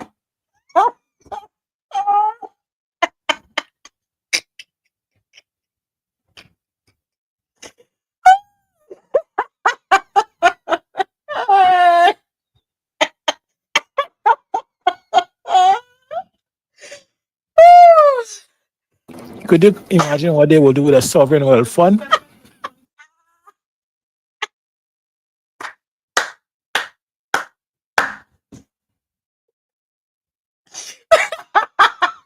I'm sorry. I'm sorry. I feel laugh and keep trying to cry. I feel it for. You see it true, but I have no social security forget.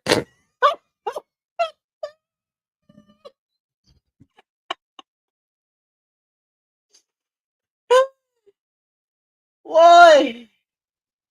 What can go so? Eh? $7 million. 1 week. The Department of Government Efficiency. Hold on there. I'm a calculator there. Because me can't do maths.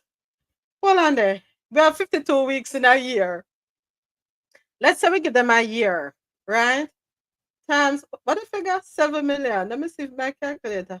$364 million is what they will spend if they continue at that rate. Is that what we signed up for? Is that what we signed up for? So at that rate, I have no social security to get. So I might as well scratch that idea.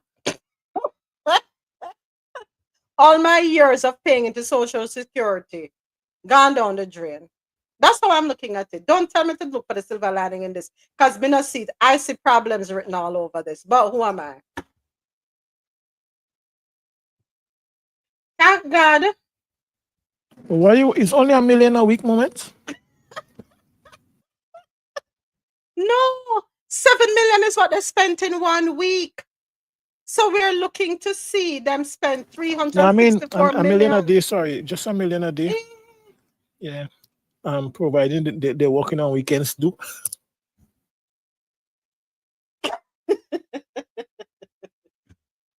So is anybody up there in Washington gonna ask for a breakdown of the $7 million, or don't matter?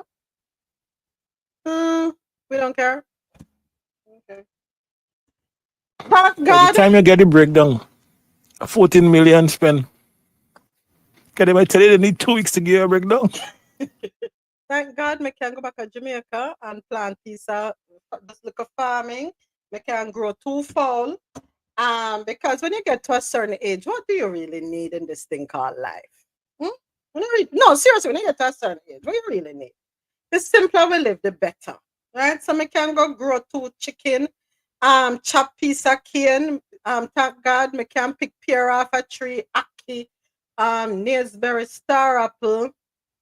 Yeah, me have one. We have fever grass, so I can boil like a fever grass tea.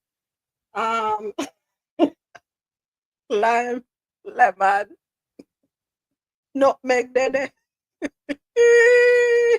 just got plant some cards so I can make my own card deal. Let me tell you something now. All of you who are not from the US, maybe gonna do don't show stone. But I don't know. Wanna start make friend up on a family member want to turn on the back part because the way things are going. By the time these 4 years done, not there. God.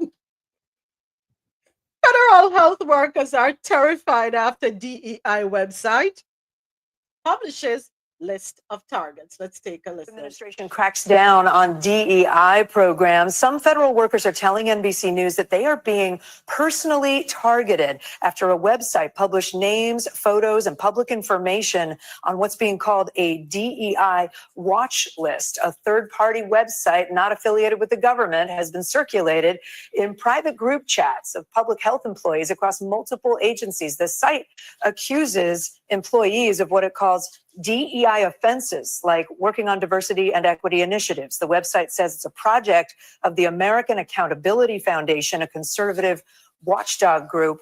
NBC News health and medical reporter Berkeley Lovelace is with us to talk more about this. He's reported on this story. He joins me now. Berkeley, that conservative watchdog group that we're talking about and the Department of Health and Human Services have not responded to our request for comment, right? But what more do we know? Can you explain more about this website and what are workers telling you?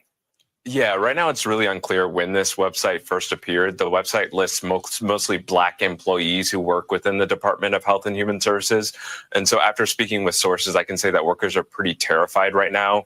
The website lists a number of, quote, offenses that these workers made, including working in DEI initiatives, donating to Democrats and using pronouns in their bios. It also lists their personal information, such as photos and their salaries. At one point, the list had a headline that said, quote, targets, but that language was changed on the website shortly after we published our story, and we blurred out the images of those workers to protect their identities. A person we spoke with said this is clear racism and basically a scare tactic to try to intimidate these people from doing their jobs.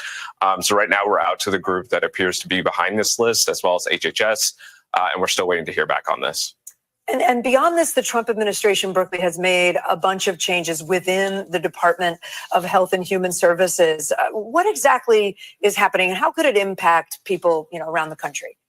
Yeah, so this comes after a pretty bruising week for public health care workers. So late last month, the Trump administration directed employees at HHS and other agencies to end any activities or jobs related to DEI and to turn in coworkers who didn't follow those orders. So there's also been a communications blackout where workers were not allowed to communicate with outside groups or with each other. And so there's some concerns about this, especially because we're in the middle of a pretty heavy flu season. There's also concerns around bird flu, but all in all, workers we've spoken with said they're pretty committed to doing their jobs right now. Berkeley Lovelace, thank you so much. Yeah. Kickstart your new year with the. I thought our security concerns had to do with overseas entities. I don't know. We have some good news out of Florida. Oh, hold on, Lila, before we get there. One more story. I got it. I'm sorry. According to PBS.org, President Donald Trump said Thursday that he wants to root out anti-Christian bias in the U.S., announcing that he was forming a task force led by Attorney General Pam Bondi to investigate the targeting of Christians. Trump will be signing executive orders and delivering remarks on a faith announcement at 2 p.m. Eastern.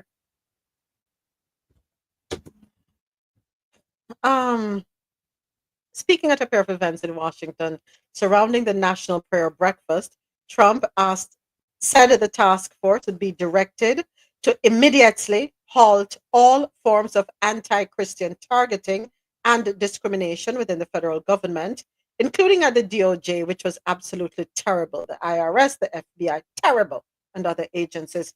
Trump and Bondi would also work to prosecute anti-Christian violence and vandalism in our society, and to move heaven and earth to defend the rights of Christians and religious believers nationwide. So he is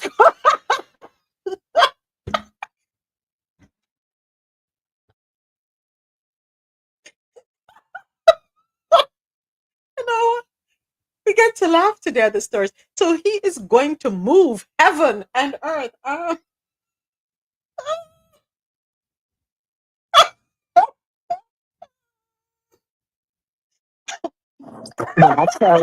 When I tell you that the fracking knackle is real, we're even past the FAFO.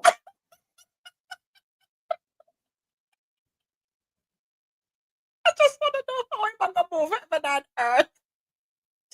I mean, I appreciate by selling his Bibles. I appreciate that my religious beliefs are going to be protected and defended as a Christian. But this is not for us normal Christians. This is for the far-right Christian nationalists, in my opinion. That's how I feel. So what about all the other religions?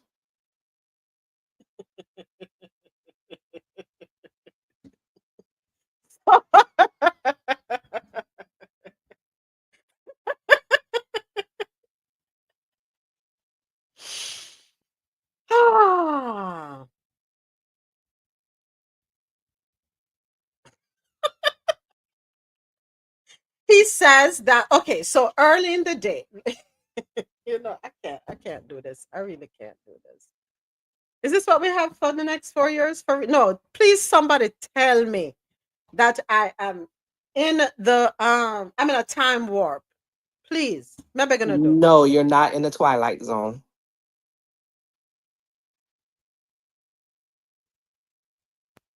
So there is going to be a faith-based office. Mm-hmm. Mm-hmm. And that office, okay, so Trump also announced the creation of a White House faith office, and it's going to be led by who? Paula White.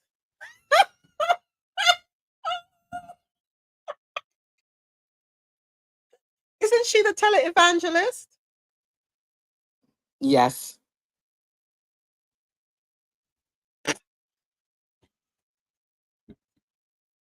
Other news.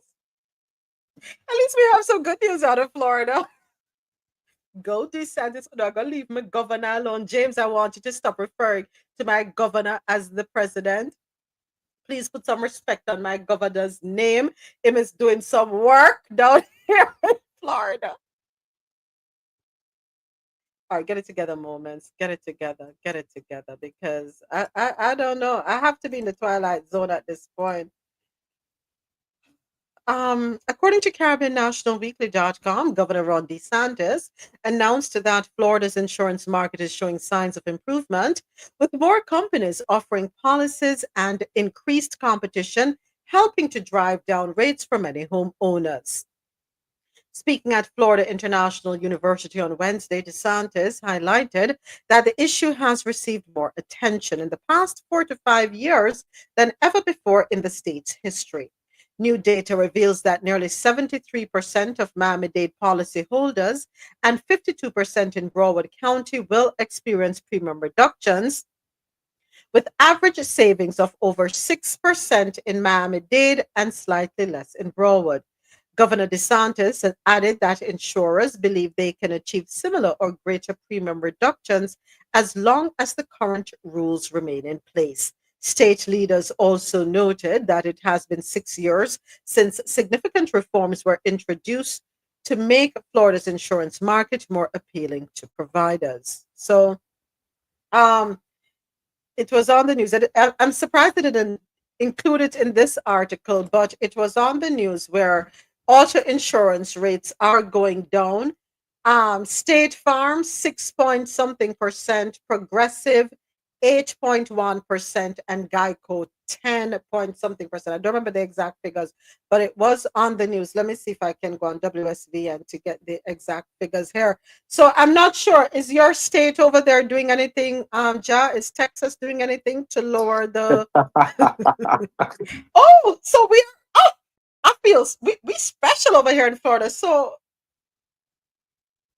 your boy over there didn't talk to our boy over here. Come on, Ja. Come on. Send him an email, Ja. Send him an email. Ja is laughing.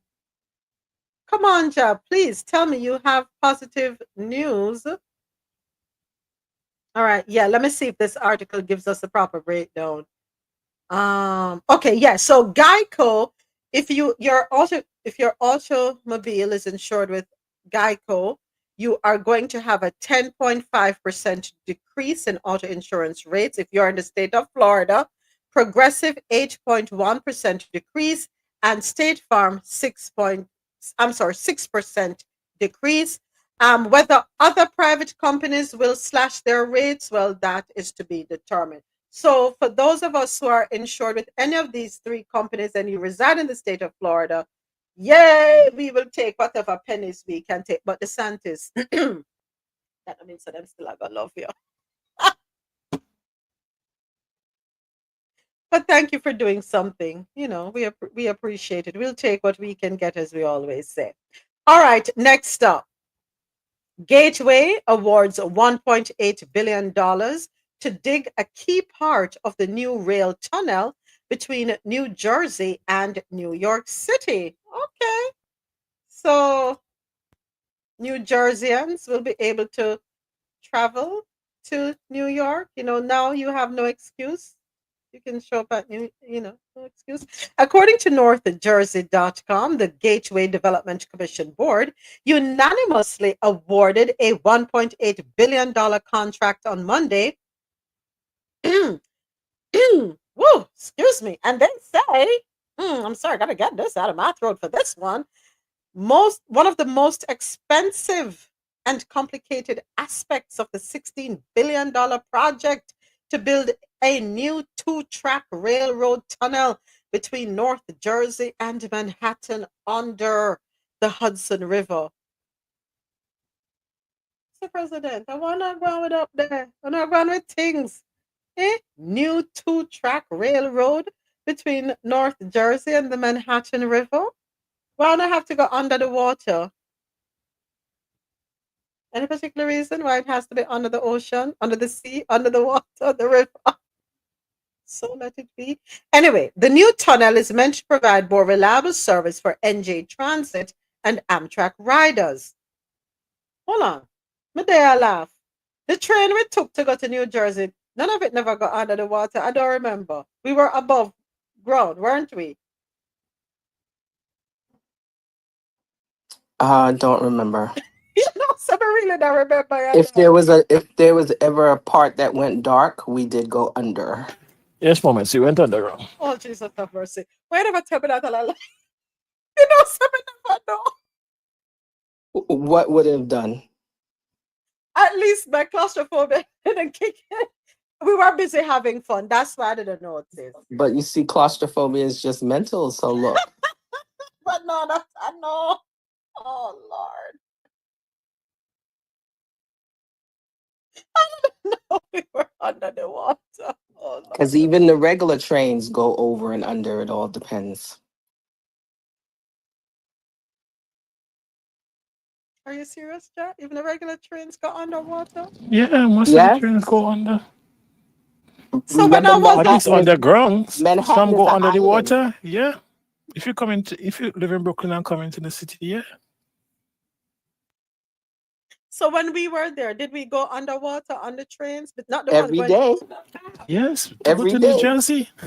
No, not the New Jersey one. When we were moving around in New York. Every day. Lord have mercy. Thank God I didn't know. Thank God Yes, I did you was not underwater. know. Don't make me laugh because I'm gonna cough. Okay. Don't laugh. Them say what I no say. We have a saying in Jamaica. What I no say, heart no leave, and it's so true. What you don't know won't hurt you. So true. I can't believe this. Oh no, wicked enough. All on up there, wicked. I don't ever said that. You ain't tell us you had claustrophobia.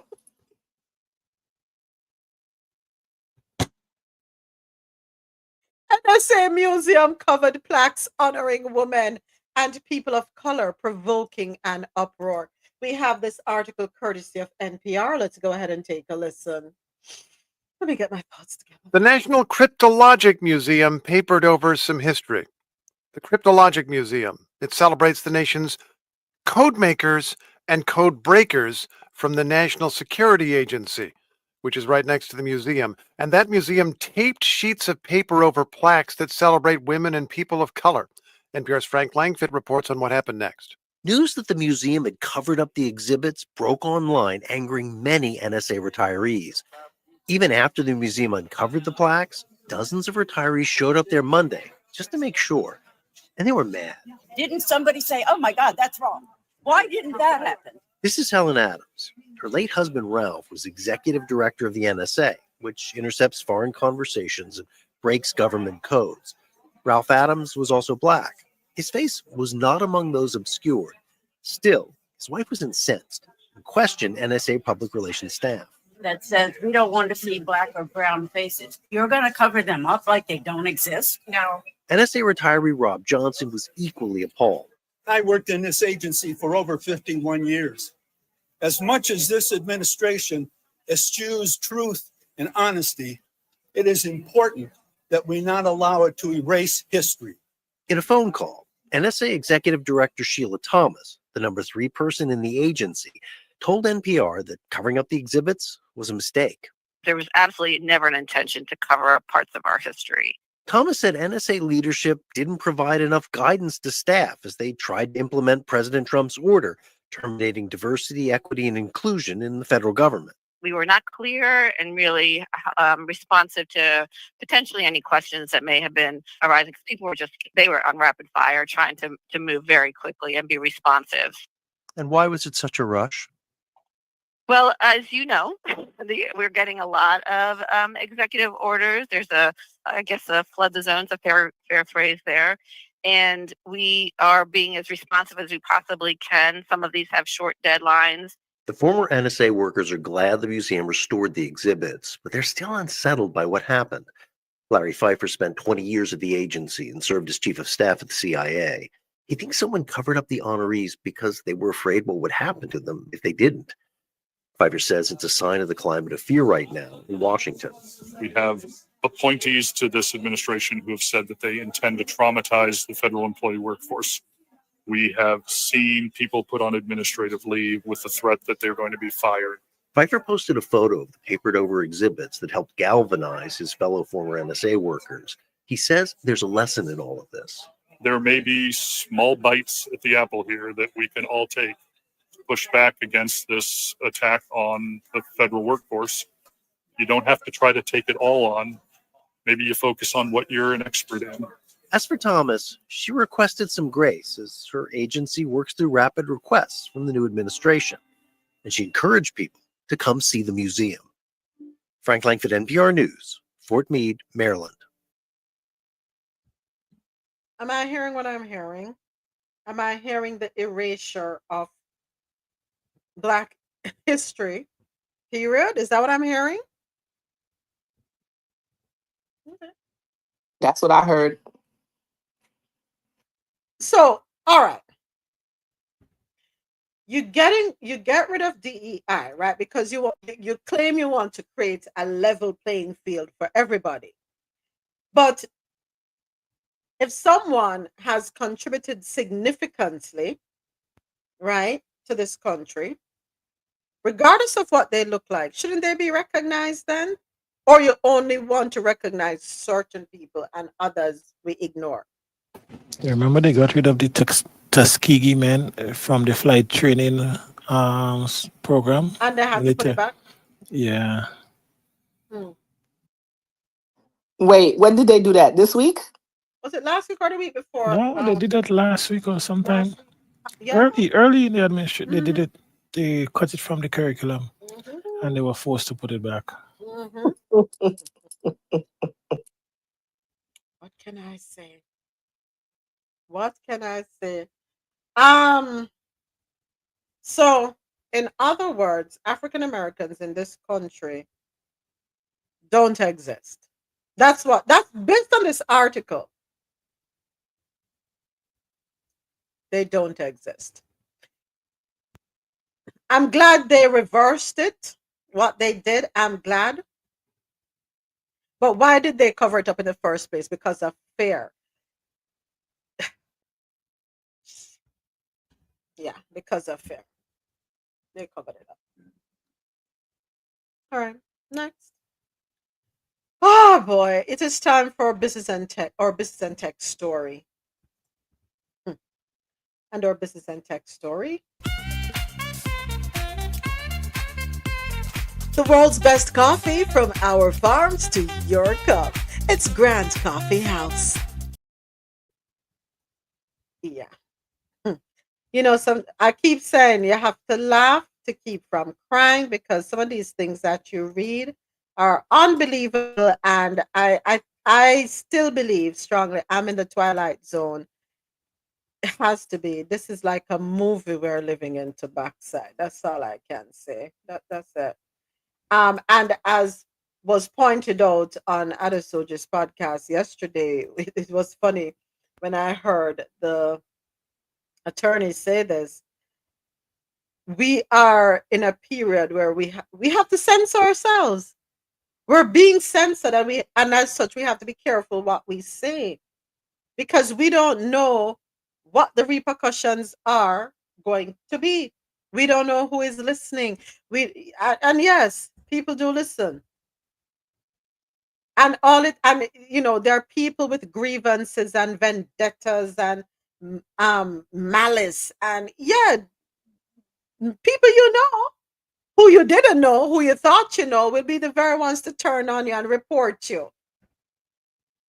And yet they will sit down and cry with you too when you're going through it, because they reported you. We have to be so careful. That's the landscape we have to navigate today. We have to be careful what we say, what we echo, what we project. even what we narrate. Tesla sales plunge 59% in Germany. It's worst, showing in years. This article courtesy of SeattleTimes.com. Tesla Inc.'s sales plummeted 59% last month in Germany, where CEO Elon Musk inserted himself in national politics like never before. The US manufacturer registered only 1,277 new cars in January, its lowest monthly total since July 2021. This is according to the German Federal Motor Transport Authority. Tesla lost substantial ground in an electric vehicle market that was up 54% for the month, suggesting Musk's vocal support for the far-right alternative for Germany party likely dragged on demand. If you go on, I want to make sure I have the correct verbiage here. Bear with me one second. But if you go on coffeeandtoad.com and you go to the There's More page on the website, we put up some links there. I know that I think it's there, or did those links already expire? Oh, 63% sales plunge in EU. Tesla is losing market share also in Sweden, Norway. Yeah. So the links are there in our business and technology segment on the website coffeeandtoad.com. So it seems as though he's losing ground globally. Sometimes the only way you can have a person understand is through the power of the dollar, right? Let them go ahead. It's only so far you could push the people before they push back, you know. You can't, because you're on top, don't think you could stay up there on your own. Because sooner or later, when you start to lose billions, what do you think will happen?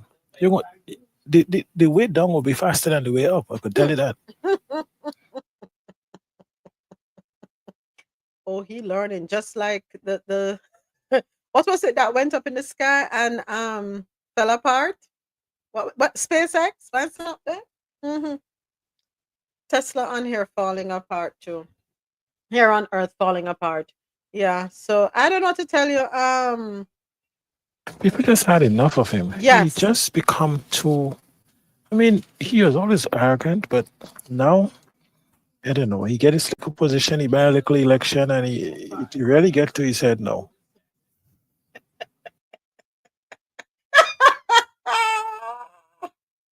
I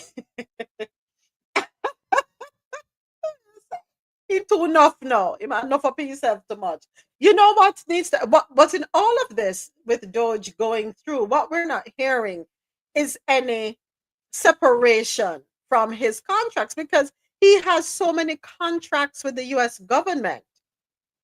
What is he giving up any of those contracts? If he's saying let somebody else benefit, I doubt it. I highly doubt it. It's time for him to say, you know something, let me give up, let me step away, let me help while I'm here cutting in every aspect. Let me see what I can cut from myself. But no, we don't do that. We blow through $7 million in 1 week. That's what we do. It is time for our health and science news article. Coffee and Toe is brought to you in part by Lormel Skin Food. Log on to LormelSkinFood.com. Discover the range of natural skincare solutions. Indulge in the radiance of natural and organic beauty with the best natural and organic soap bars, whipped soaps, body butters, and oils. All 100% natural products. Lormel Skin Food for a natural, beautiful you. The world's best coffee from our farms to your cup. It's Grand Coffee House.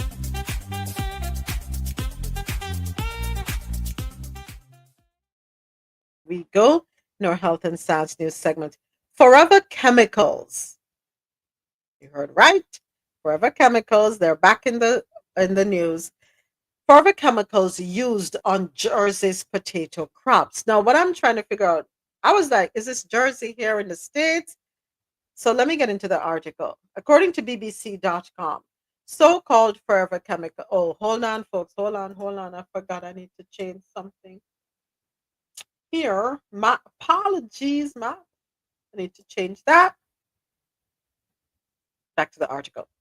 So-called forever chemicals are present in at least 4 agricultural sprays used in Jersey, including one used on potato crops, the island's environment minister has said. In the state's assembly, Deputy Steve Luce was quizzed on what actions, if any, were being implemented to reduce contamination by sprays containing PFAS in the island's water and environment. The minister was also asked to provide a timeline for achieving measurable progress in addressing the issue. Luce said his initial discussions with the industry were focused on finding an alternative and stopping the use of such sprays as soon as possible. Health issues. PFAS, used in firefighting foam, leaked into the area by the airport's fire training ground in the early 1990s. The chemicals, branded Forever Chemicals because they take a long time to break down, are found in a small quantity of people's blood, most people, that is, and research is ongoing to determine if higher levels can lead to various health problems. After the foam was confirmed to be in drinking water in 1993, the island's government at the airport, which it owns, stopped the use of the foam and offered to install new boreholes for affected residents. People living in the area believe that the contaminated water damaged crops and caused a litany of ongoing serious health issues. The PFAS Scientific Advisory Panel, which makes recommendations, was set up by Public Health in May 2023. Members met islanders who participated in the blood testing program and in a draft report recommended therapeutic phlebotomy for those affected. Therapeutic phlebotomy is a procedure that involves removing some blood from the body to lower the concentration of PFAS. In September 2024, the advisory panel published a report outlining the impact PFAS exposure had on health. The panel found exposure to certain PFAS was associated with elevated cholesterol levels and said there was evidence suggesting a probable cause in kidney and testicular cancers among those exposed to certain PFAS materials. Anyway, we turn Makajuku is all I can say.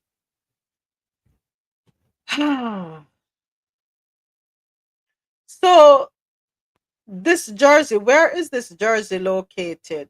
I'm interested. Anybody know? Trying to the government of Jersey. Okay.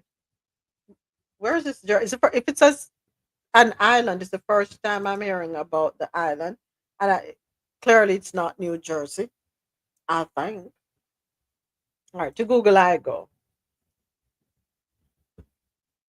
The island of Jersey. Where are you located? The island of Jersey is Europe. again, Ja? Europe. Okay.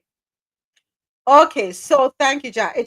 Jersey is the largest of the Channel Islands between England and France, a self-governing dependency of the United Kingdom with a mix of British and French cultures. It's known for its beaches, cliffside walking trails, inland valleys, and historic castles. The Jersey War Tunnels Complex. Let me reread that. I read that fragment wrong. The Jersey War Tunnels complex in a former hospital excavated by slave labor documents the island's 5-year German occupation during World War II. Interesting.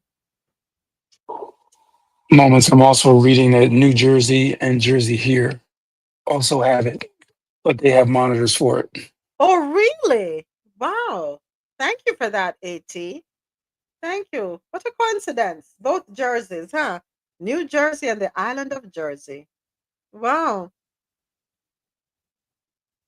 Forever Chemicals. But let's be realistic. In this day and age where manufacturing is going to be is a mainstay, not going anywhere. Because if you don't manufacture, you can't have products. Even if it doesn't seep into the waters and we get it that way, we're still going to suffer from it, no? The air we breathe, and I'm saying that because of emissions, the food we eat, Lord help us. How do we escape forever chemicals? Packaging, clothing, down to the bed linen that we use. Can we truly escape forever chemicals? Is there a way to manufacture without using forever chemicals?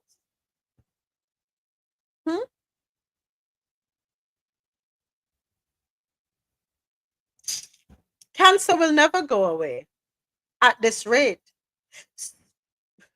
Because quite frankly, everything that we come in contact with or everything that we ingest, consume, whatever, we are open to the effects, which include cancer. The only way we can escape it enough, folks, is go back to the way we were intended to live in the Garden of Eden. Living simply, just nature. You pick what you eat when you need it. Everything organic, even the housing. As long as we have manufacturing and advancement because of manufacturing, it's only going to get worse. So all the money that we will contribute or donate to cancer research, it's only to let us know then that things are being tested and to let us know, yeah, this may cause cancer. For me, that is what it boils down to.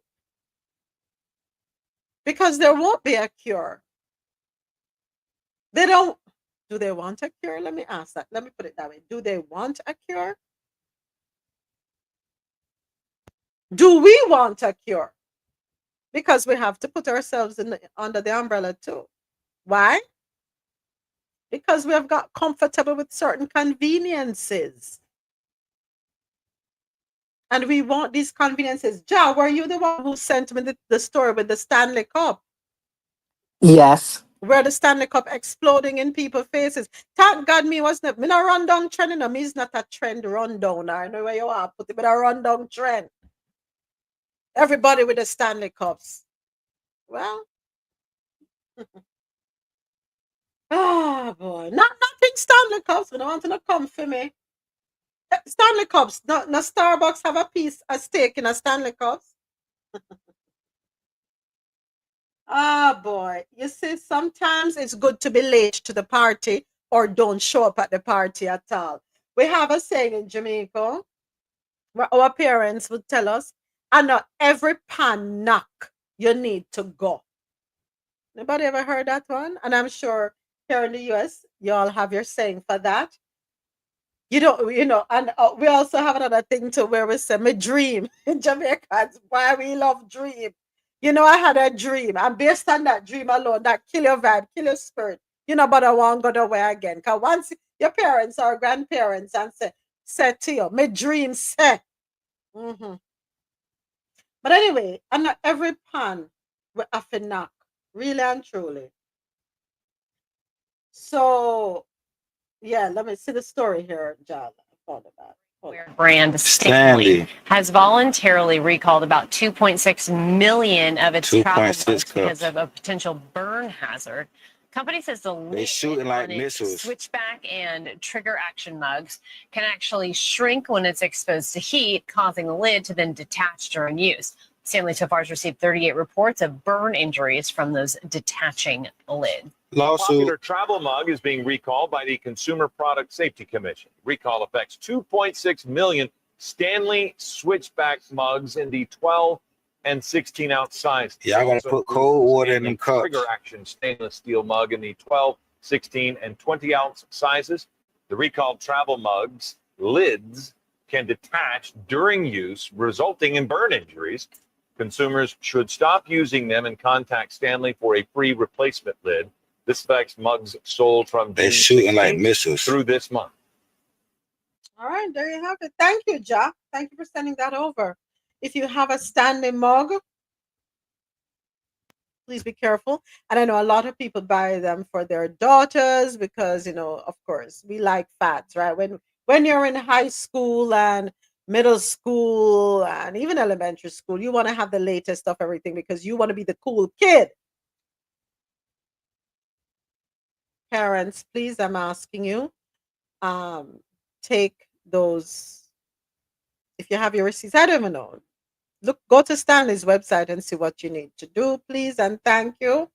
But do not put anything hot in those Stanley cups. If you can't part ways with them, save them for cold beverages only. If you don't want to part ways with your Stanley cup, that's the only recommendation I can make at this time. All right, cold beverages only. All right, and that was our story out of our health and science segment. We were talking about forever chemicals. Yeah, we can't escape them, but we need, and this is why it is important to have certain bodies put in place. We cannot get rid of certain government bodies because we need them to monitor as best as possible what is happening out there. What it is, we know a lot of carelessness has happened. We know that, but we still need some government body in place to keep a tab on what consumers have access to. How safe are these products? How safe is our food? Someone has to do the work. Ripping them away is not the answer, because when you rip those away, you know what you're saying? Manufacturers, do whatever you want. We are not here to govern you or control you. And you know what happened most times? We can't. Go ahead, Ja. Go ahead, Ja. I think that is the intention of getting rid of all these things. Yeah, we can't help but feel that way. All right. And our final story of the day in the Brew Entertainment News. This one is, at first when I saw it, I thought it was a hoax, right? Because people on social media can be a little, I'm sorry, I have to be careful with the words I use, right? Disgusting. I'm sure some of us have seen posts on social media platforms talking about, oh, this person has died. And in truth, it's not the person that is the person's career, but they don't do that. And I think it's really disgusting. So when I saw this headline yesterday, I was like, oh, I don't know how true it is. But then it was fact checked, and it is indeed true. And so sad indeed. Very young, 54 years old, Irv Gotti, co-founder of Murder Inc. Records, has died. And this article can be found on billboard.com. And thank you for sending this one over to Ja. Irv Gotti, who co-founded the hit-making Murder Inc. Records label and helped make early 2000s superstars out of Ja Rule and Ashanti, has died after suffering a stroke. He was 54 years old. Alongside brother Chris, Irv Gotti, born Irving Domingo Lorenzo Jr., launched Murder Inc. in 1998 as an imprint of Def Jam. Following his success in helping bring DMX to the vaunted hip-hop label, Ja Rule became Murder Inc.'s flagship artist, and the label's first release was his 1999 debut album, Veni Veti Veci, which included the rapper's first top 40 Billboard Hot 100 hit, Holla Holla, peaking at number 35. That was just the start of the commercial success of Murder Inc., which the Gotti brothers titled after the crime syndicate of the same name. In addition to Ja Rule, Gotti also discovered singer Ashanti as a teenager, who went on to find fame with melodic hooks on rap hits, as well as her own solo R&B success. Ashanti's three biggest hits All came in 2002. Ja Rule's Always on Time featuring Ashanti was a 2-week Hot 100 number one. Fat Joe's What's Love featuring Ashanti peaked at number two, and her own Foolish spent 10 weeks atop the Hot 100. Murder Inc. also lent their rap bona fides to Jennifer Lopez's rising music career, with Ja Rule, of course, with his features on I'm Real and Ain't It Funny, leading to Hot 100 chart toppers, spending 5